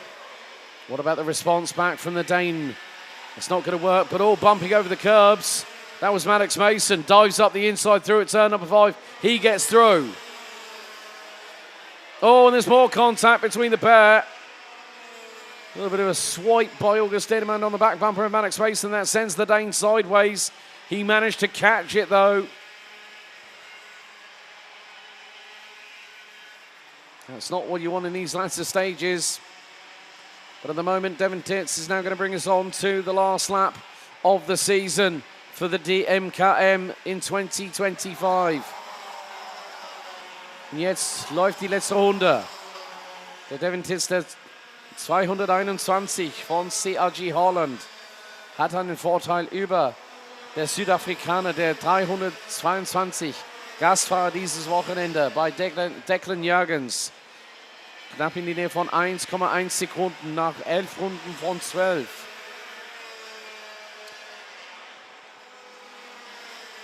Und in Marienburg hat dieser junge deutsche Pilot ein Full Score. Und jetzt hat er schon nochmal einen Clean Sweep gemacht. Letztes Mal in Kerpen am 16. und 17. August. Und hier beim Saisonfinale hat er nochmal ein Clean Sweep verdient. Letzte Kurve und jetzt Start und Ziel. Jetzt ist es Feierabend für Devin Titz hier in DMKM. Ein Full Score von 100 Punkte für den neuen Meister. Der war am 17. August gekrönt für DMKM. Gratulation, Devin Titz. Congratulations to our champion, taking a full score, a clean sweep in 3 of the championship rounds this year. First at Marienburg, then at Kerpen at round 4, and he closes off the season in style here at Wackersdorf. He wins by 1.3 seconds ahead of Declan Jürgens from South Africa. Henry Merding from Germany rounds out your top 3, followed by August Denemann and Alex Heuser from Denmark and the Netherlands, respectively. Edin Keserovic made it to 6th at the end, having started 14th, followed by Albert Paulsen, Ben Schumacher, Ruven Maritz, and Luca Tafelmeier, who rounded out the top 10.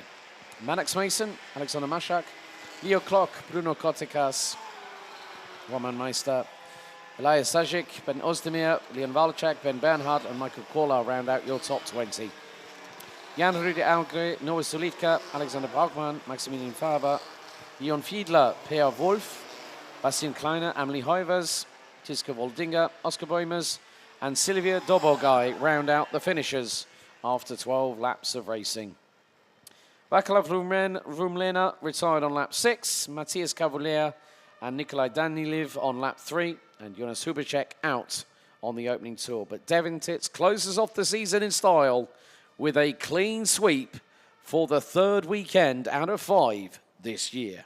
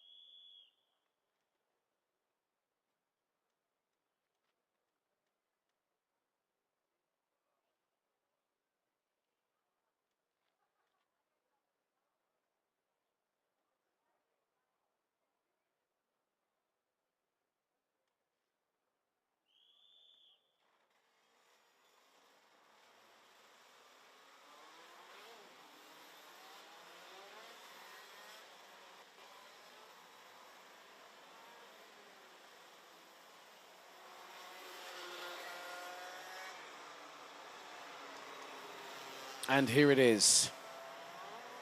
The top tier class of the Deutsche Kart-Meisterschaft. In other words, auf Deutsch, hier ist der Königsklasse dieses Meisterschaft, DKM KZ2. Und kommt nur beim Zwei-Personen ein Titelkampf heute. So, 2 drivers it comes down to at this point. Here is your starting grid. We'll go through the points in just a moment, but here is your starting grid. It's Italy's Danilo Albanese on pole position.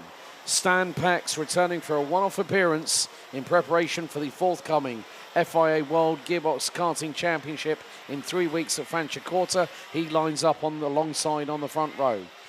Dion van Verven, 30 points behind the pole sitter, is in the mix. And he will start on the inside of row 2. Joining him will be Formula K SRP's Emilian Denner.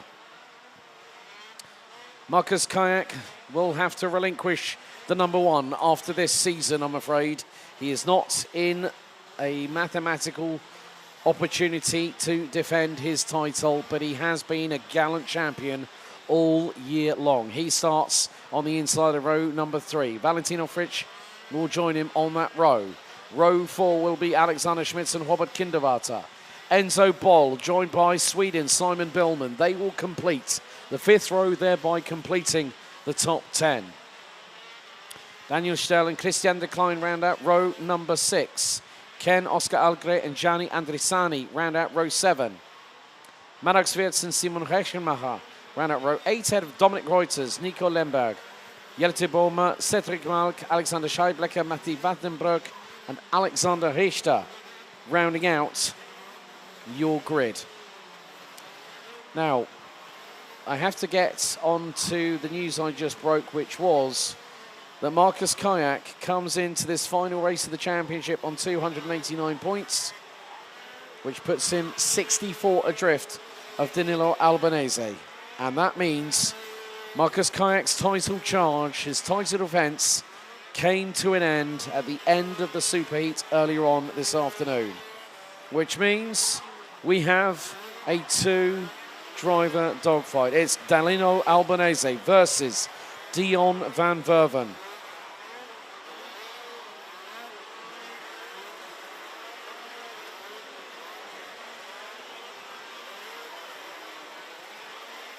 And effectively, Dion van Verven needs to win this race and Danilo Albanese to only score points that will net him 18. So effectively, Dion van Verven, if he takes a full complement of points, and that's 50 for a victory, that puts him on 373. If Albanese finishes 8th or lower, the title goes the way of the Dutchman. But Albanese is on the best position possible, and it's on pole.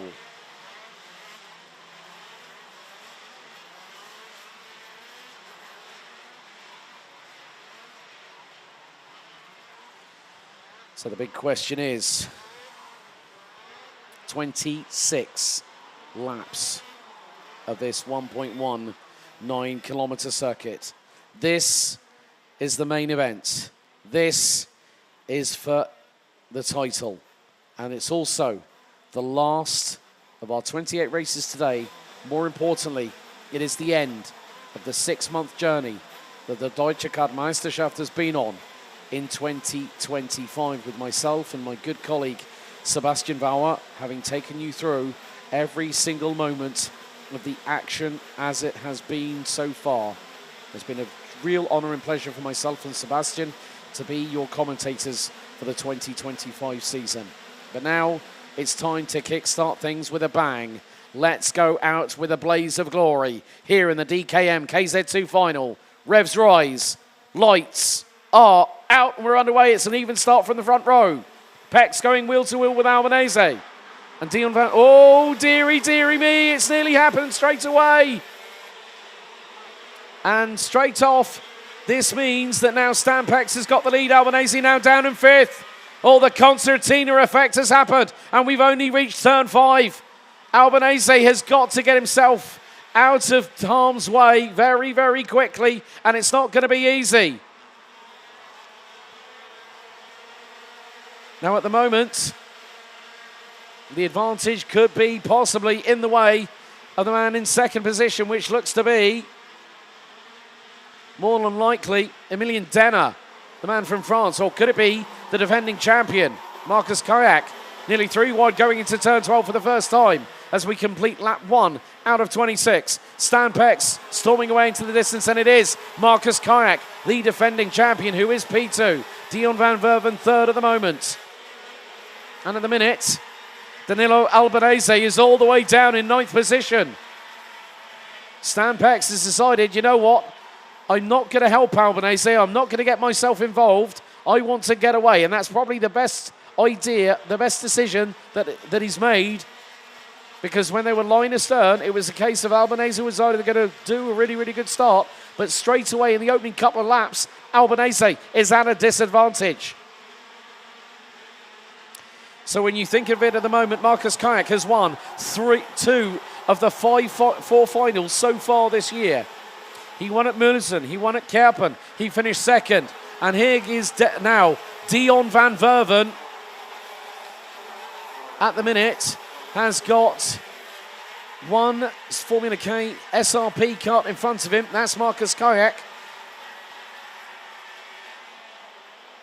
Dion van Verven currently running in P2. That would give him 44 points. And at the moment, Danilo Albanese is now currently in 10th position. But he has got a few guest starters in front of him.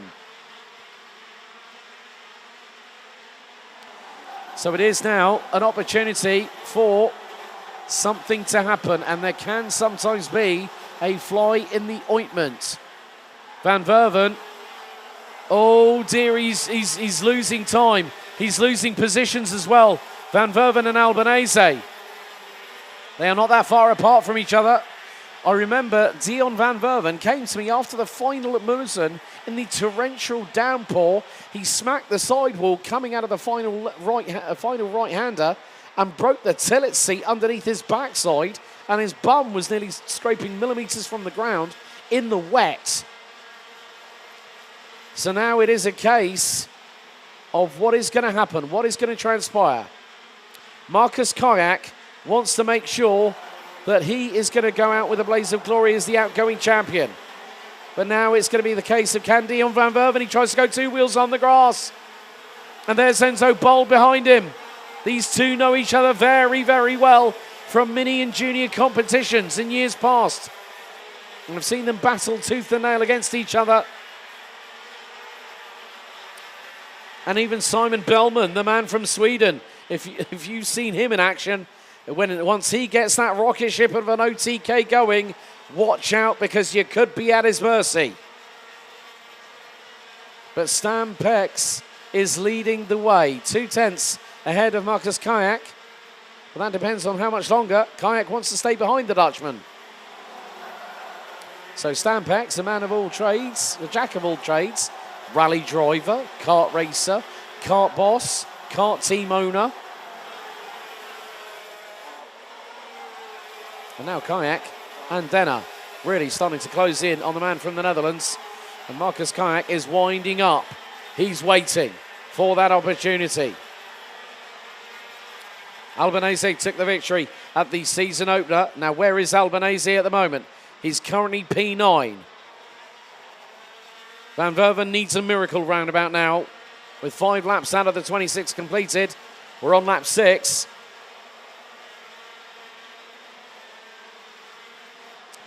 More to the point, Stan Pex takes a casual look over his right shoulder. Meantime, a little bit further behind as we complete lap 6. It is going to be, that is Robert Kinderwarter. And he's got Valentino Fritsch, Daniel Stel behind. Then there's Dion van Verven, Enzo Bol. And Danilo Albanese currently in P9 at the minute.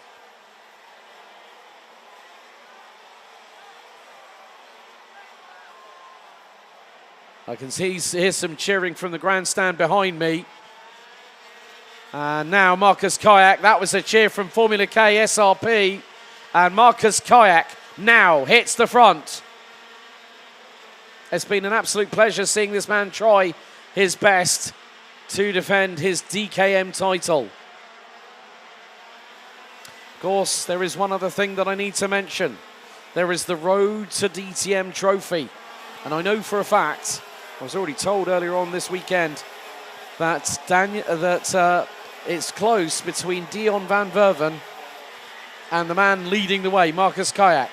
And effectively with the Road to DTM, it is it's like basically a really, really good idea, really good incentive from ADAC Stiftung Sport, which means that the driver that takes home the Road to DTM trophy gets a season entry fee paid. Oh no! Dion van Verven has just spun it! Oh, Van Verven, it's over! It's over for the Dutchman! Dion van Verven has to rejoin, and now he's got 19 laps to go, make that 18.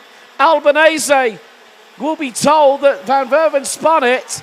Someone's just dived into pit lane. Oh, it's all gone horribly wrong from the man from the Netherlands. Van Verven tumbles, he crosses the line. And that was contact. I think that might have been possibly with maybe Daniel Stell. I'm not 100% sure. It looked like a Berolot to me. But at this moment, Danilo Albanese in currently P7. All he needs to do is get that kart over the line, and he's done it.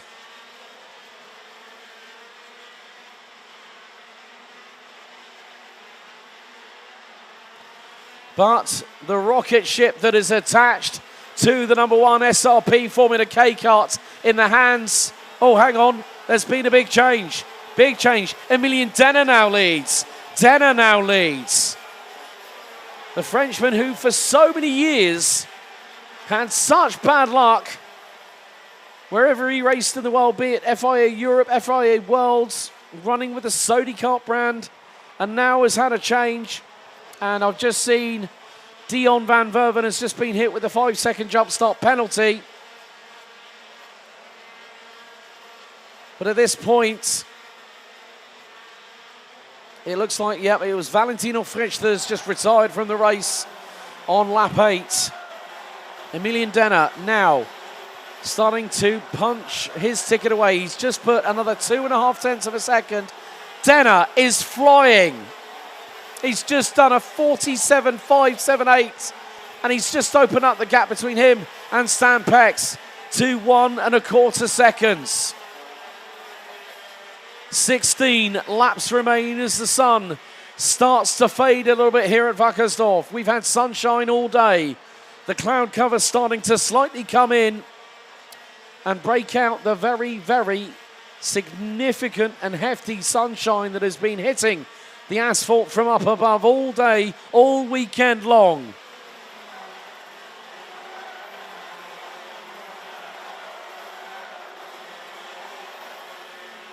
But Emilien Denner is trying to pull away. Gap now 1.4 seconds. Daniel Stell in fourth. Now has just got the fastest lap of the race of 47.497. And he's closing the gap to Marcus Kayak. The gap was 7 tenths of a second. After lap number 11, we got 15 to go, including this one. And everyone's standing on their feet, eagle-eyed all around the circuit, watching what is going to happen. And Dion van Verven, he's starting to climb his way back. He's passed Matty van den Broek in the meantime. But there is the number 78 of Enzo Bol. I know for a fact he won't probably fight Danilo Albanese, or he'll stay in front of him. Let's see what happens here. Albanese in the slipstream of Enzo Bol from SP Motorsports. Through into turn 2. Albanese doesn't need to overtake him. As I said, just needs to bring that kart home. And it all came down to a pressure cooker situation. And one driver would falter, another one would keep themselves very, very calm and composed. Hit every gear shift, every braking point, hit every apex. Don't overdrive the kart. Don't rip the carcass off the tyres. And you can see how calm and composed that Danilo Albanese is at the moment. Now halfway through the race, 13 laps remaining. Emilian Denner, his best results in a final this year at Mulsanne and at Kartbahn, 5th place. And at Marienborg at the season opener, he finished 6th. Ampfing, however, was a different matter altogether. He finished in P8. But finally, a redemption is coming the Frenchman's way at this moment in time. And Daniel Stell now has caught up to Markus Kayak, the outgoing champion. This is the last race. If he returns to DKM in 2026, he won't be wearing the number 1. It will be on the cart of somebody else if that person returns to the championship. But Daniel Stell on home soil, now chasing down. Oh, and just looking at there's a little bit of indentation on the right rear bumper of Markus Kayak's kart, his SRP kart. I haven't seen any digi flag showing otherwise, but I'm just getting a little bit concerned, and Markus Kayak lets Daniel Stell through, so to speak. And he says to Daniel Stell, right, you go after Stampex. You lead, I'll follow.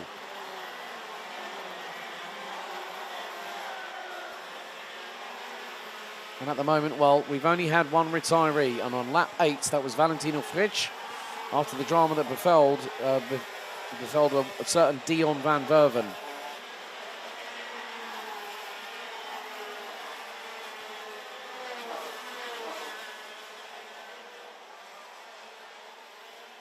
So at the moment, Emilian Denner still continues to lead. He's opening up that gap between himself and Stampex to the tune now of over 2 seconds. One of the things you want to see is a championship go down to the wire. We've already had that witnessed earlier on today in X30 Senior, when Lars Vermeer took the last win of the season, and that basically put him where he needed to be. Denner's lead over Pex now stretches to 2.2 seconds, and it is climbing. And this is just, I'm sure, from Emilian Denner, a sign of intent ahead of 2026. And as I said, Emilian Denner has not always had the best run of luck. Daniel Stell, well, if he was with us at Mulsanne, might have been in the championship fight. You know, we've also had Christian de Klein. He's had his peaks and troughs. We even had David Trevelov here with us earlier on this season, up until Kartbahn. David not with us this weekend. But Denner is absolutely flying. He's putting on a masterclass, is the Frenchman. I'm sure it's going to be redemption for a moment in history that will be quite infamous. If anyone might remember a few years ago, well, not even a few years ago, a couple of years ago, his race ended on the first lap at turn 4. And I remember that because I was watching from home and people mistook me for the commentator for that particular race. And if you know, you know. That's all I'm saying on that one. However,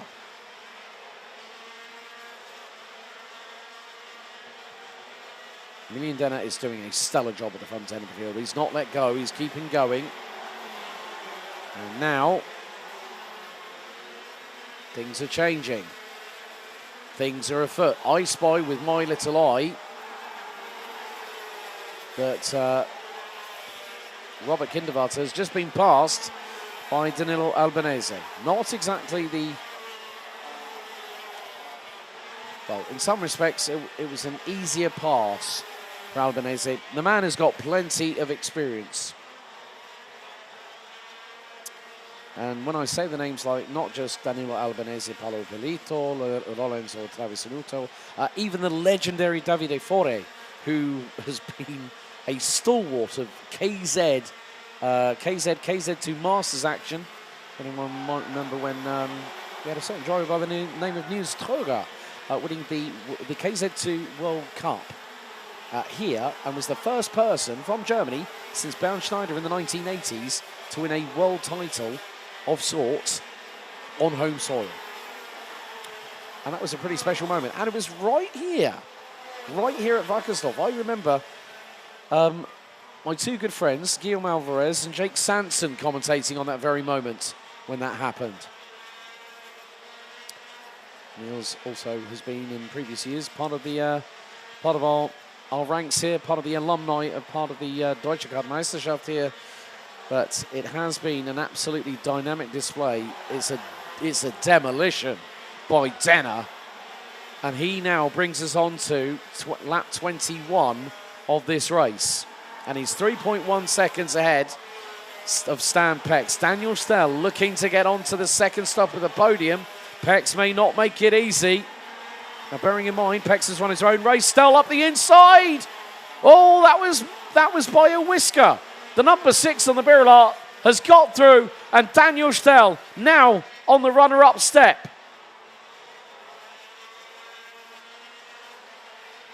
All it took was one moment, and Daniel Stell would take that all the way to the bank, and he got that at turn 5.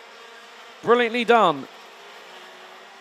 The laps are fast, counting down here at Wackersdorf as we come towards the final curtain of the 2025 German Kart Championship season here at Wackersdorf.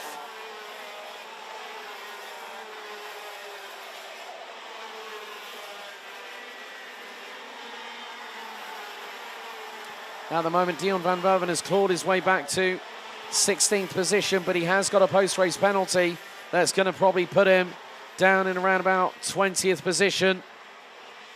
And it'll probably be a minimal amount of points that the Dutchman will score, the man from CPB Sport.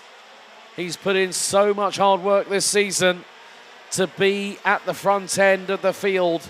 And when you look at the cream of the crop, the drivers that he's been racing against all season long, your heart goes out to him. That drama hits him on the last race when he didn't need that happening, and all of a sudden he didn't need that insult to injury with a 5-second jump start penalty. But Denner already making his way through into turn 6, 7 and 8. He's got a 3.5 second advantage over Daniel Stell. But I'm also focused on the man behind Enzo Boll at the moment. Danilo Albanese is 3.5 laps away from a crowning moment.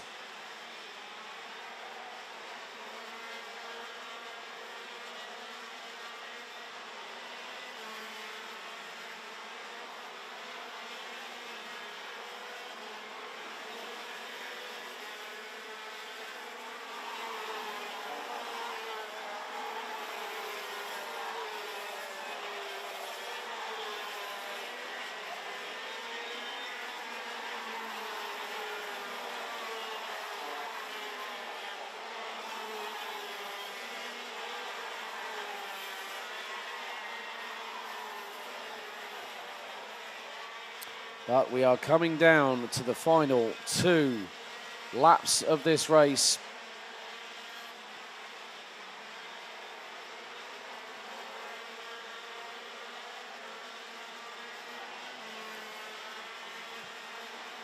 And when you think about it, the man that is currently running in what is 6th position, the number 14 from Italy, 28, well, he's definitely got a lot of experience as Danilo, but when you think about what he has achieved in the world of karting, European champion in 2023, Italian KZ2 champion in 2022.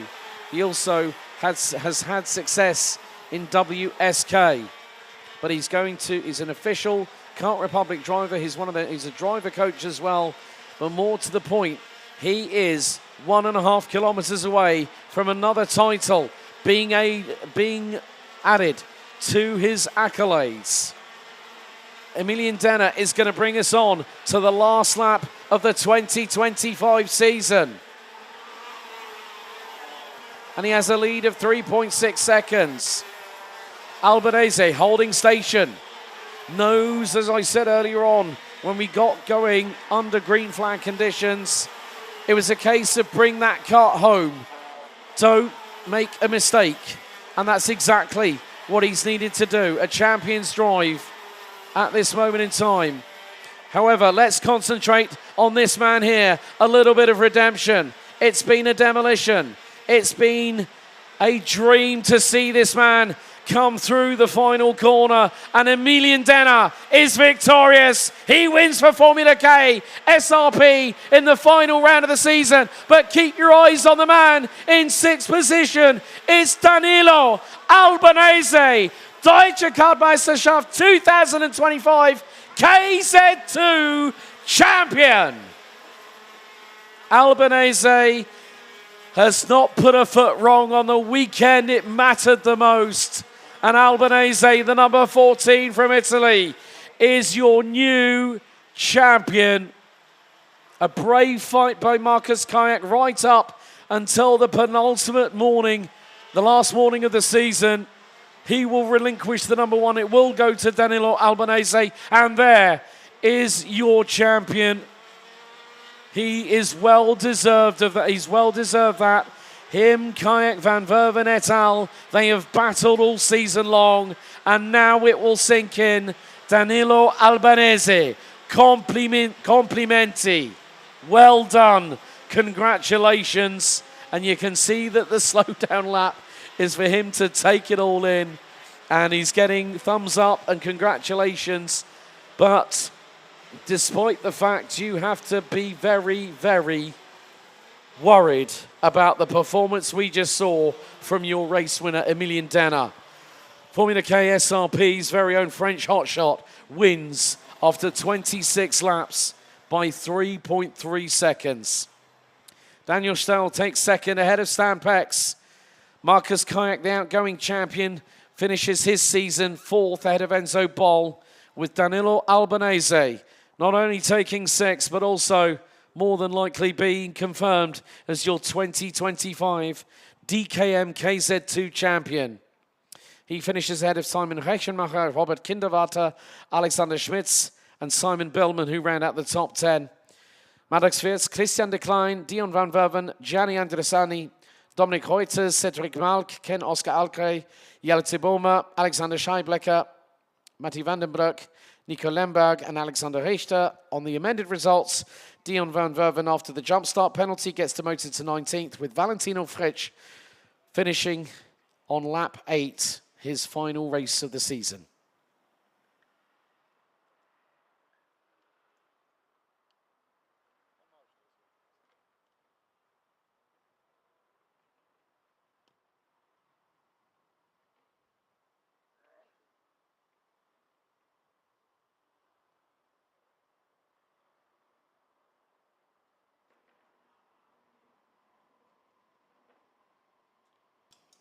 After a very busy 28 races, that concludes the official on-track action for the German Kart Championship for 2025.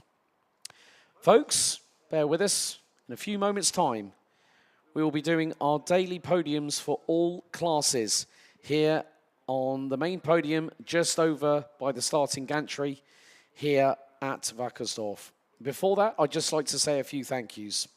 I have to say a big thank you to Daniel Schnarr from ADAC, who got in touch with myself and Sebastian Bauer. A big thank you to him for his trust and his belief in both myself and Sebastian to be your commentators this weekend. We have to say a big thank you to our friends at Camp Company GmbH, led by Mike Wagner. They have been helping with providing race control, live timing, live streaming, all the way through this season. A big thank you to Strecken Crew KCT, led by their formidable leader, Camilo Rossinger.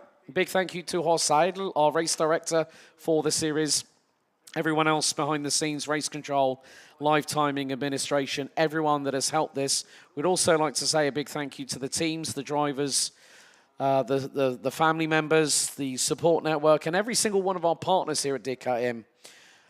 So we will be with you back in a few moments' time for our podiums for all classes here at Pro Kart Raceland Circuit at Wackersdorf before we say goodbye ahead of a promising and exciting 2026 adventure.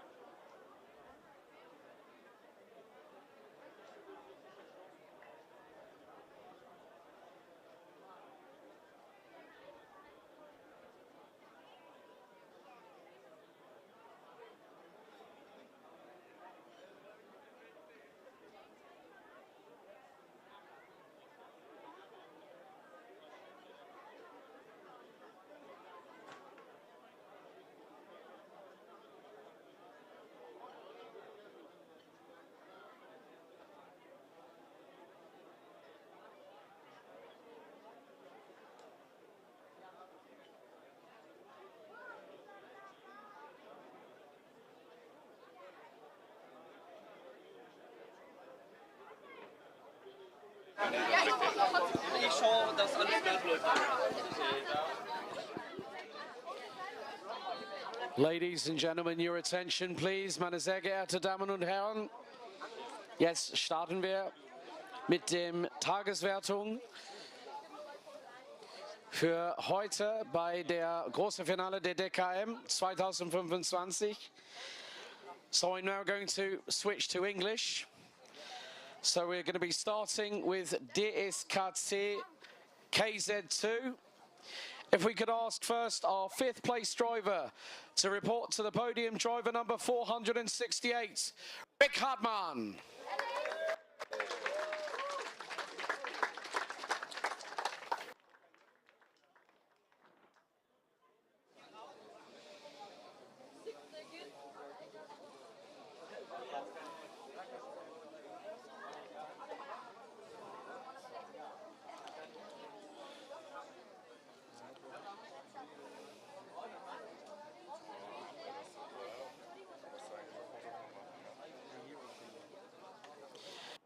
Next up, please welcome to the podium the 4th place driver, representing Denmark, driver 410, Rasmus Buxbaum Andersen.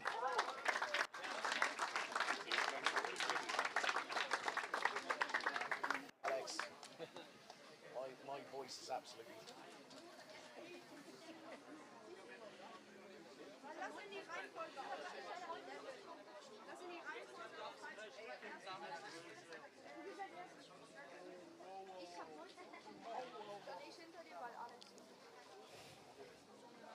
In 3rd position, please help us welcome to the podium from the Netherlands, driver 459, Jaden Teen.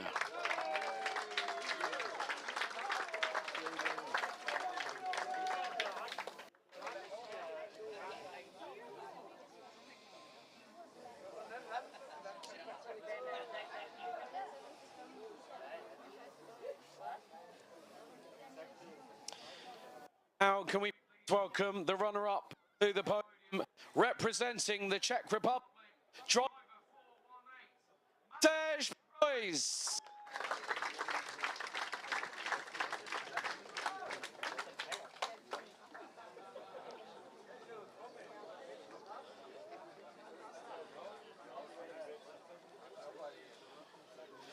And season for DSKC KZ2. Please welcome your winner from the Netherlands, driver 450, Jeffrey Fixer.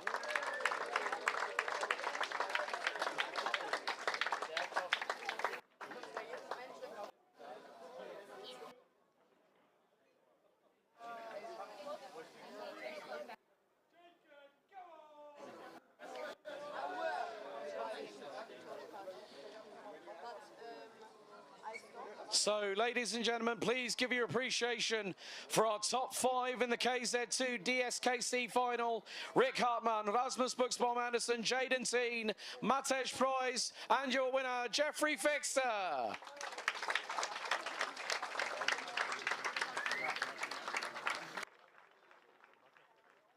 KZ2 Masters.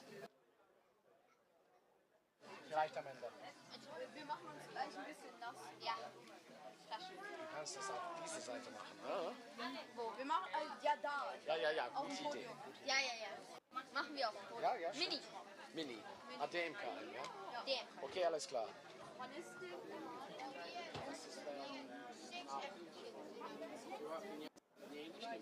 Als vorletztes, okay. Vorletzte bevor die Teil. Ja. Vorsicht. Okay. Thank you. Ladies and gentlemen, we now turn your attention to DSKC KZ2 Masters. Firstly, can we just give some noise and appreciation for Jori Mollema, who unfortunately is not here. He's had to go home, so please make some noise for Jori Mollema.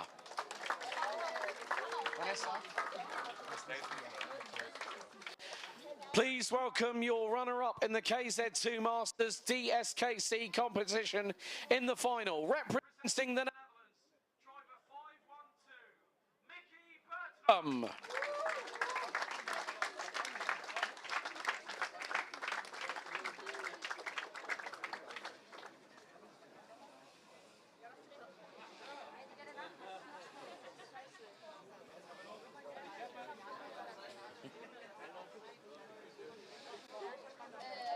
And please welcome DSKC KZ2 Masters winner in the final, representing Germany, driver 424, Natalie Kreitz.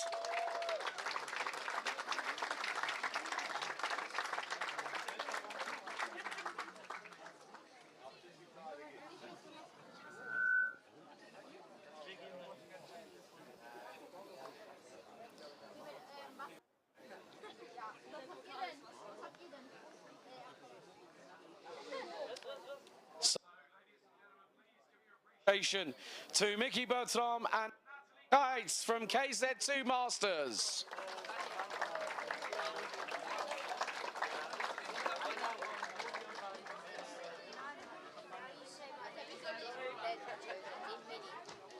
Sorry,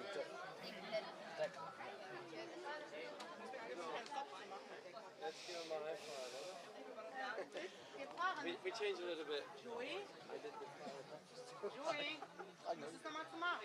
Right, okay. Next up, we go to the OK Junior drivers. So please welcome your 5th place driver to the podium, representing Germany, driver 155, Maxi.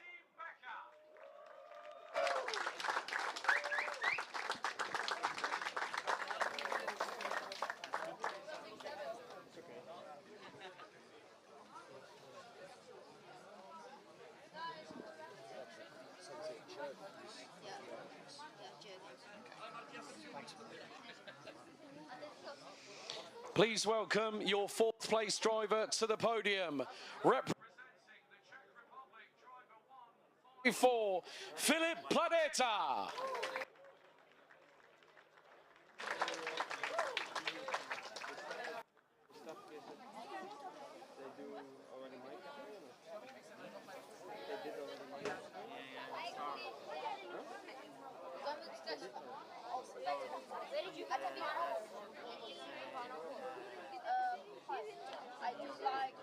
Now, please welcome our 3rd place driver to the podium, representing South Africa, driver 128, Mateo Mason. Did you do already my one?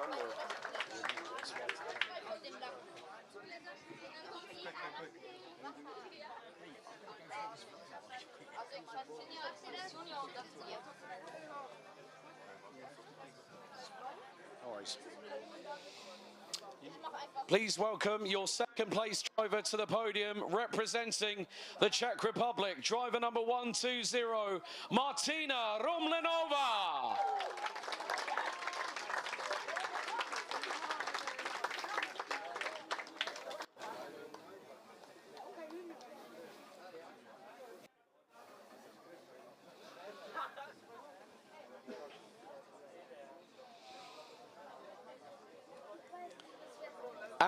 Finally, please welcome the winner of the final for DJKM, representing Germany, driver 111, Konstantin Papst.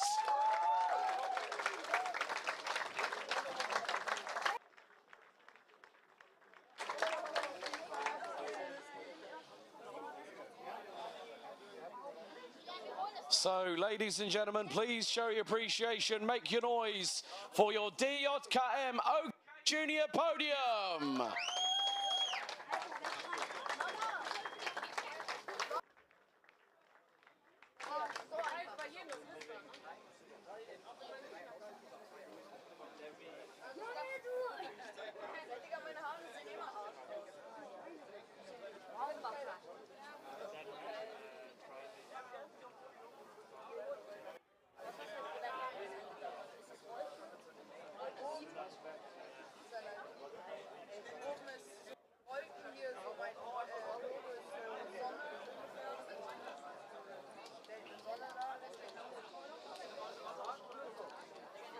Right, next up we go to X30 Junior.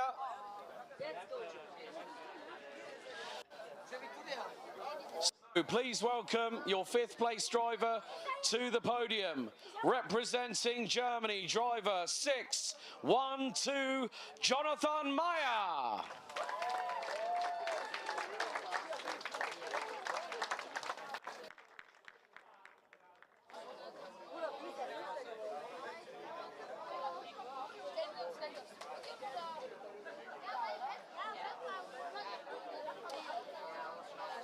Next up, can we welcome the 4th place driver to the podium, representing the Netherlands, driver 717, Chas Pedersen.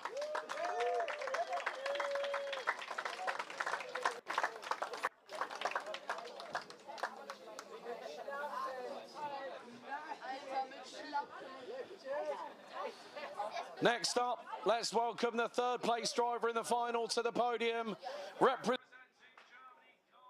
Germany,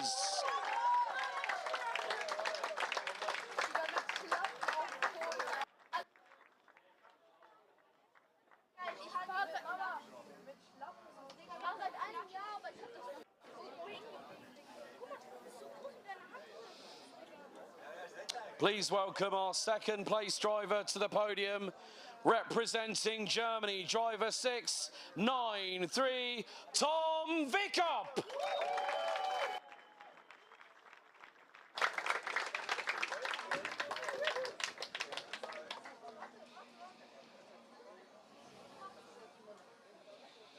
And presenting your winner in the last final of the championship season, also representing Germany, driver 655, Emilio Bounce.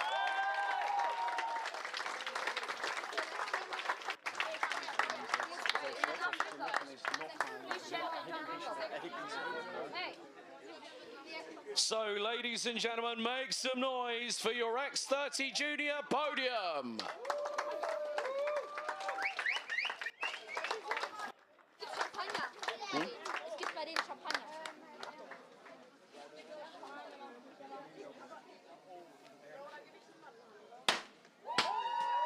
Here we go, it's time to get busy with the champagne. Right.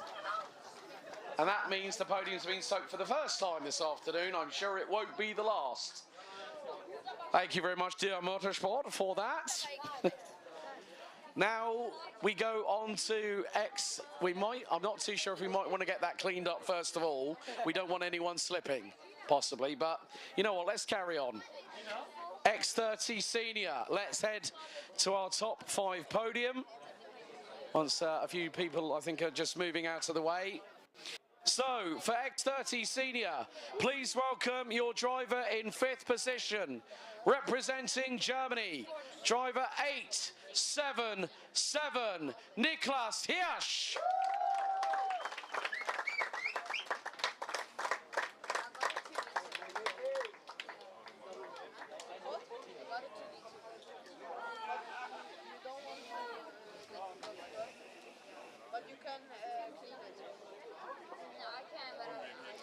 Next up, please welcome the 4th place driver in the X30 Senior to the podium.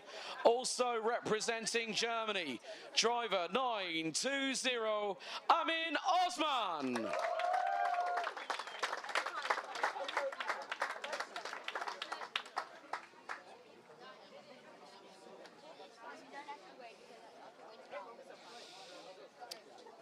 Next up, let's welcome our 3rd place driver to the podium, representing Spain, driver 883, Aaron Garcia Lopez.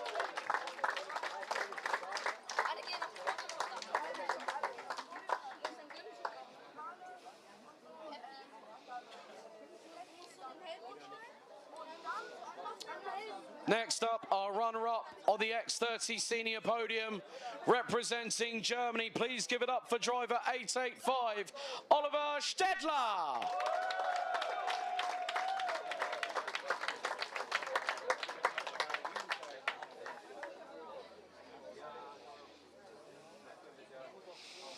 And your winner in the X30 Senior division, please help us welcome to the podium, representing Germany, driver 846, Lars Remer.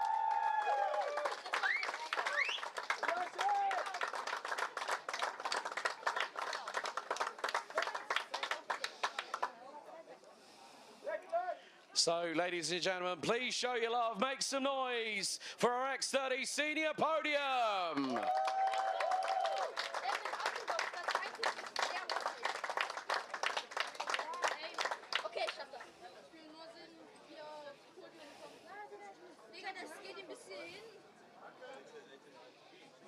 Okay. Once the drivers have cleared the podium, for the Tageswertung, but then we do have the championship presentation a little bit later on. So firstly, it's now time to go to our youngest drivers on the grid for DKM. Firstly, please welcome our 5th place driver to the podium, representing Germany, driver 216, Edin Keserovic.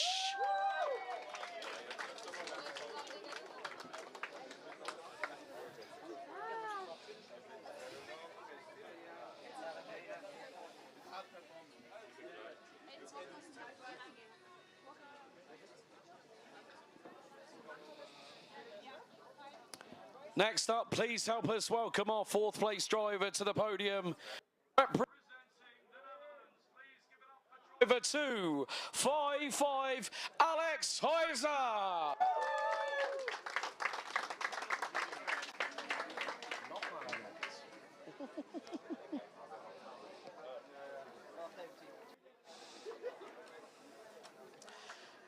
Please welcome our 3rd place driver to the podium in DKM, representing Germany. Give it up for driver 214, Henry Möhring.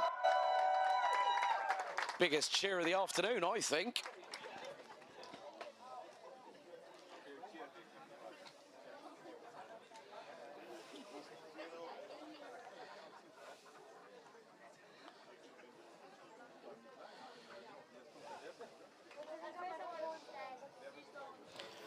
Next up, let's welcome our runner-up to the stage, representing South Africa. Give it up for driver 322, Declan Jurgens.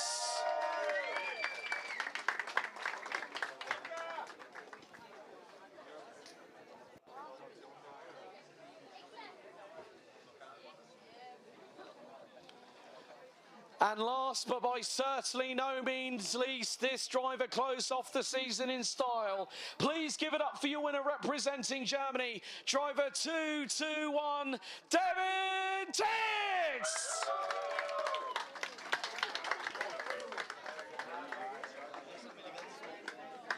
And ladies and gentlemen, please show your love, make some noise and some appreciation for our youngest drivers for DKM.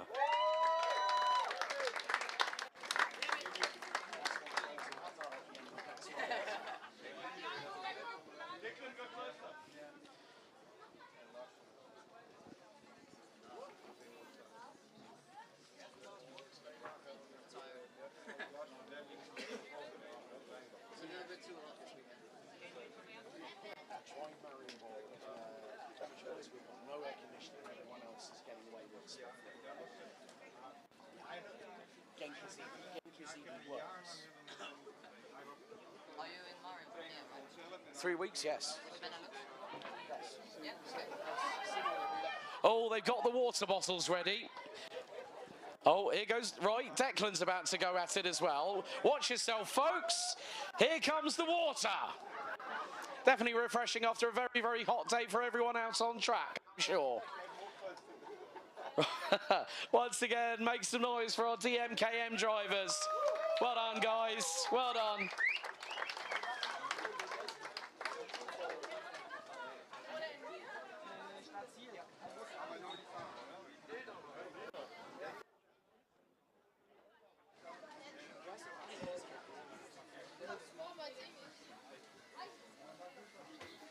Okay, we come to our last podium of not just the weekend, but the season. DKM KZ2. So whilst we wait for the DKM drivers to vacate. So, ladies and gentlemen, let's present... Oh dear, Henry's got it right down the back of the neck. Oh dear. Oh, hoppla. Muss man vorsichtig sein, Devin.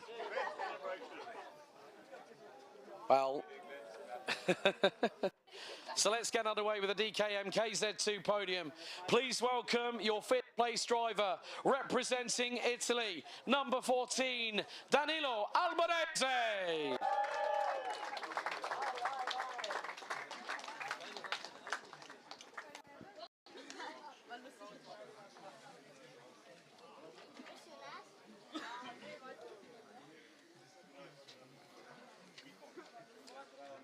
Also, can we just show some love and appreciation for Enzo Boll, fourth place finisher. He's had to go and catch the plane. Thank you very much, Mr. Pex, for letting me know. So can we show some love for Enzo Boll, fourth place finisher this afternoon?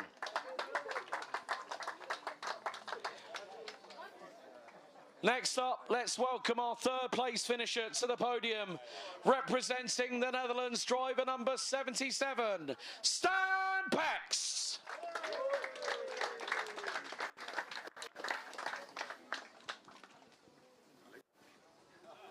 Kann der Stan den Pokal mitnehmen?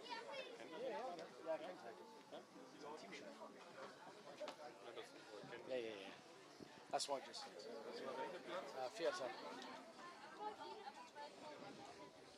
Next up, let's welcome our runner-up in the DKM KZ2 Final, representing Germany, driver number 6, Daniel Stell. I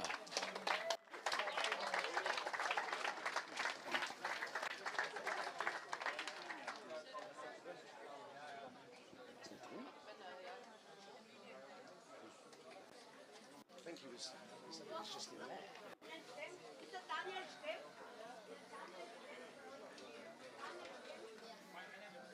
Entschuldigung, soll ich mir Kajak mitholen?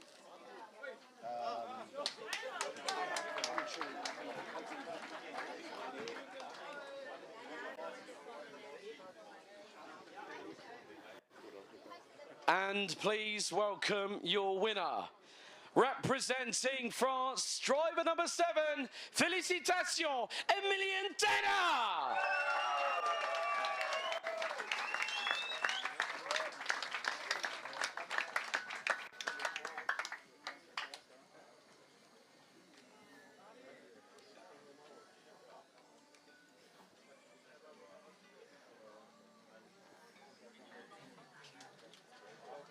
So, ladies and gentlemen, for the final time, show your love, make some noise, and your appreciation for our DKM KZ2 podium.